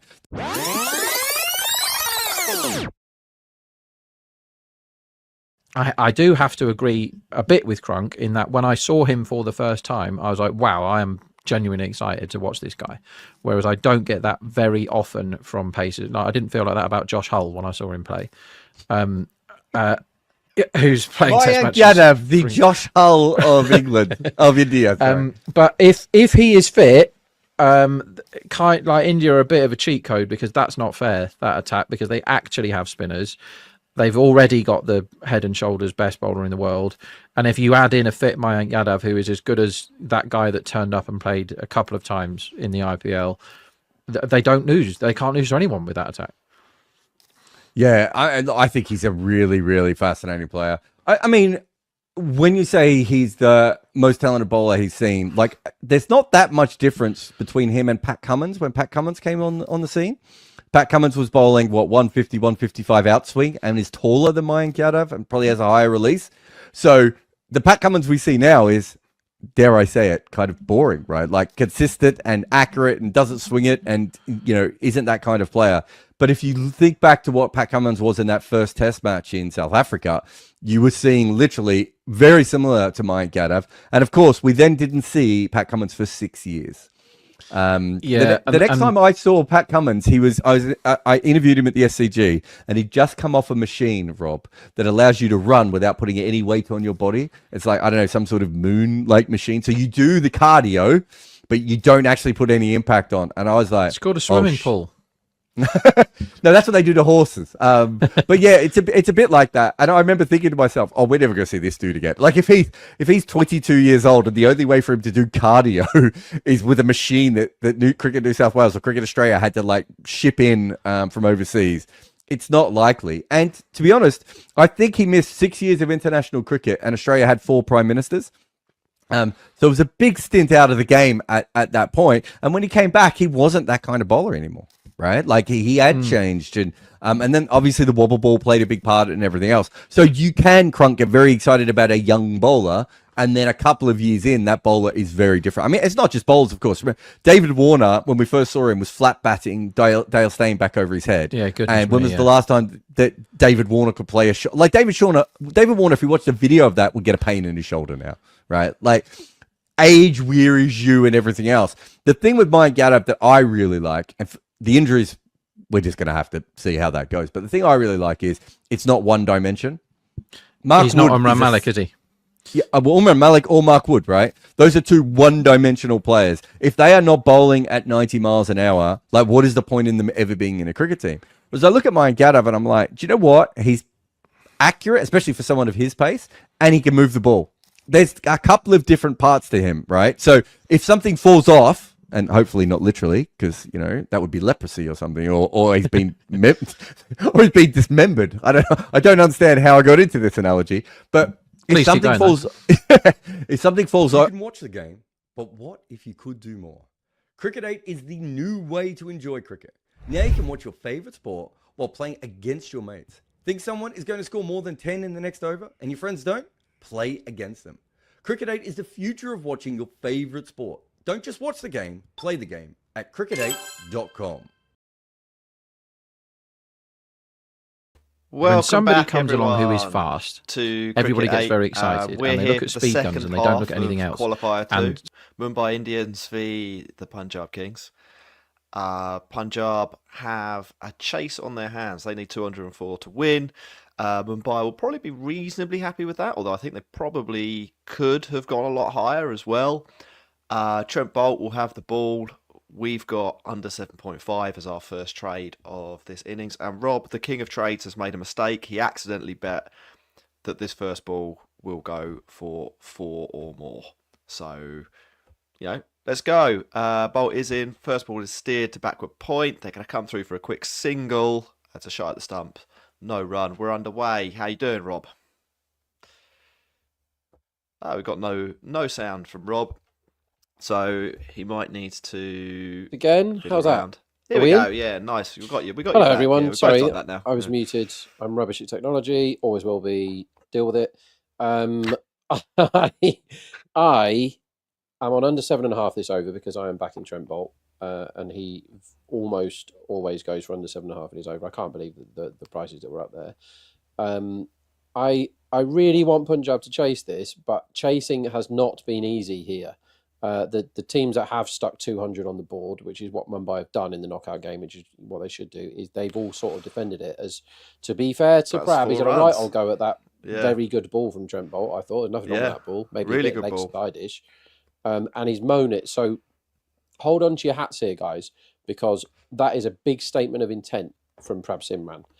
Huge. We're on wicket in this over at 4.0 from before the game, the first Punjab over, because Bolt gets a wicket in 1 in 3 of his overs. And I'll tell you now, if they're attacking him to that extent in this over, he shouldn't have been on strike there, by the way, because it was a scampered single catching the fielders half asleep that got him on strike. If they're playing with this high intent, they'll get a wicket as he drives one straight at cover. Oh. Who Good stop. stops it? I don't think that was a chance, was it? It hit the floor first. No, it was along the floor. It was a really good shot, but this is right at the guy. Unmissable cricket. This is fast and furious. It was a good stop. They're going after Trent Boult, and usually if you go after Trent Boult, you lose your wicket. But if they get 10 for none, which they will, if they don't get the wicket and they're playing like this, then advantage Punjab. Yeah, here comes Boult again, 4th ball of the over, back of a length this time, and it is nudged. There's no run. It is a good ball. We've seen a little bit of swing from Boult when he's got it up there, but the 2 shots that Prab Simran's played here, I think, have forced him back to a kind of test match length for that 4th delivery, which is probably wise. A couple of balls to go. I also in the break put on a trade first wicket for Punjab under 24.5 because I thought one of these two would do what they're doing, and I quite like Trent Boult's chances. As you said, though, this is what we're all here for, isn't it? This kind of cricket. It's great. It's a great start. Boult is in. That's cut straight to point. On the bounce, though. Is that Raj Bauer? I thought that was a wicket for a second there. Yeah. Straight to the man. So we're alive with the under 7.5, but we've had quite the ride for it. If I could, I would actually get out because I think he's tried to hit every ball but one to the fence here, Prab Simran. He's proper going after Boult. Boult is really wily, though. He's been around a long time. And he's dotted him up 3 in a row now. Let's see if he can get out of the over. I basically need a non-boundary. This ball is what I need as Boult starts his run-up. Anything but a boundary, please, Trent. And it'll be a good start to the innings. Well, here he comes. He goes blocks full. Yeah, pick up a single. Rob wins. I win. Everyone wins. You all at home. That is you win. Under 7.5. So Boult comes through again. We do not get the wicket in the first over, which is disappointing. However, considering Prab Simran was fully going after Boult for the whole of that over, that shows you how good a first over bowler Trent Boult is, because he went, oh, okay, if you're going after me, I'm going to dry you up, and then we'll see who the boss is. That was excellent from Trent Boult. But 6 for none off Boult is not a bad start, is it? It's not a bad start. It's yeah. Well, if you're the batting team, you mean here, like that's I don't think that's a bad start. He's got a very high wicket percentage of something like 33, so you've got away from losing the one. Sure, you'd want 10 for none, you'd want 20 for none if you could get it, but they couldn't, and they just crack on. Here's Topley. His first ball is a little short, a little wide of off stump, but perhaps Simran not as full-blooded that time. Doesn't beat the infield. It is a dot. That's quite slow from Topley there, 127.5 kilometres an hour. He can bowl quite a lot quicker than that. So I don't know if that was a loosener or whether he's taken something off there for some reason, but something to keep an eye on. Where else are you thinking about making trades as we begin the second innings back of a length, and it'll be another dot? Yeah, you've got the run out, haven't you? Of wicket shout, king of trades. I'd love a run out. Yeah, we nearly got one off the very last ball, but we did not get it. I like your fall of first wicket angle here, particularly after a string of dots, Jack, because they know that they cannot leave too much to do against Bumrah, because Gujarat thought they played it perfectly, and then they brought Bumrah back on and he got 1 for 3 in a massive over against a partnership that was bossing it the other day. They know they have to go here. So when Topley is bowling, who is understandably looks slightly rusty, he's only 1 off 3 there off Topley in the power play. They've got Boult to face again next over, you'd assume. They've got to score runs right now, so I think boundaries and wickets are very likely these next 3 balls compared to normal. Priyansh has got to go after Topley here. I don't see any other option. They can't just knock it about, can they? They've got to try and get 60 off this power play. I think you have to target Topley as well, don't you? Like if Bolt bowls 3 in the power play, you might go after Bolt's last over. But I think right here, Topley's clearly the weaker of the 2 bowlers. He is bowling. Doesn't seem to be bowling full pace. He doesn't seem to be getting movement either as he comes in again. And will that get to the fence? No, that's a fantastic stop. That is a fantastic stop out. Deep backward square, deep backward point, running round and pulling off a dive, taking a bit of turf with him, repair your divot. A couple of runs.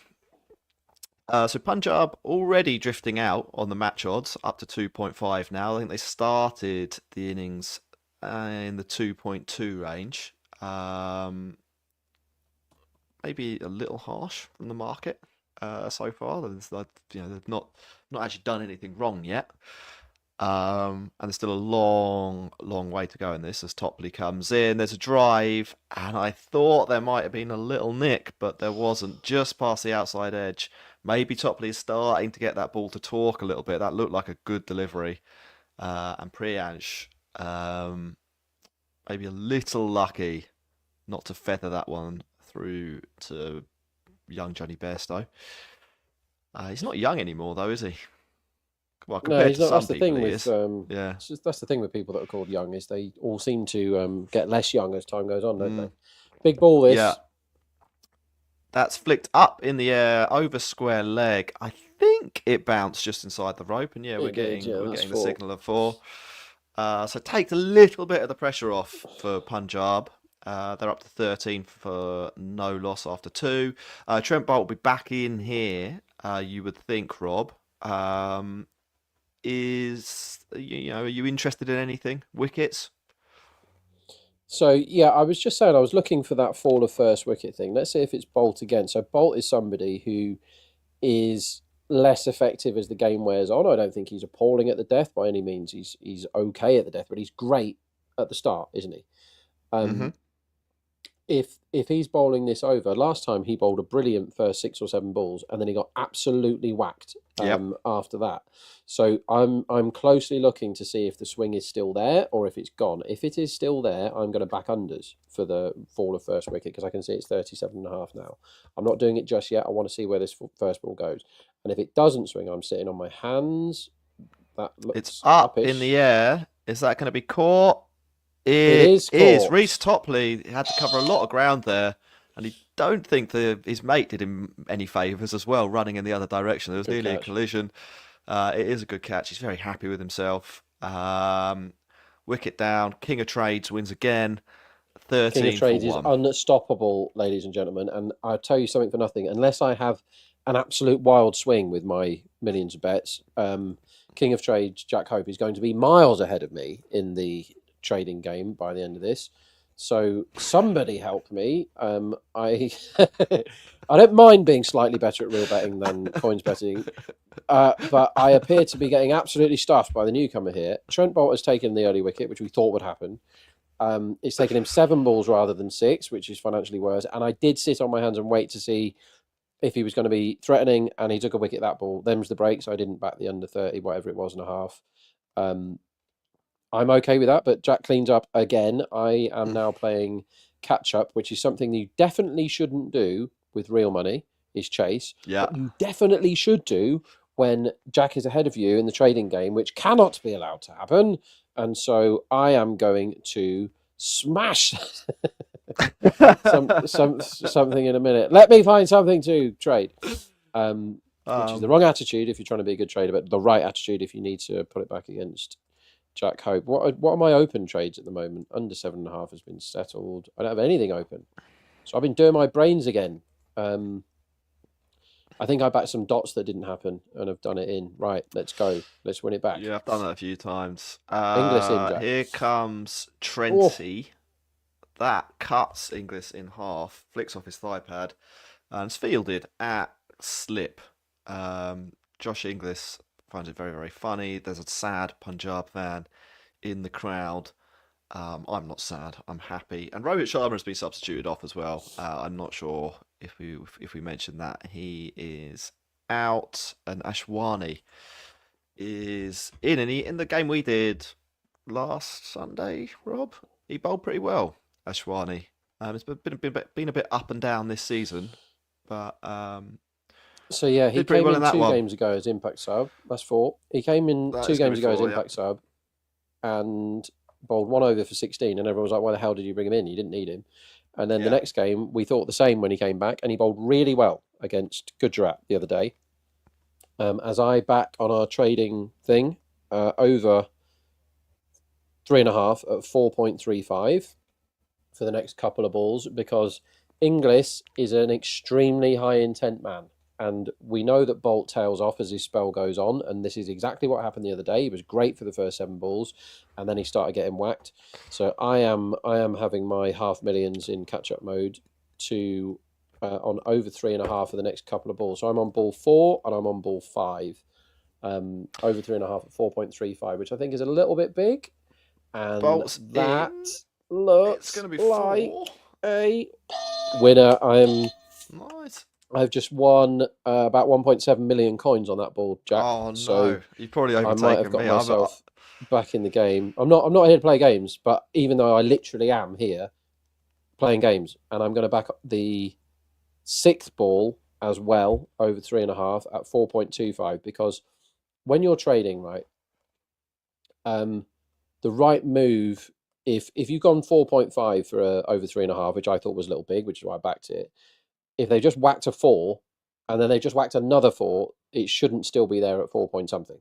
It should be 3 point something. I think 3.3, 3.5 is about the right price for the rest of this over, because it's just gone 4-4. So the matchup is Bolt, who got whacked after his first 7 balls the other day, is getting whacked right now. So the boundaries are more likely than 1 in 4 as Inglis has another go, doesn't get through the covers this time. That was nearly another 1.7 million chips.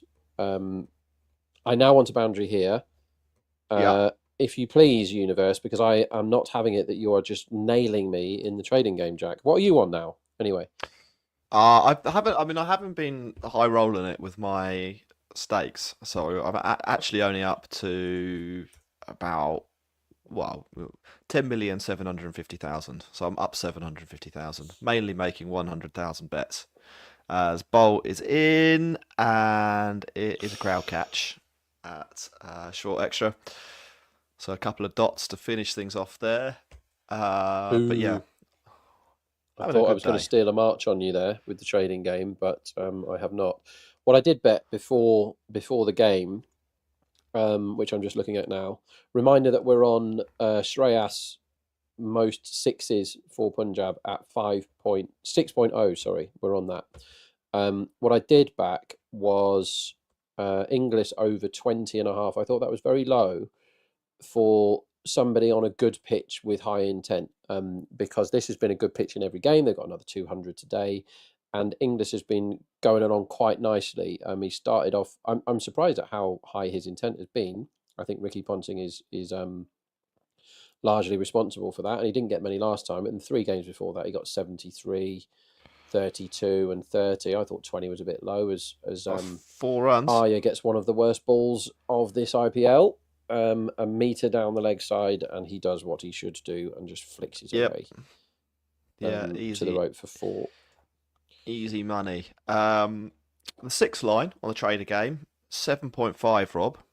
I feel like that's an overs in this chase. Feels like it. Yeah.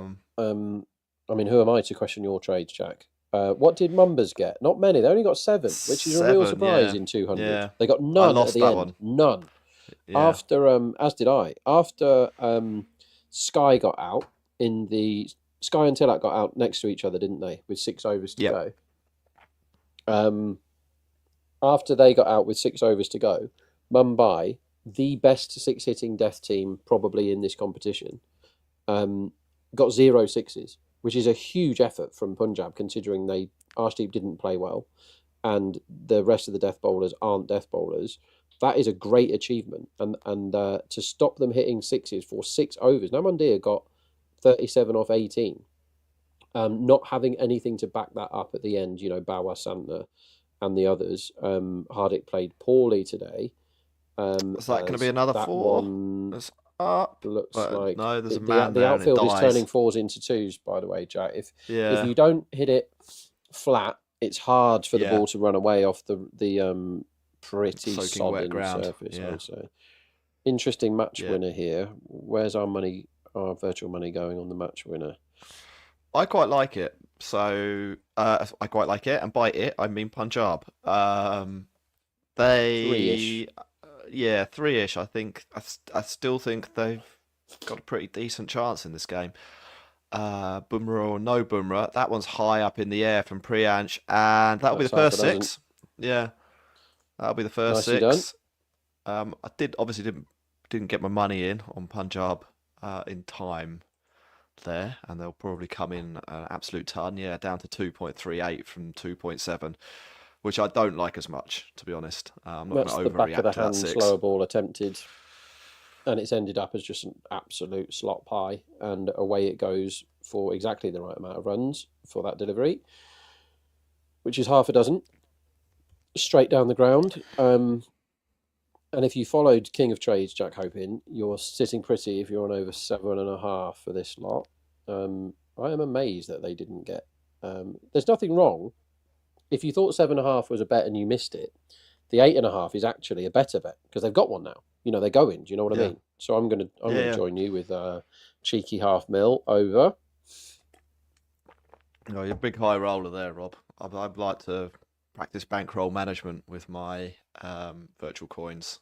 So I think your Half. bankroll management is actually much, much better than mine when it comes to trading coins. Mine's, as somebody that bet for a living for over a decade, my bankroll management is pretty good. You know, there were times in the early days where I was like, I really had to be careful with bankroll management because I nearly went broke a few times in the first sort of year or so. I probably didn't give myself enough cash to really go for it. And I was quite aggressive with staking, as you can afford to be when you don't, you don't have a family to support or whatever. But later in years, when I did have a family to support, mouths to feed and all that, I had to be proper careful with my bankroll management and make sure I always had enough aside for everything that I need to pay. All the bills and stuff as Topley bowls crap Gets down the away with backside. one. And Yeah. He's 21 for none of 2, which is not the impact they wanted. But your bankroll management is such an important thing when you're betting and trading in real life. But yours is actually very good. But mine with the coins, what the coins does is it gives me an opportunity for someone that has to be careful with bankroll management all the time Yeah. in my real life, a chance to act like a lunatic, and I'm doing so. Punjab innings run line is up there, which is interesting. Will they get close? Is basically this it. Bumrah is bowling the over. Bumrah alert. So you just back dots as quick as you can. What price is dot? Dot is 1.9. Is that a good price? Doesn't seem great, Rob. It's not too bad for Bumrah. I'm backing 2.5 in the real world for the second ball because I know it's Bumrah. And he's bowling at high intent English. I think this is where bold is a really good chance. That's a He's very hitting for good 4. shot. They're going after Bumrah. This is going to make a big difference to the match price. If they get 12 off this Bumrah over, the match price is going to be right back to being close together again. The market crashed because they knew Bumrah was bowling. But English is looking like he's going to go for him here, Jack. So let's say he manages to get through it somehow. It's more likely that he gets clean bowled, to be honest. Let's say he gets through him somehow here and gets 12 or something. The market will crash on Punjab. But I'm happy being on this ball to be a dot at 2.5 because I think it's really big. And it is a dot. So that's pleasing. That's a win. Yeah, so that's an example of you need to be very quick when you're trying to make cash in real life because I had 5 seconds of knowing Bumrah was bowling to put my bet on or place my trade, whatever you want to call it. Brooke hates me saying the B word, but I can't help myself. On the second ball being 2.5 for a dot. It's Bumrah bowling in the power play. It's not 2.5, it's 50-50, right? As That's English has a slog. giant swing, and that has he's gone for 6. deep. That's big boy cricket. 6. And You don't see Bumrah hit it over his head will- for 6 very often. Somebody made a huge mistake on the main betting exchange and thought that was out. They thought that was straight up in the air. So a massive lump just went up. You could have backed Punjab at 2.8 when that ball was on the way to the fence. And a 6 off Bumrah is the biggest thing a batting team can possibly do. Is hit a 6 Yeah. off Jasprit Bumrah, because it doesn't happen very often. As I said, if they get hold of Bumrah, the market's going to react. It's now 2.1 all the way in from 2.7 3 balls ago. This is brilliant from Inglis. Even if he gets out, I think he's done well here. He's gotten back up to ahead of the rate. As Bumrah bowls another dot. It's a huge, great big swing from Inglis. This is dot or boundary stuff. If you're doing balls trading here, it's dot or boundary. Bumrah wins dot. Inglis wins 4 or 6. And I honestly, because you know you're going to be reasonably confident Bumrah's not going to bowl a wide. I don't have any problem at all with being on under 0.5 and over 3.5 for each ball. Do you know what I mean? I don't have any problem with that, because I think a single is quite unlikely, and they have it priced up as being actually quite likely. Why on earth have I not been paid for my $1 million on over 3.5? Here is Bumrah. He goes into 4 the more pads, third through around the the corner, fielder. and that is 4. So what Rob is saying there, literally coming true. We've had 4.4.4 in this over so far. I've not credited Inglis with the 6 that he hit, actually, so it's 4.6.4. 14 runs off Bumrah.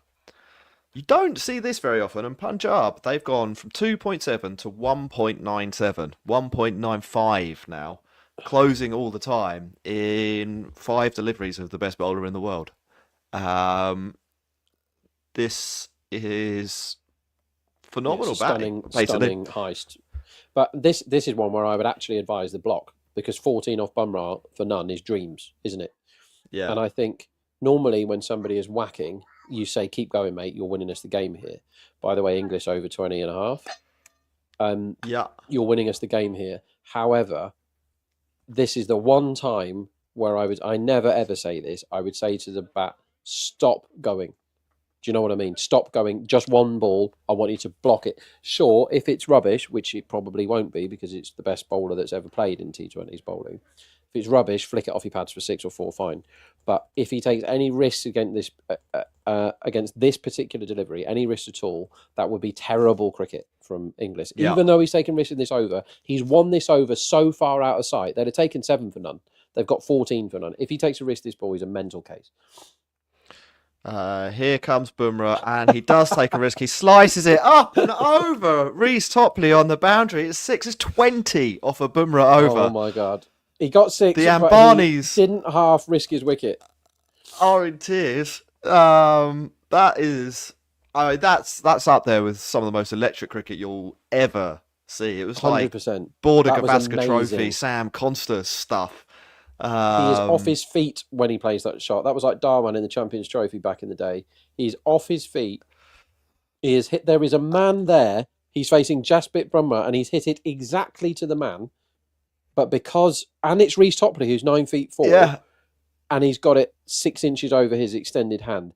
That is extreme high risk cricket from Inglis. And my God, did it pay off. And I love to see it. And I said before that ball, don't take a risk. He took a huge risk and it paid off. And I absolutely love that from Punjab. I said when they got rolled for 100 in the last game, please come out swinging next time. Don't go back into your shells.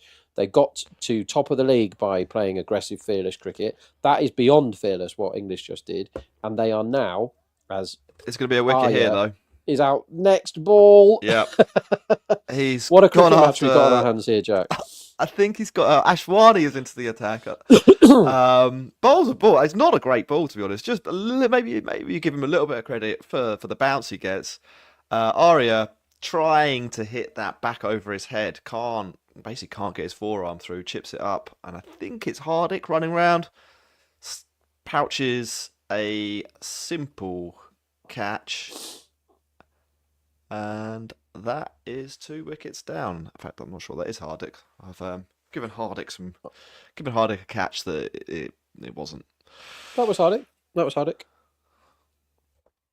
Okay, Hardick caught that, mate. Well, Dead Shouldn't have easy doubted catch. myself. Ashwani, what an impact from the impact sub. 1 ball, 1 wicket, just as it was all going horribly wrong for Mumbas.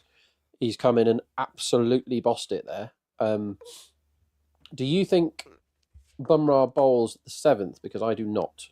I think he No, goes I away for a think bit now. I think Bumrah doesn't bowl until the second half of the innings. I think, and maybe he even bowls sort of 15, 17, 19, like last quarter of the innings. We'll see. Obviously, the game state will actually dictate that. Though I don't think they'll be as rigid as what I'm saying there. But I think later is more likely. Your Punjab run out was batsman nearly just in played play block, there. Jack. Yeah. So Shreyas is in now. We've got a trade on Shreyas, haven't we? Most sixes for Most the sixes at Kings. 6.0, which is massive. It's absolutely massive. They've each hit a cup. They've each hit 1, haven't they? No, English has got 2 already. So he's Two playing for catch English, up. 1 for Aria. And this is the bit where Shreyas has been coming in and playing quite aggressively so far this IPL. Does he take his time? No, he does not. He's on 1 leg straight away, straight over square leg, 4 runs. And I am backing over 7.5, next over at 1.91. The reason I'm backing that is because they're playing ultra high intent cricket. 7.5 is a normal 7th over line, and this ain't a normal cricket match that we're watching here, Jack Hope. Yeah, no, it's This is fantastic. Yeah, like English just took Bumrah for 20. He's not going to calm down because Hardik Pandya comes into the attack, is he? Like, his adrenaline's going to be pumping. So.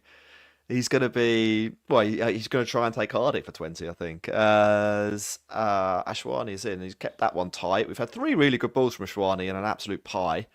You run out in play again there, shy at the stumps, it misses. 59 for 2. Couple left in the power play.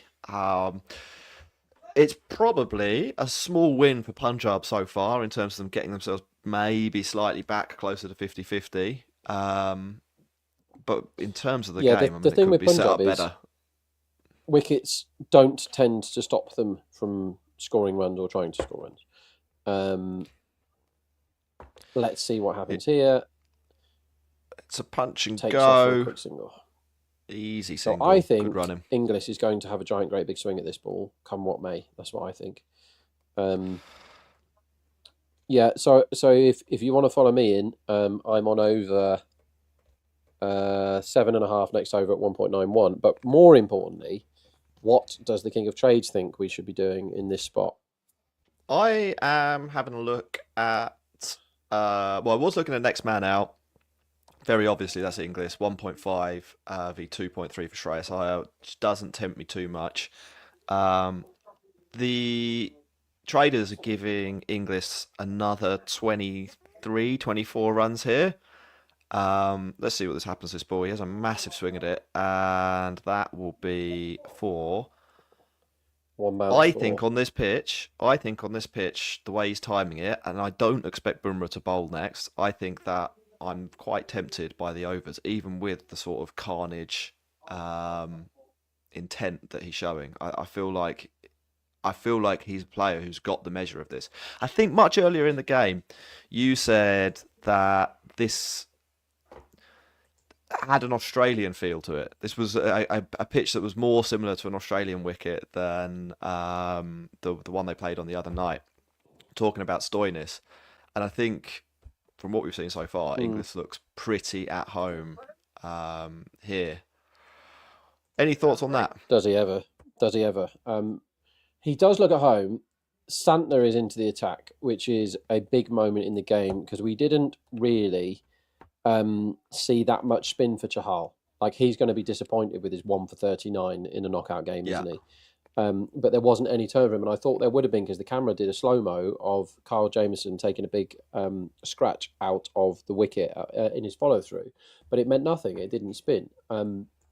Maybe the rain has stopped it as Shreyas just nudges one away. So it makes me think that English is pretty much a certainty to be out next, the way this game is going right now. That could change.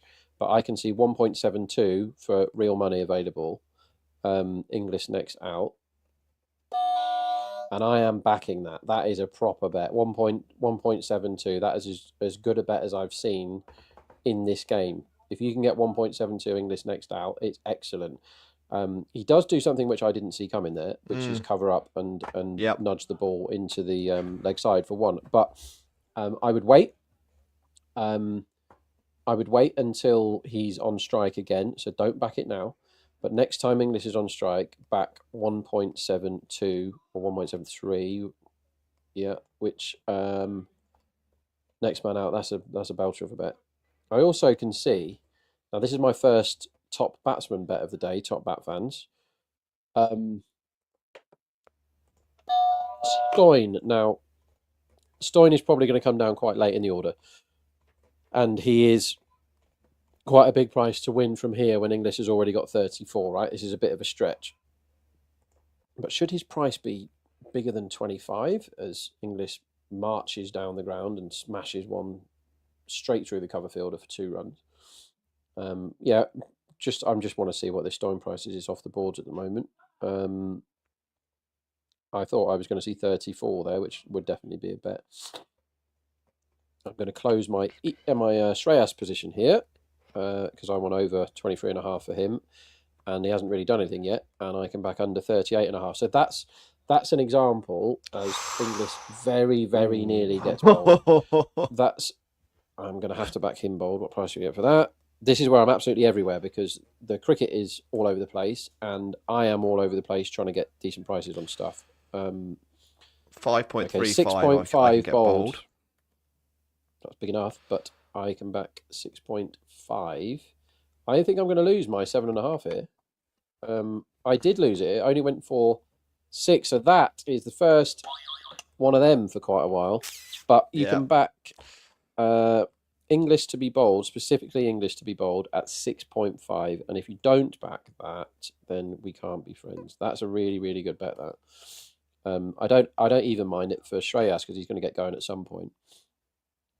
So that's the first low intent over we've had so far, and Hardik comes into the attack. What do you think they're going to do to Hardik? I would imagine we'll see some shots, Rob. Hardik's quite a canny bowler, so I think they'll be high intent. I also think there's a decent chance for wicket in this over. A caught wicket specifically. Something sort of banged in. We saw, so if we think back to the first thing, we saw Kyle Jamieson bowl really well back of a length with lots of variations. That's something that Hardik can do. Let's see what he does. In he comes. He looks like he's holding the first one seam up. Great ball. But great ball. It does. He rolls his fingers over it, I think, and he gets it to kick out the surface. Did it hit Inglis in the head? Let's have a look. Yeah, it does. It glances off his helmet. It's not been sconned, as it were. It's more of a glancing blow, and it's not a quick delivery, but very seriously deceived. Inglis is trying to hit that out the stadium as well. So I think that wicket, I think, is coming. Here comes. This makes me want to have it. Why no concussion check there? That's the first time ever. Dot ball. I'm backing Inglis, who has just been hit on the head. I'm backing and not being concussion checked. I am backing him under 62.5. For a man playing like this, another 25 looks like quite a lot to me, Jack. He is definitely taking big risks. Sure, he might hit the next ball for 6. He tried to hit the last one for 6. But I think that's too many. I think he could lose his wicket at any time the way he's playing. That was quite a good ball from Hardik, angled in, and he gets off strike, which I think is probably a good thing for him because he was ticking there. Yeah. English. What a knock, though. Anyone that gets 20 off Bumrah in a knockout game, that is absolutely stunning. Well, he's got 20 off Bumrah, off those 6 balls. Off his other 14 deliveries, he's only scored 18 runs. So I guess Inglis will be praying that they bring Bumrah back on. You're saying Bumrah's rubbish? Is that what you're saying? Well, Inglis is. It's pretty clear if you look at Inglis's stat line that Bumrah is the weak bowler in the Mumbai pack. As Hardik comes in, back of a length, pace on, they'll pick up a single. I think I don't mind Punjab with a little bit of consolidation. I think if you let this happen for another over after this one, then the rate becomes an issue. I don't think you can afford to be complacent here if you're Punjab. I think that you still need to be thinking boundaries. I know Hardik brings a wicket threat, but he is also a bowler who you can hit boundaries off. I feel like perhaps they've gone too far in one direction here. As that is I'm having a big bet given. on the. I'm in That's a big out. old trade. It's a wicket. Is it out? Yep, English has been given. Is he reviewing it though? Let's have a look. I hope not, because Yeah, I'm on his Kings are unders reviewed. and I'm on. Oh, boo! He's probably not out then, because you don't review a caught behind unless you're pretty confident you haven't hit it right. So I'm just seeing what the market does. Let's see. Market seems to think it's out. I mean, it's gone all the way out I- to 2.24. It No, was I think that's sort of near half out. evens. I don't Um, think he's hit it, judging by the pictures that we're getting. But our stream isn't great there. Market's gone to 2.33 now, so it's still going. So because I'm on English unders and next man out for quite a lot, I've backed the 2.34 in the market here. Yeah. And if it is out, I will make my position on the match with the worst. Let's see what happens now. He's nicked it. Thin edge. Oi, Yeah, oi! very easy. So now I'm going to give my bet back at 2.8 and take the small loss that I've done. That's fine. And if you followed me in there over the last couple of minutes, then that English next out at 1.72 and the English unders has both just copped. So that is lovely stuff. And he looked like he's done a great job for his team, right? Under 162.5 it was. He looked like scolded cat. He was trying to hit every ball. But as you said, Jack, actually for the non-Bumrah balls, he wasn't having the greatest time of it. And yeah, that was a good unders bet, and out he goes. I wonder how many millions of coins I had on that. The king of trades isn't having such a good second innings. I'll disclose that. I'm down. I think I've only won one, and I've got English next man out of this pair. Nihal Wadera will be the next man in. He's had his moments this year. I've quite enjoyed Wadera in Yeah, I the think he's a good 2025 player. IPL. What an over this is, by the way, from Hardik. Not only has he I did stopped call the run, wicket, he's but I got the didn't bet danger on man it. out. Oh, I didn't trade on it. I backed wicket rather. in the ninth. I backed wicket in the ninth for my virtual coins, so I've almost certainly done it in now, because even though the Punjab way is never rebuild, they've shown evidence that they have done some rebuilding, haven't they? In this one, Yeah, because this is a another knockout block. game. They're I drifting think a little Shreyas bit. is anchoring a bit here. Yeah, they've gone all. So I did quite well to close my position at 2.8. So I made a bad move, which was a partial hedge against my unders and next man out that I whacked. But the bailing at 2.8 as the market was reassessing for it actually being a nick, quite a big nick as well. So Yeah, strange review from English. Like so anyone that says you always know when you hit it is clearly talking nonsense. I don't know from a playing point of view because I'm absolutely hopeless. But these international cricketers here are nicking the ball behind quite clearly as far as the technology is concerned, and they genuinely don't know, because you don't review that if you know you've just whacked it, do you? What I will say about dismissal methods, Jack, is that we have had 9 wickets today, and they've all been caught, and 3 of them have been caught by the man with the gloves on. So it is very much a caught pitch, as opposed to the one we were watching a couple of days ago. yep. Shreyas plays about the most low intent shot for a single you could possibly hope to see.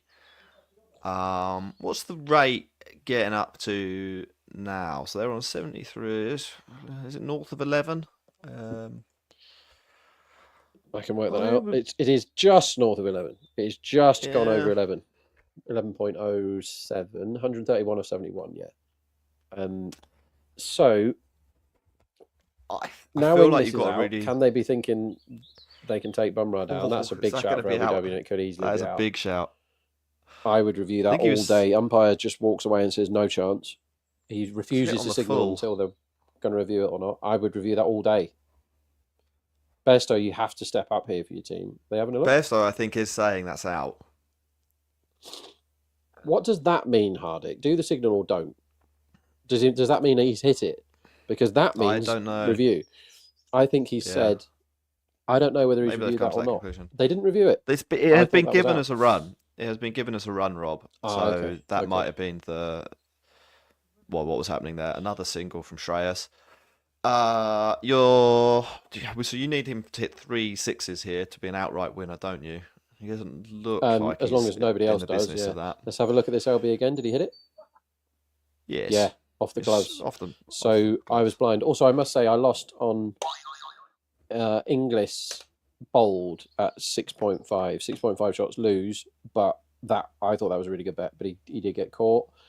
We've had a few losers today. We've had absolutely bucket loads of winners, Jack. I am under it on the trading game because I smashed wicket in this over thinking English was going to get out in it, but then he got out the very next ball. So I am going to need a reload for the final if I keep going this way with my virtual coins. Virtual coins, brains, real money, fine. And I'm got to be honest, I'm quite happy it's that way round and not the other way round.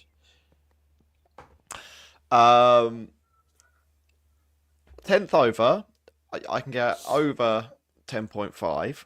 Over 10.5? Over 7.5 at 1.5. I feel like they're going to have to put the foot down. I think that's a giveaway, surely, unless we think Bumrah is maybe going to bowl, as that is palmed over the boundary for 6. That should be a wicket. So Santner has bowled an appalling drag down, like properly bad half tracker. Wadira has played a terrible shot straight to the man who should be standing on the fence. If he's on the fence, he catches it at waist height. He's 5 yards in from the rope, which he obviously shouldn't be, and he's misjudged it completely and dived underneath it. I'm not sure who it was down there. I couldn't see. Wasn't Bauer down there, was it? I don't think it was Bauer. They did a shot of an angry-looking Hardik Pandya instead of a guilty-looking fielder, so it was quite difficult to tell. I think I'm going to spin the wheel, Jack, seeing as we've got 2 minutes. How do I do that? You go to cricket8.com/play. Spin the wheel. Here we go. Spin daily for 3 coins. Yep. So you can all do this at home. Spin the wheel. And to do that, you press the imaginatively titled box. Spin the wheel. But it does exactly what it says on the tin because the wheel is spinning. How good does that wheel look?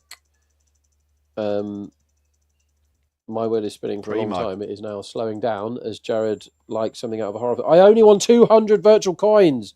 It says, is that it? Bhagya Chakra. Apologies, everybody, if my pronunciation is appalling, which it is in English. It was going to be in any other language, isn't it? Want to multiply your winnings? Of course I do. What do I have to do to multiply them? I get a question. Are you ready? Yep. Question is, the Ashes is currently fought over how many test matches? Well, that is one I know the answer to. And the answer is, well, it's 3 because Australia go 3-0 up and then they play the other 2 just for fun. But the correct answer is the one I've been given. We might as well do a couple of quick fire questions, Jack, because do it. So I've turned my 200 into 600 just like that. Which of these cities hosted an IPL match in 2025? Was it Rajkot, Guwahati, or Kochi? Guwahati. Excuse me. The answer is correct. It is Guwahati. Next question. Good stuff, Jack. Next question is, in what year was the impact sub rule introduced into the IPL? 22, 23 or 24? I think that was 23. 2 years ago, 23. Right? Yeah. Correct. We're 2 from 2 and we're cooking on gas. We're 3 from 3, including the bonus spin the wheel triple up question. Which of these IPL legends has the highest IPL batting average? Warner, Rahul, or Kohli? We said Kohli last wrong. time, didn't we? Yeah. The answer is KL Rahul. It's KL Rahul was the answer. I thought it was Warner, but it wasn't. Which of these players has not taken an IPL hat-trick? Well, we know that is still Suresh Raina because Rohit and Yuvraj both have. I can't really remember Yuvraj's, but I remember Rohit's as if it were yesterday. Before 2025, when did Punjab last make the playoffs? 12, 14 or 2000 16. I think it's 14. 14. Could be 12. That is correct. I'm happy about that. Yep. That is correct. Chuck me another 50 coins, as I'm just about to have a bet of at least 3 million to get myself back in the game. Who has hit the most sixes in the history of the IPL? It's not Dhoni. It is Christopher Henry Gale, my full-time hero. Can we do the next 2 questions, our last 2 questions before the next ball? Get ready. Which player has the most orange caps? We know that's David Warner. Hardik is actually into bowl, and it is single. pretty high, pretty boring, no risk single again from Shreyas as he walks to 12 off 11. Who's the only non-Indian player to win the IPL Emerging Player of the Year award? Did we get that wrong last time with Fizz? No, that's right. Rabada. Yeah. All right, that's Fizz, good. I got it wrong this time. So I got 6 out of 8 right, and it should be a message that said should do better, particularly as I've had at least half of those questions before. Back to the cricket. They need 122 of 65 with Wadira facing up to Hardik. Yeah, and here is Hardik. Hangs it in. There is Wadira, and there goes the ball. That's 6 runs. That is good for the game. That is good for Wadira. That is good for the trade. Is that a drop we've catch, got. Jared? A ball just rocketed into the hut that I am in now from a game of cricket that is, as often happens at the Kimber household, a game of cricket has broken out next to me, and the ball has just rocketed into the hut where I am holed up for possibly ever. I don't know when they're going to let me out. Why have you been captured by Jared? Why has Jared and I are captured you? doing some stuff on TalkSport in the morning and on yesterday morning. Okay. So I cannot get from Cheshire to home to to the studio and back again. So Jared is very kindly feeding me, putting me up, wearing some nice trainers. Nice. He just did you misfield that ball that hit the hut? Is that what happened? No, I was keeping it. It was by. He was keeping his bye, so he's let byes go past, and that goes against you in the scorebook. He's saying he's blaming the pitch, as all bad workmen do. There's another shot there that. Yeah, no, anyway, sorry, that was the over before. I thought he'd pound it, but actually he just was standing in the wrong place, and it goes over his head cleanly. Back to live. Hardik's in. That's a very, very delicate and very, very good shot from Shreyas Iyer, who has finally decided to do something that wasn't take a single. Banged in and just flicked over the wicketkeeper. Punjab moving back in the right direction. Rob, they went out to 3.5. They're back down to 2.3. It's a proper game of cricket, this, isn't it? Like, we have seen all sorts of action. And our producer is asking for you to turn on the lights. And you've gone quiet. Can't hear you either. Here's Hardik. Accidental meeting, and I realise I'm now sat in the dark because the sun has disappeared. Okay, I'm going to mute myself and shout Jared in. One moment, please. Yeah, bring Jared in, and I think you might be on the wrong mic because you sound completely different. So something has happened. You'll have a moment to sort it out. There's 1 ball left in the Hardik over. King of Trades has won again. I had over 7.5, but plenty over 7.5. That's fantastic news. 94 for 3 are the Punjab Kings in their chase of 204 to win and get a place in Tuesday night's IPL final. Hardik will complete the over. It is slapped around the corner and it is dropped, and I think it's been dropped before. Is that Trent Boult? Trent Boult, normally such a safe pair of hands. He's running round. It's a simple catch, to be honest. If Rob Barron was here, he would be raging at that. The Ambanis have got their head in their hands, which I'll be honest, I do find kind of amusing. And that could be an absolutely massive moment. Wadira is, he's teeing off. He's playing a shot of ball. If you're over at cricket8.com on the trader, surely you should be banging your coins onto Wadira as next man out, and I think I'll be doing that. Next time he's on strike, you've got to follow that rule. Always trade on the man who's on strike. Still not got Rob back. Jared, I don't know, some sort of back garden cricket related incident has maybe destabilised things there.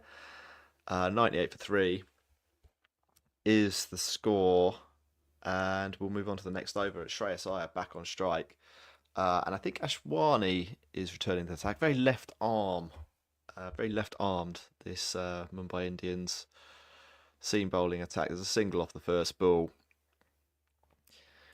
and we move on. So 105 or 59 balls, 7 wickets in hand. You couldn't ask for a better. You couldn't ask for a better semi-final, I don't think. And we've been really lucky that the rain, after quite a long delay, has stayed away.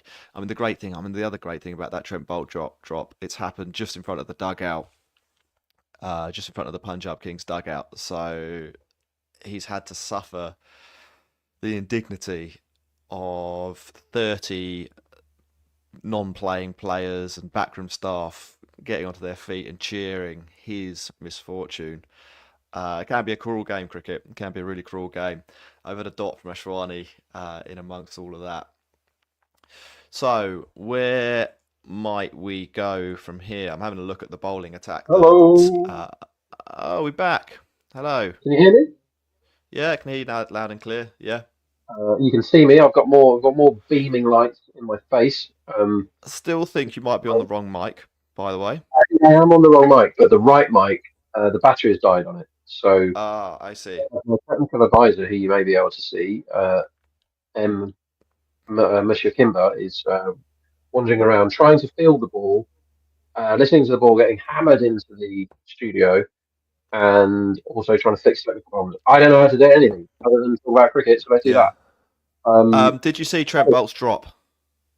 Yeah, I am both furious, because I'm always furious when professional athletes drop catches. That is such a dolly, Jack, and it's a wicket, and that's on such things knockout games can turn. And Gujarat found themselves getting knocked out of the IPL, having had a great season, because of drop catches mainly. And Mumbai are in danger, as Wadira plays the lead, which is also completely unacceptable, are in danger of going the same way. As I now get quite interested in the top bat market, because English only got 38, which is very beatable, but it can also win. So I'm trying to work out the price on under 20 for Ia, under 20 for Wadira, and then under 20 for somebody else. And it's a lot bigger than the market thinks. So there must be value in somebody else. Stoin 20, not bad.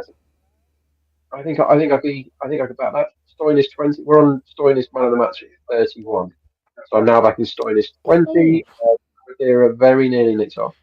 By the way, I backed in all that, Jack. Sorry, I backed next man out Wadira at 1.66, which is available.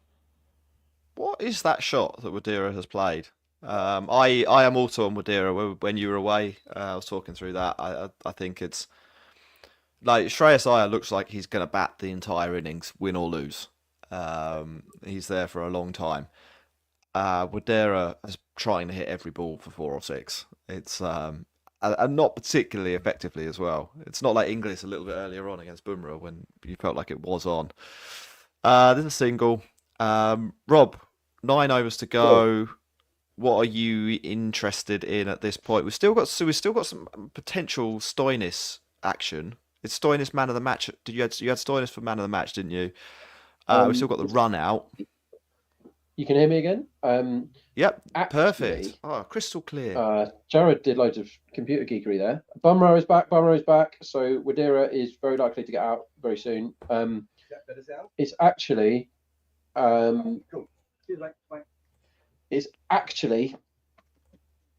danger time for Wadira. Very good time for Shreyas, who hasn't done something. But what I was going to say after the actually was Stoinis is in a really good spot to win player of the match, even though he hasn't done anything. Yeah.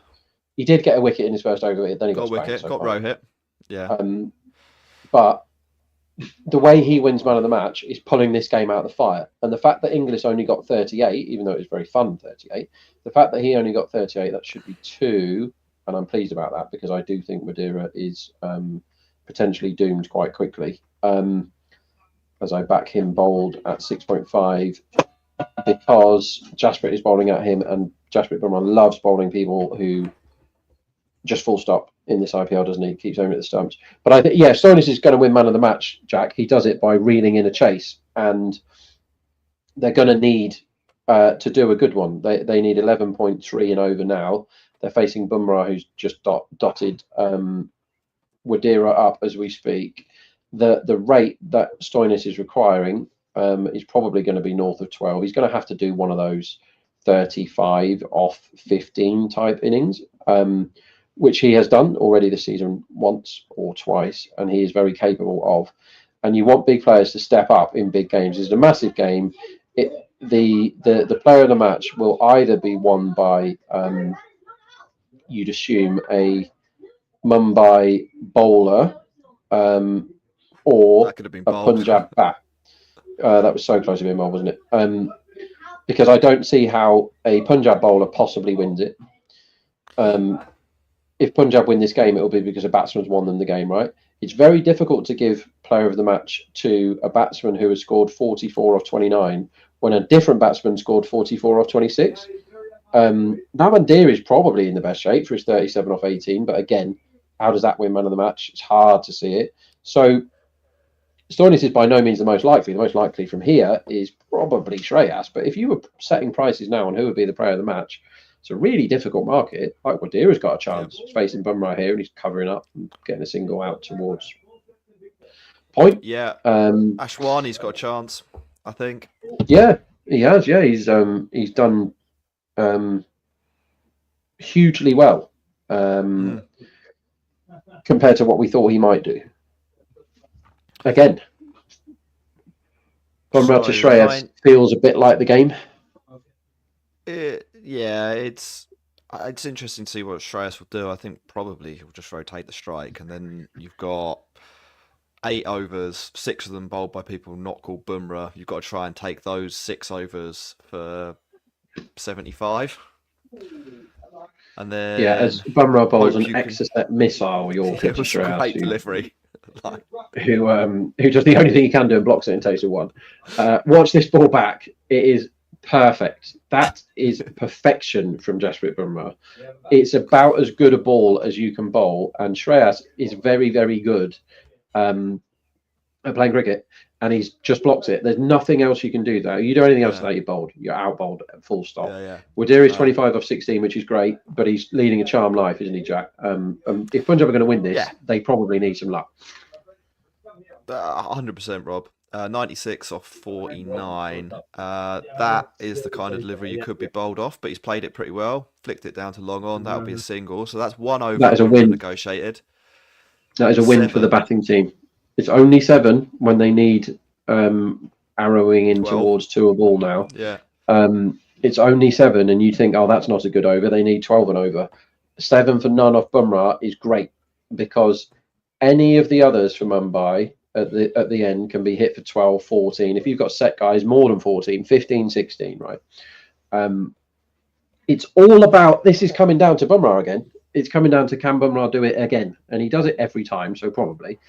But it's a lot of fun. A couple of questions in the comments here. Lone Quester says, why are there such few markets in Trader? Firstly, there's loads. Second, do the agency charge per market? No, Decimal provide the markets in Trader, which is a company that I work for, and they have 50 cricket traders who provide odds for cricket all around the world. Over 10,000 cricket matches a year. Cricket of ranging from this standard to questionable standard. We've done games with Indian YouTubers playing against each other inside what looked like school gyms. Court was 1.1 and it was probably a bit. And they provide these. So there's quite a lot of markets out there on Trader. There's lots of things to get your teeth into. And also, if you look, it's not just this game in town. There's loads of other ones you can trade with as well. So you can punt away your virtual coins to your heart's content on over 10,000 games every year. As I can't stop thinking that Wadira is going to be the next player dismissed as Shreyas. It's goes his big. first, hopefully of many, sixes, and that is overs for him. That's his over 23.5 in the satchel. So I'm now looking for a middle, Jack, but I do not want to win, because I was on Shreyas overs, then I backed Shreyas unders. I think it was 38.5 or something. And it is 38.5. I've just looked, and I really, really don't want it to win, because I want him to get the most sixes. I want him to keep gunning them over the rope. What a game of cricket. It's not a million miles away from a coin flip, this. Mumbai is still holding favouritism because they have Bumrah, but it's 11.48 and over, and it's feeling so similar to the Gujarat game. It's so similar. It's so... Another six. Sorry. Carry on. It's 11.5 and over, 7 in hand, 2 set, good pitch. You would say normally that's a doddle. And the reason why the market isn't in favour of the team that's got that equation in front of them is only Jasprit Bumrah. He's the only person that can make a team favourites to defend from this position. Normally, if you said you can have 1.8, you can have 2.3, which is what we've got now. 2.3, a team with 2 set men, one of them is Shreyas, to knock off 11.5 and over at Ahmedabad, you'd be all in. But the fact that the guy trying to stop them is called Jasprit Bumrah, even when it's the Jasprit Bumrah that has been hit for Rob, 20. Is that all the way? It is. 6 more for Shreyas. That is a good thing. We need starting to cook. 2 more to be in the lead for the game. He's up to 31 off 17. Difficult to know what Topley can do here, to be honest. I mean, he tried to go short, got hit for 6. That one is on the length. It's gone for 6. I don't know whether his variations are going to be up to it. New favourites, everyone. It swung really quickly there, didn't it? Took just the second 6. It's gone from 2.2 to 1.74 for Punjab. Big swing. Topley in. That's drilled back over his head. Is it all the way? It is. Into the sight screen. 6 runs. It's 6-6-6. Back to back. The number of the devil. Pleasing. That is devilish for Topley, who has turned up to the team as what we thought was a better replacement for Gleeson, who was unlucky to be injured last time and actually bowled fine. He's bowled 16 balls in this enormously important game for his team, and he has gone for 4-0, 40 runs, including 18 off the last 3 for Shreyas, who is no longer somebody that I'm pleased to be opposing for next man out, because he's hitting every ball for 6, Jack. So I don't want to be on this 4-6 that I'm on for Wadira next out now, because what Shreyas has done here is he's picked his matchup and he's going, so his wicket percentage has now gone really, really high.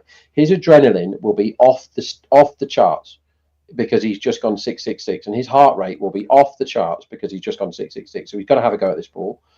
He's had a go at it. He's missed it.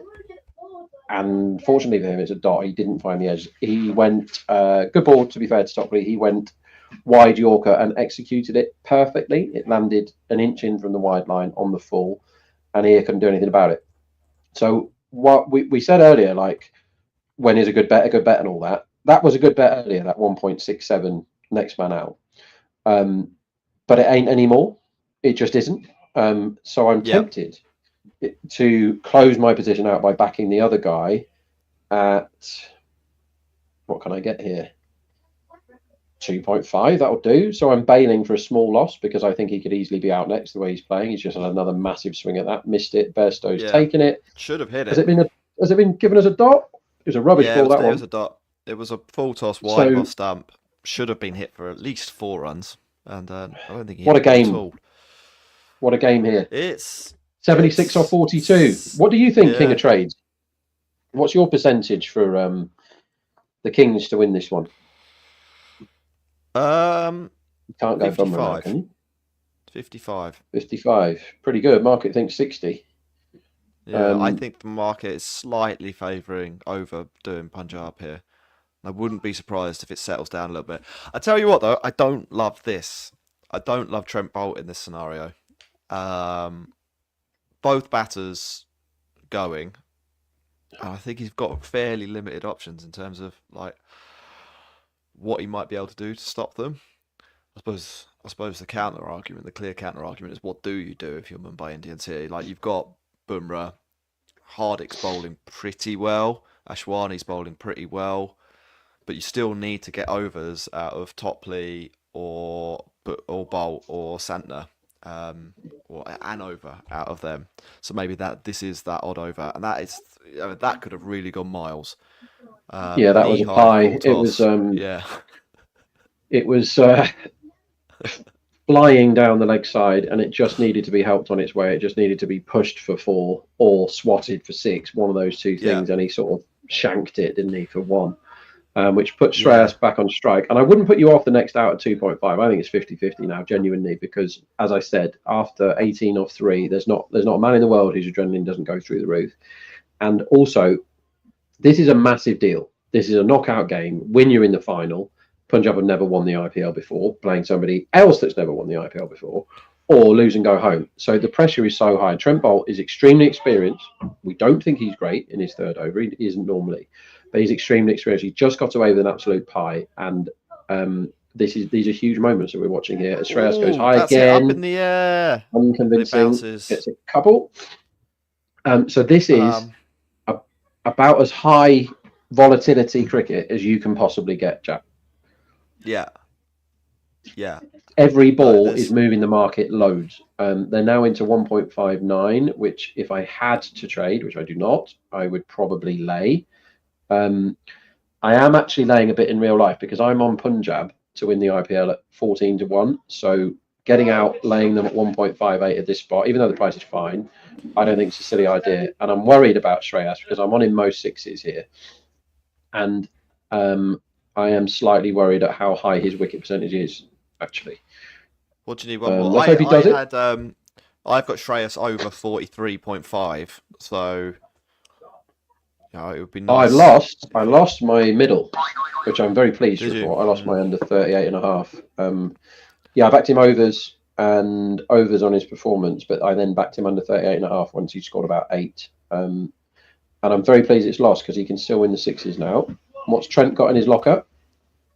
Oh, is that going to go up and it's flown over short third and it'll go away for 4 runs. It's probably should have gone for 4, but like in the direction that the batter was aiming, which was mid-wicket and not over third man. He's aimed there and it's gone there, but the net result is 4 and that's good. Bolt's gone for 8 from his 5 balls here. Is it 4 balls? Could be 4 balls. Tricky situation. They could have gone for more. To be honest, it's not been a great over. That's not a bad ball. Oh no, deceived. I thought that had been check driven to the fielder. It hasn't. It's gone over the fielder's head. That's 4 runs. This is big. Yeah, that is a huge moment.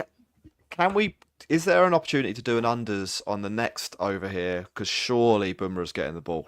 The game is drifting away. It was almost like they were looking at the market last time, because the second that Gujarat went favourites, they brought Bumrah back and he broke the partnership and cleaned Washington up for his 44 off 24 or whatever it was, with one of the best balls of the competition. They are now 3.7. They're 11-4 to win this cricket match. And the reason they're not 6 is because they got Bumrah. So I agree with you, Jack. I think they're very likely as Bolt bowls another wide. We said earlier he ain't no good when he comes back, and he's come back and he ain't been no good. You can see 11.5 for the next over. What you're basically saying is I'm betting that Bumrah bowls it, aren't you? Yeah. You're basically saying that. I can see 11.5. I agree with you. I think what does the trading tool say? I think 11.5 is probably a run too high, given that it's 65% to be Bumrah. 11. You can get 10.5 2.08 or 11.5 1.82. I like the 11.5 there. I'm going to join you. I'm going to join you with my coins, and I need to win on my coins because you're stuffing me today. Well, what you should do is go overs, because then if I lose, you win. If you see what I mean. Like if you are just playing in direct competition. No, I just have more though. I just have more than you. So that's yeah, that's a good way. How much you putting on? I better. My 4 million. Here is to just 4 million virtual coins. This is blast yourself out of trouble territory now. Do not do this with real money. If you're trying to beat one of your mates, as I am now, absolutely do it with virtual coins. 4 million coins, the biggest bet ever placed on Cricket 8, has just been placed on under 11.5 runs in this over right now at 1.82. The reason why I've done it is because I thought it would be Jasprit. And I'll tell you now, ladies and gentlemen, it is Jasprit Bumrah bowling at Wadira. He's going to bowl him. And I don't mean he's going to bowl him a ball. I mean he's going to bowl him and smash his middle stump if it's anything like what happened to Gujarat the other day when they were in an extremely similar position. They weren't quite as far ahead of the game as Punjab are right now. But basically, if Bumrah doesn't bowl a good over this over, this game, Jack, is done. I quite like LBW as well here. Someone shuffling across in front of their stumps. Trying to work. Wadira wants to get off strike here, doesn't he? He's not going to swing it in, is he, Jack? Here we go. Oh my goodness! It nearly killed Bumrah. On the other end. That is a drop catch. So this has been an all-action cricket match, and that is all-action cricket. So it was actually a full toss from Bumrah, whose full toss, compared to everybody else's, his full toss is lethal because he gets the extra dip. It almost, not the dip. It almost rises. Rise. Right? Yeah, so when it comes, it's everyone else's full toss does this. And Bumrah, because of his unique release point, it does that. And it nearly got him a wicket. It was a very difficult caught and bowl chance. But that could have been it. Joe, the other bowler that does that? I'm trying to think of someone with a similar release point. Patharana, maybe? Here is Bumrah, and that's a slower ball. Missed. Patharana gets it to go the other way because he bowls from an angle where you don't get backspin on the ball. So his actually dips more than you think. Think about how Malinga used to get loads of people out LBW or bowled, and they'd be swinging over the top of the ball. It's because that's going down faster than you think. Jofra Archer, loads and loads of backspin. Very good. On yeah, the ball. Good stuff. That gets a very similar motion to Archer. Good point. Good point, Jack. Good point also from Hawkeye in the comments. He's saying this is the Wadira revenge game because he was on the books at Mumbas. And here he is running against his old side. That's a bold candidate. I am backing single. I am backing dots at 3. What can you get on the trader? I'm backing 3.25 for dots, which include wickets for the next couple of balls of this. He's bowled 1 in 3, which actually is about right.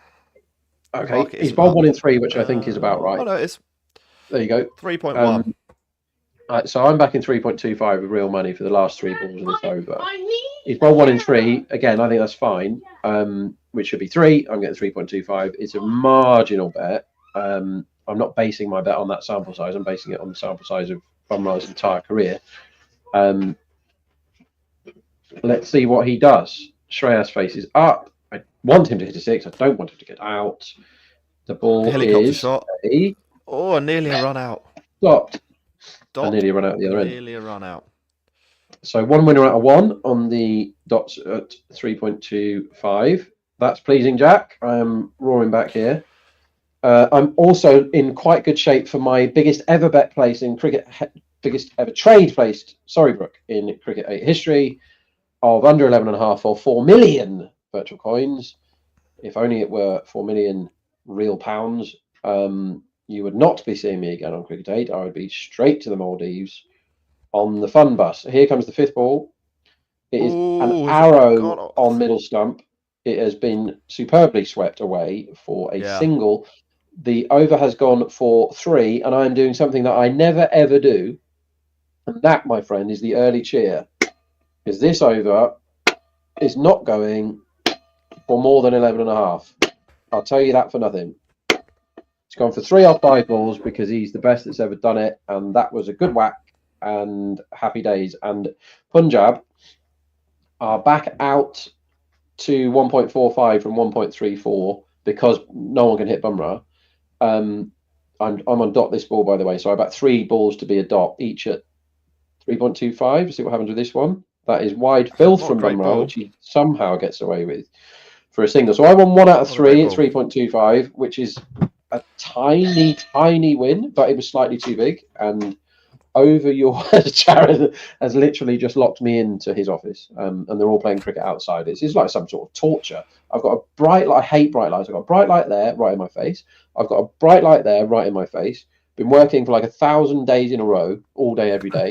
And Jared has got a barbecue, one of my favourite things, going on there, and he's got a cricket match going on there, and he has locked me in the room. So it's like the Homer Simpson purgatory death mode. Yeah, so there you go. So Jared Kendall used to host cricket, and now all he does is antagonise me in my life. The price is 1.43. I can close out for a decent green on this match, but I'm leaving myself flat Punjab and jackpot Mumbas, basically. Here is Ashwani then. I've TB small, and I'm on Punjab decent at 14. Near the end So I of don't mind hitting the jackpot here. Near the end of the last over, I went overs 10.5. I'm quite happy with that scenario. If you think about this, I mean, from Punjab's point of view, they need to kind of be doing 12s off everyone that isn't called Bumrah. To give themselves the Wadira's space. gone up. As And Wadira long. goes deep And 6, over the that's a side really, screen. really good shot. That could be the game. That might have iced it. That has busted the market from 1.5 to 1.25 while that ball was in the air. Yeah, he got hold of that. Now the cheer is, it's a dangerous cheer. Now the cheer is my Shreyas Mo 6s. I think this game is pretty much done. That might be shot of the day, Jack. That was superb. He hasn't just got hold of that. That is out of the screws and the bolts and the nails and the hammer and everything. That was out of the whole 9 yards. Magnificent shot. You'd call that the moon shot, I think. It's a dinger. Here comes Ashwani. He's gone down that leg side. Yeah, he's been wide. wided. 7 off that ball should be terminal for numbers.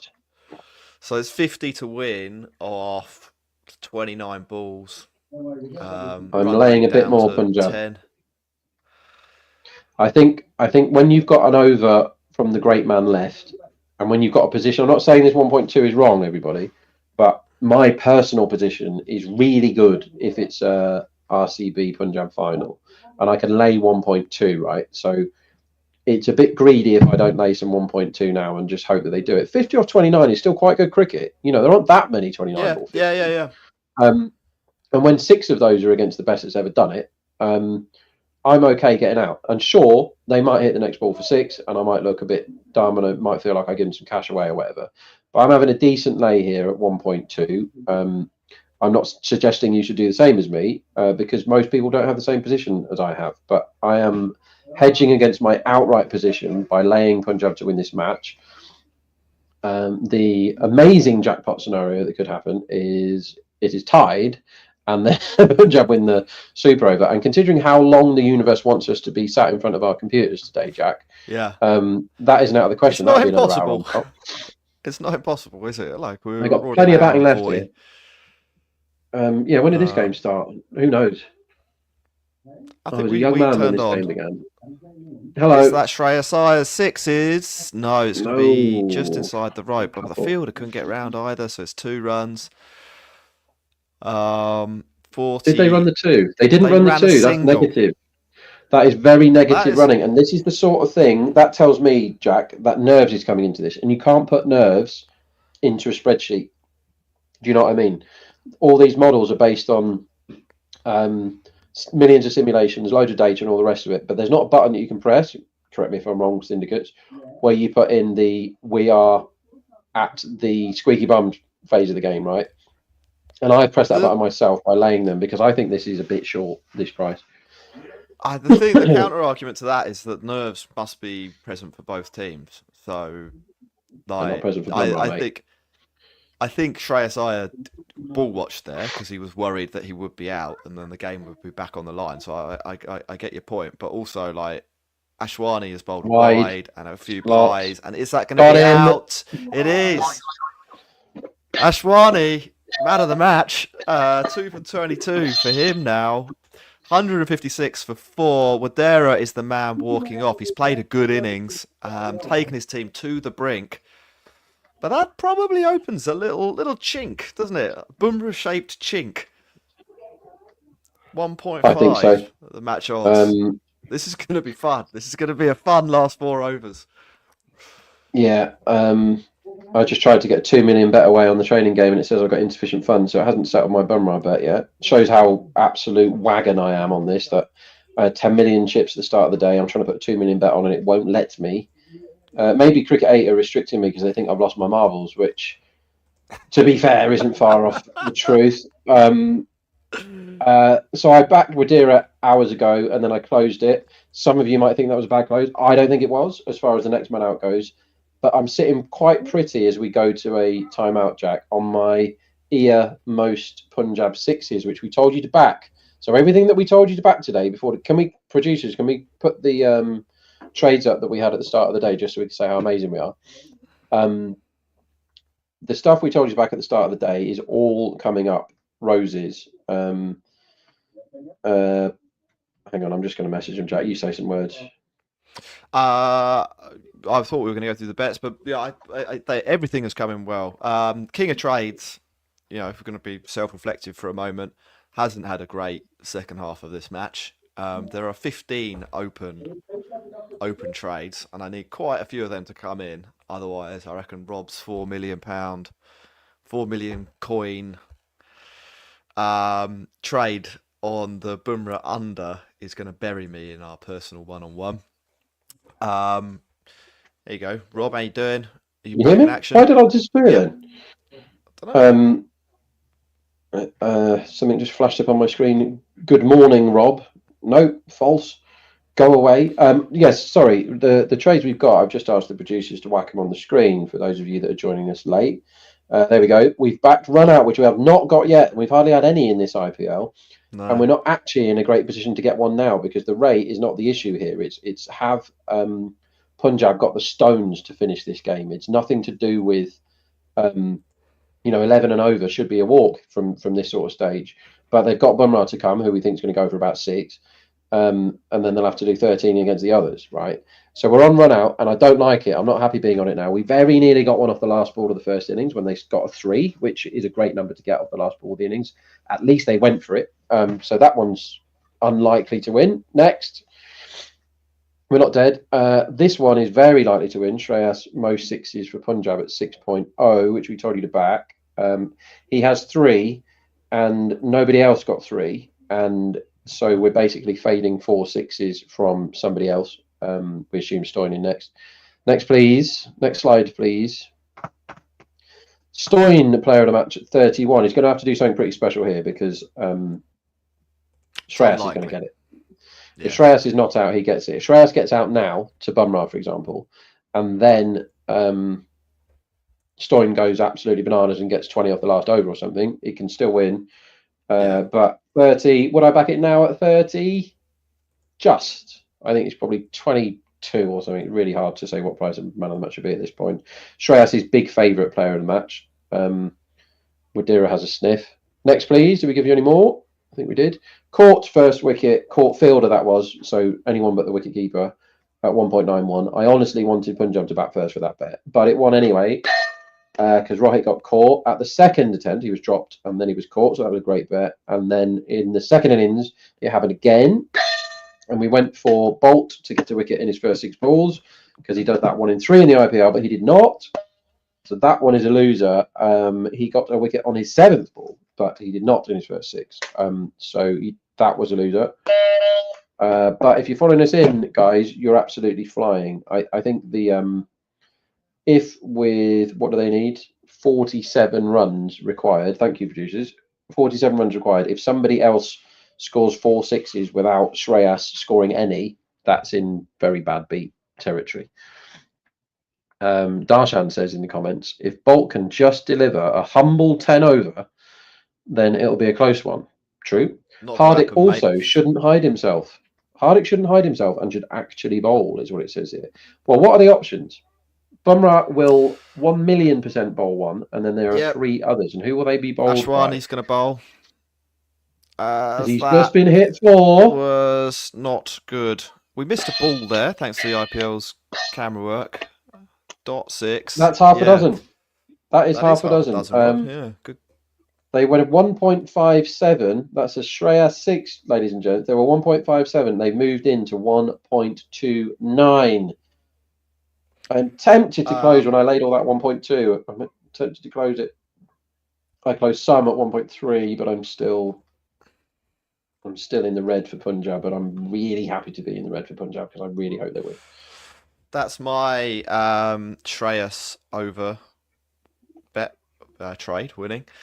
And my 2 Punjab 6s are going to come in. So I'm back over 10 million coins. How much are you up in Coinland today? Well, I don't know. I did have 4 million coins on that over. When am I going to get cash with that? I've got 700k in my account at this moment. Oh no, it's just gone up to 1.4 million, so something must have won that I backed. So can't even remember. What did I bet? I backed. No, my open. Oh yeah, my next man out has been sold. But my 4 million, which is going to return 7.2, I should be able to add this up. I'm still down. I'm only on 8.6. Okay, I've got a million on Punjab to win the match from earlier. I think I still need to smash into something. Bolt has the ball. What can Bolt do? They need 10 and over. Here he goes. First one is a single. Flicked. Single. I think they need more than 10 and over, though, don't they? Because you can't. I don't think you can bank on getting 10 off Bumrah. I agree. So I would be. By the way, Shashank has come in and not Stoin. That is really backing him, isn't it? That is really, really backing him.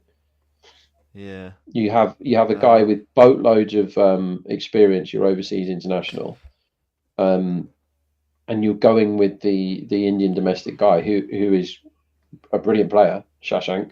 Don't get me wrong. Here comes Bolt. It's still behind square on the offside. That'll be 4 runs. Dive by the fielder. I think maybe should have stopped this, to be honest, Rob. But couldn't get down. And it is Reece Topley. It's a long way down for a man who is 83 feet tall. Do you think there's a chance that Santa bowls in this match? Do you think it's possible? I think. Let's say it's the last over and they need 8. Yeah, I think I was going to say it. I think in a kind of fringe scenario there is that possibility, but after this over, I think Ashwani, Bumrah, and Hardik bowl. I'd be quite surprised if. I'd be quite surprised, even in that scenario. I can't see them giving Santner the ball. Actually, so no. It's a very verbose way of saying no, Rob. Do you think Santner will not bowl? Do you think that somebody in the comments, hi Cara, said Santner would have gotten Ear out by now? I keep calling him Ear. It annoys a friend of mine called Toby. It really annoys him that I keep calling him Ear, so that makes me want to do it more. Santner would have gotten him now. He or she says. Maybe so, but he is probably the best player of spin in the whole wide world. And if he isn't, he's in the conversation. As Bolt comes in, bowls a full toss, it goes down the leg side, there's a run out chance, it's very close, but it's not. I think he's pretty safe. Yeah. No one's running around. Normally, good bit of fielding pointlessly. Everybody knows that isn't out, but they check anyway. Fair enough. 2 reasons why they check. One is it's a really important knockout game. The other reason is they're contractually obliged to make the IPL games last as long as possible. The hilarious thing about today was they were told they had 90 minutes to bowl 20 overs. And that's my friend, is out, and the run out, and there's the run out, and there's the run out, and there's the run out. That's a great, unbelievable piece of fielding. That is absolutely delicious. Is it Shreyas as well? They set off for the single. This is what pressure can do, right? And you cannot put pressure into a spreadsheet. I think it's Shashank is out. That's the run out, Jared, as Jared's face appears at the window. The ghostly apparition appears on my left. He is.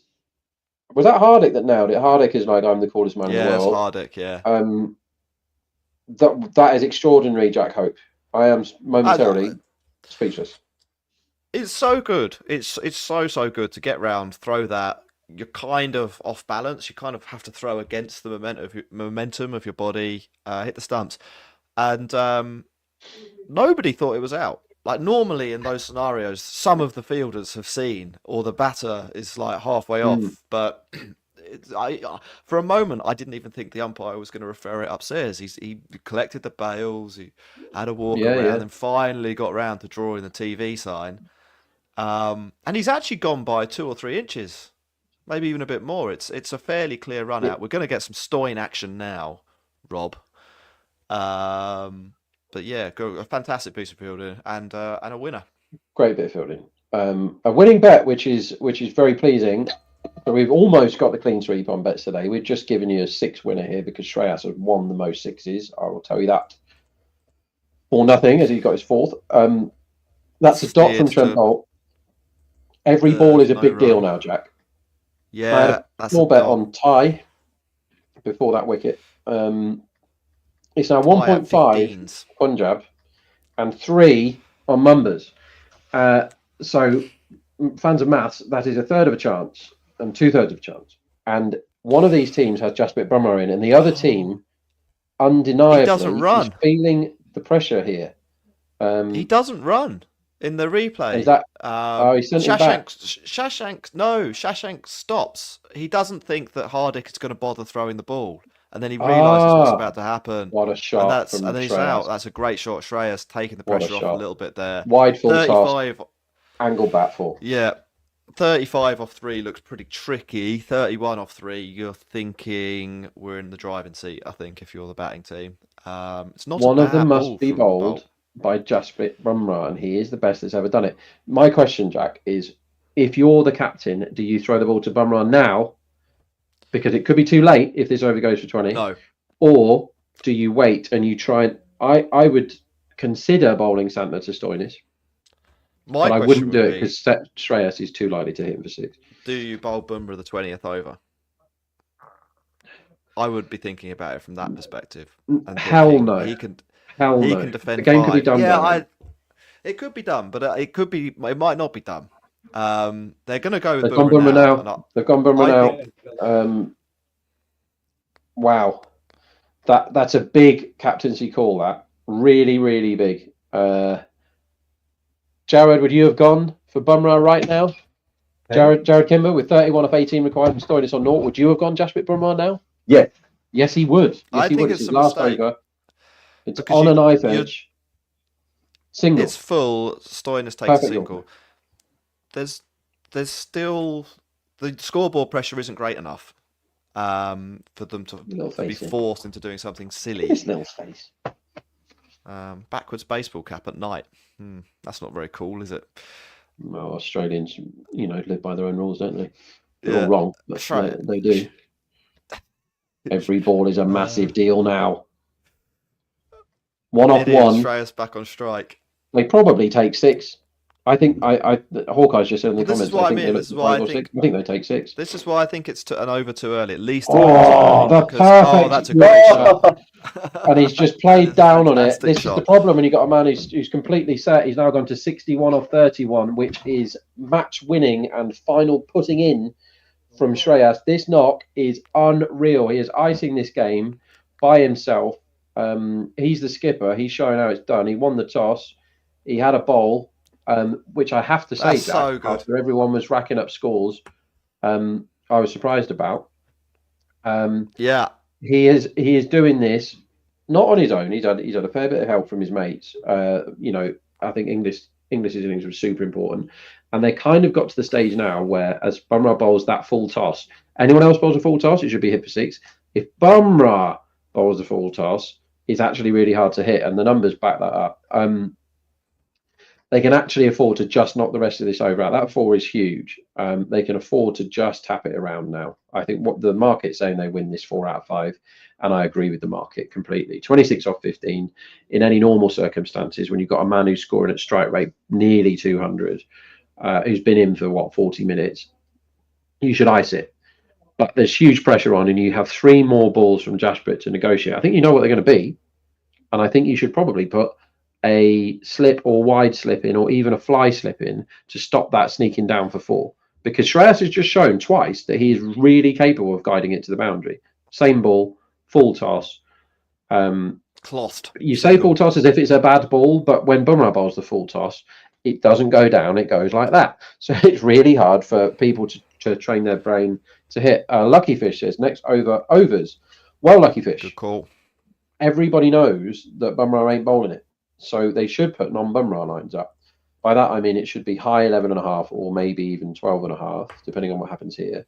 I quite like the over 11.5. I don't think it's a great bet. I think it's fine. I think I might have a small wager myself on the over 11.5. Bear in mind that he could get another wicket here, Jasper.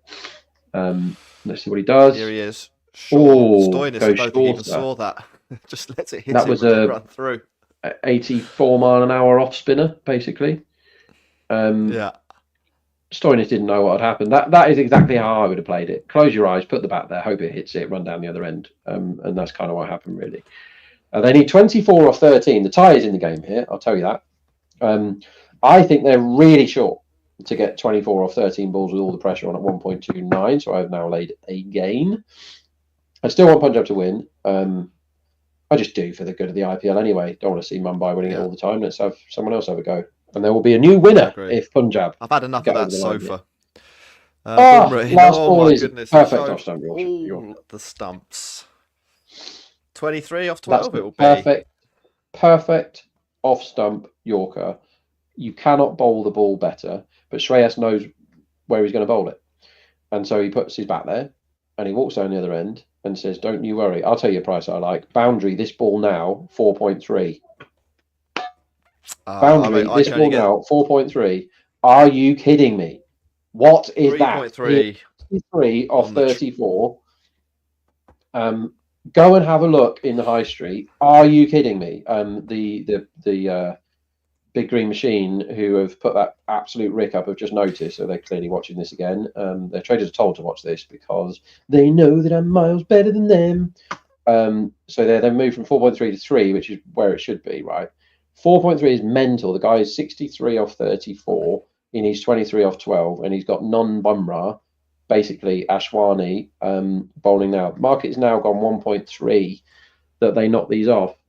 Pressure is unquantifiable, right? We don't know what Shreyas is feeling right now, but his innings, so to this point, Jack, his innings has basically been perfect.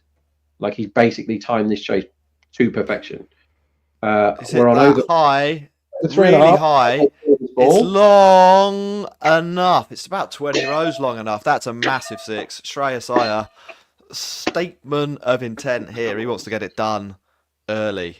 17 off 11. That is the game. A bit like over 3.5, that ball to me. It wasn't over 3.5.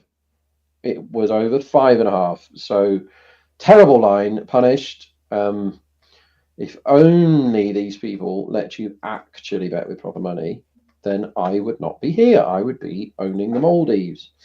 Anyway, the over 11.5 is looking in good shape. So the shout from whoever it was in the comments, I'm sorry, you've all been commenting so much that I cannot scroll up and see who it was. Whoever said overs next overs, they are responsible for the over 11.5 trade, and it is extremely unlikely to get beat from here. I put a million, this has been a tremendous coins on that. A million coins down. Oh, there's a dot wide. That will be Shreyas stepped across. No, he stepped across because Shreyas has gone too far. Yeah. I agree. Yeah. I'm looking for dots now. I think they might overreact and go too big on dots. Again, adrenaline, a million. It's dots. A no ball. Oh, mate. We said pressure was unquantifiable, but it wasn't the icy cool Shreyas that's felt it. It's the kid. And Ashwani, you can't blame him, as crumbled slightly under the pressure here. He's bowled a ball to a set gun in the slot, and he's been deposited. And the next ball, his adrenaline has gone too high. His blood pressure has risen too far. He's overstepped. Comfy. This is now a free hit. The market thinks the game is over. It's been walloped in the air. High, and it's going to go, isn't it? Yeah. For a massive, massive 6. And that, my friend, is the game they need. 10 off 10. Yeah. They've got a man who's 75 not out of the crease. He's played an IPL all-timer here. Shreyas Iyer. I know his how you meant to say it, but I'm going to keep calling him Iyer. Ashwani has come back into the attack, and he's gone 6, no ball 6. And the fat lady is not quite in full flow yet, but she is certainly getting her tonsils ready to deliver the coup de grace, because this is pretty much done, Jack Hope. Yeah, that's the, if there was any lingering hope, and I don't think there was much, to be honest, that was it, sailing over the rope there. 10 off 10. They'll be lucky to get into the next over, Mumbai Indians, I think. Got a feel for Ashwani, bowled really well in the first 3 overs. Not here, though. He's gone for 13 off the first 2 balls of this one. No Bumrah to fall back on for Mumbai. This game is over. I think they'll get a dot ball there, as Bairstow appeals for one that literally rolled along the floor. Don't think that's how catches work, and the umpire's laughing at him. Rob, is there anything left from a trading perspective, or are we packing our bags on that front? I'm looking at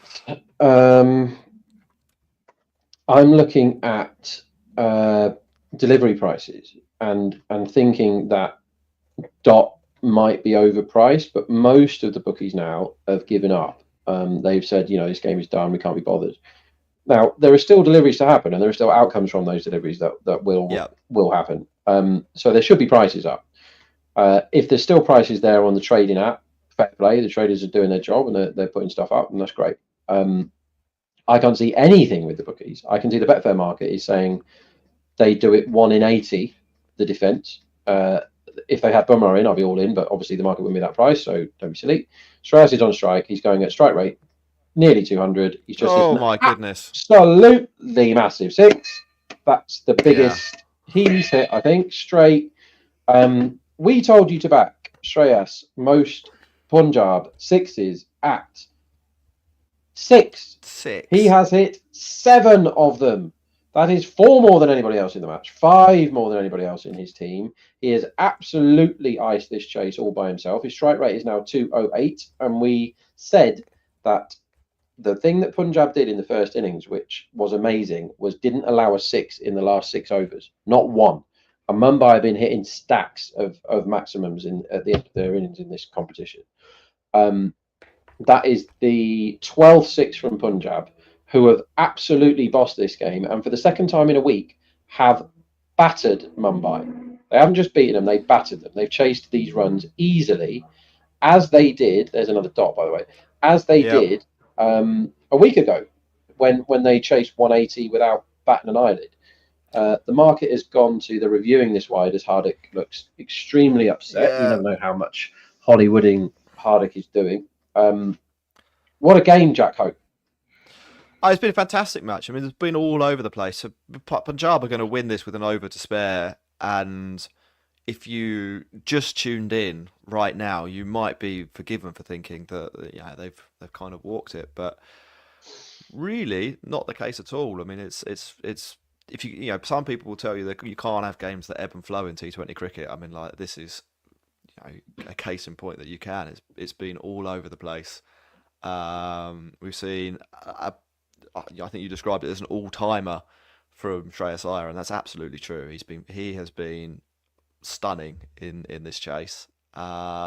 Justified what I thought was an absolutely ridiculous price tag at the beginning of the year, but I think there'll be a few people eating some humble pie on that front. There is somebody called Iyer who a team drastically overspent on this season, and it ain't this bloke. No. It's the other one. No. Do you think this is part? Oh, he's almost missed that's the catch. That's going to be a no ball. Yeah. It's been wide, I think he's just about okay. No, they need 3 off 7. It's done. Do you think there was an element of how the hell didn't you pick me to play in England in this innings? Do you think there was a bit of anger behind this as Hardik Hollywoods again? I don't think so. He's just played brilliantly well. Yeah, I think he's just focused on the business. Like, he seems like it's very difficult to get a sense of some of these guys because you only really see them on the pitch, don't you? And they live in a bubble that most people don't have access to. But he seems like a pretty composed and professional individual. He's going to win it with the 6. I think he just wanted to get the job done, and he's got the job done. This is the definition of getting the job done. Stunning innings, 87 awesome. off 41. Brilliant, Bravo. brilliant knock. And that is game. Punjab Kings. in the final, as Jared correctly says, as he pops his silly little head through the door. That's Mumbai tax, bitches, and that's what it was. We got our run out. I'm really happy about that. We got our run out. We got our Shreyas most 6s. We got all the stuff we told you about live, including at least 3 spots where we said back this ball to be this. 2 of them were dots at 4.3 that happened in a row. And one of them was a boundary that happened on cue when he whacked it into the second tier, also at 4.3. It has been a lovely day for winning virtual coins if you're the king of the traders, which is Jack Hope. King of It's trades. been a good day for winning actual money, if you're me. But I must confess, I am rubbish at virtual coins. I have 2 open trades, which is Punjab to win the match. I had a cheeky million on that, so that's probably going to cop. My 4 million bet doesn't appear to have been credited yet, so I have no idea what my balance is, and I'm not prepared to work it out right now because I've done quite enough thinking for one day, Jack. What a stunning game of cricket that was, and fair play to Punjab, who died by the sword last time, and this time they lived by the sword, and they live on, and they are in the final. It's the people's final, isn't it, Rob? RCB v Punjab Kings. Like this is, if you've been following the IPL since the beginning, like this is what you've always dreamt of. Really, is Punjab Kings v RCB. You can take your Mumbai Indians, you can take your Chennai Super Kings, you can get out. Like this is one for the purists, and I'm really, really looking forward to Tuesday. If it's half as good as the game we just watched, Rob, we're in for a proper treat, aren't we? And I personally cannot wait. Anything else that we need to wrap up on? No, I just thanks very much for joining us, everyone, in the comments and at home. An old mate of mine, Laptop, Neil the Power Hoff, joined us for a bit. So, hi, mate. Hope you enjoyed. That was really fun. It was a really good game of cricket. If you followed us in with our trades pre-match, it went pretty much how we said. Somebody's just said, Lucky Fish just said, predictions for cup winner, please. Don't know, like great final. RCB, slight favourites, given that they've used so many different people to be good this season.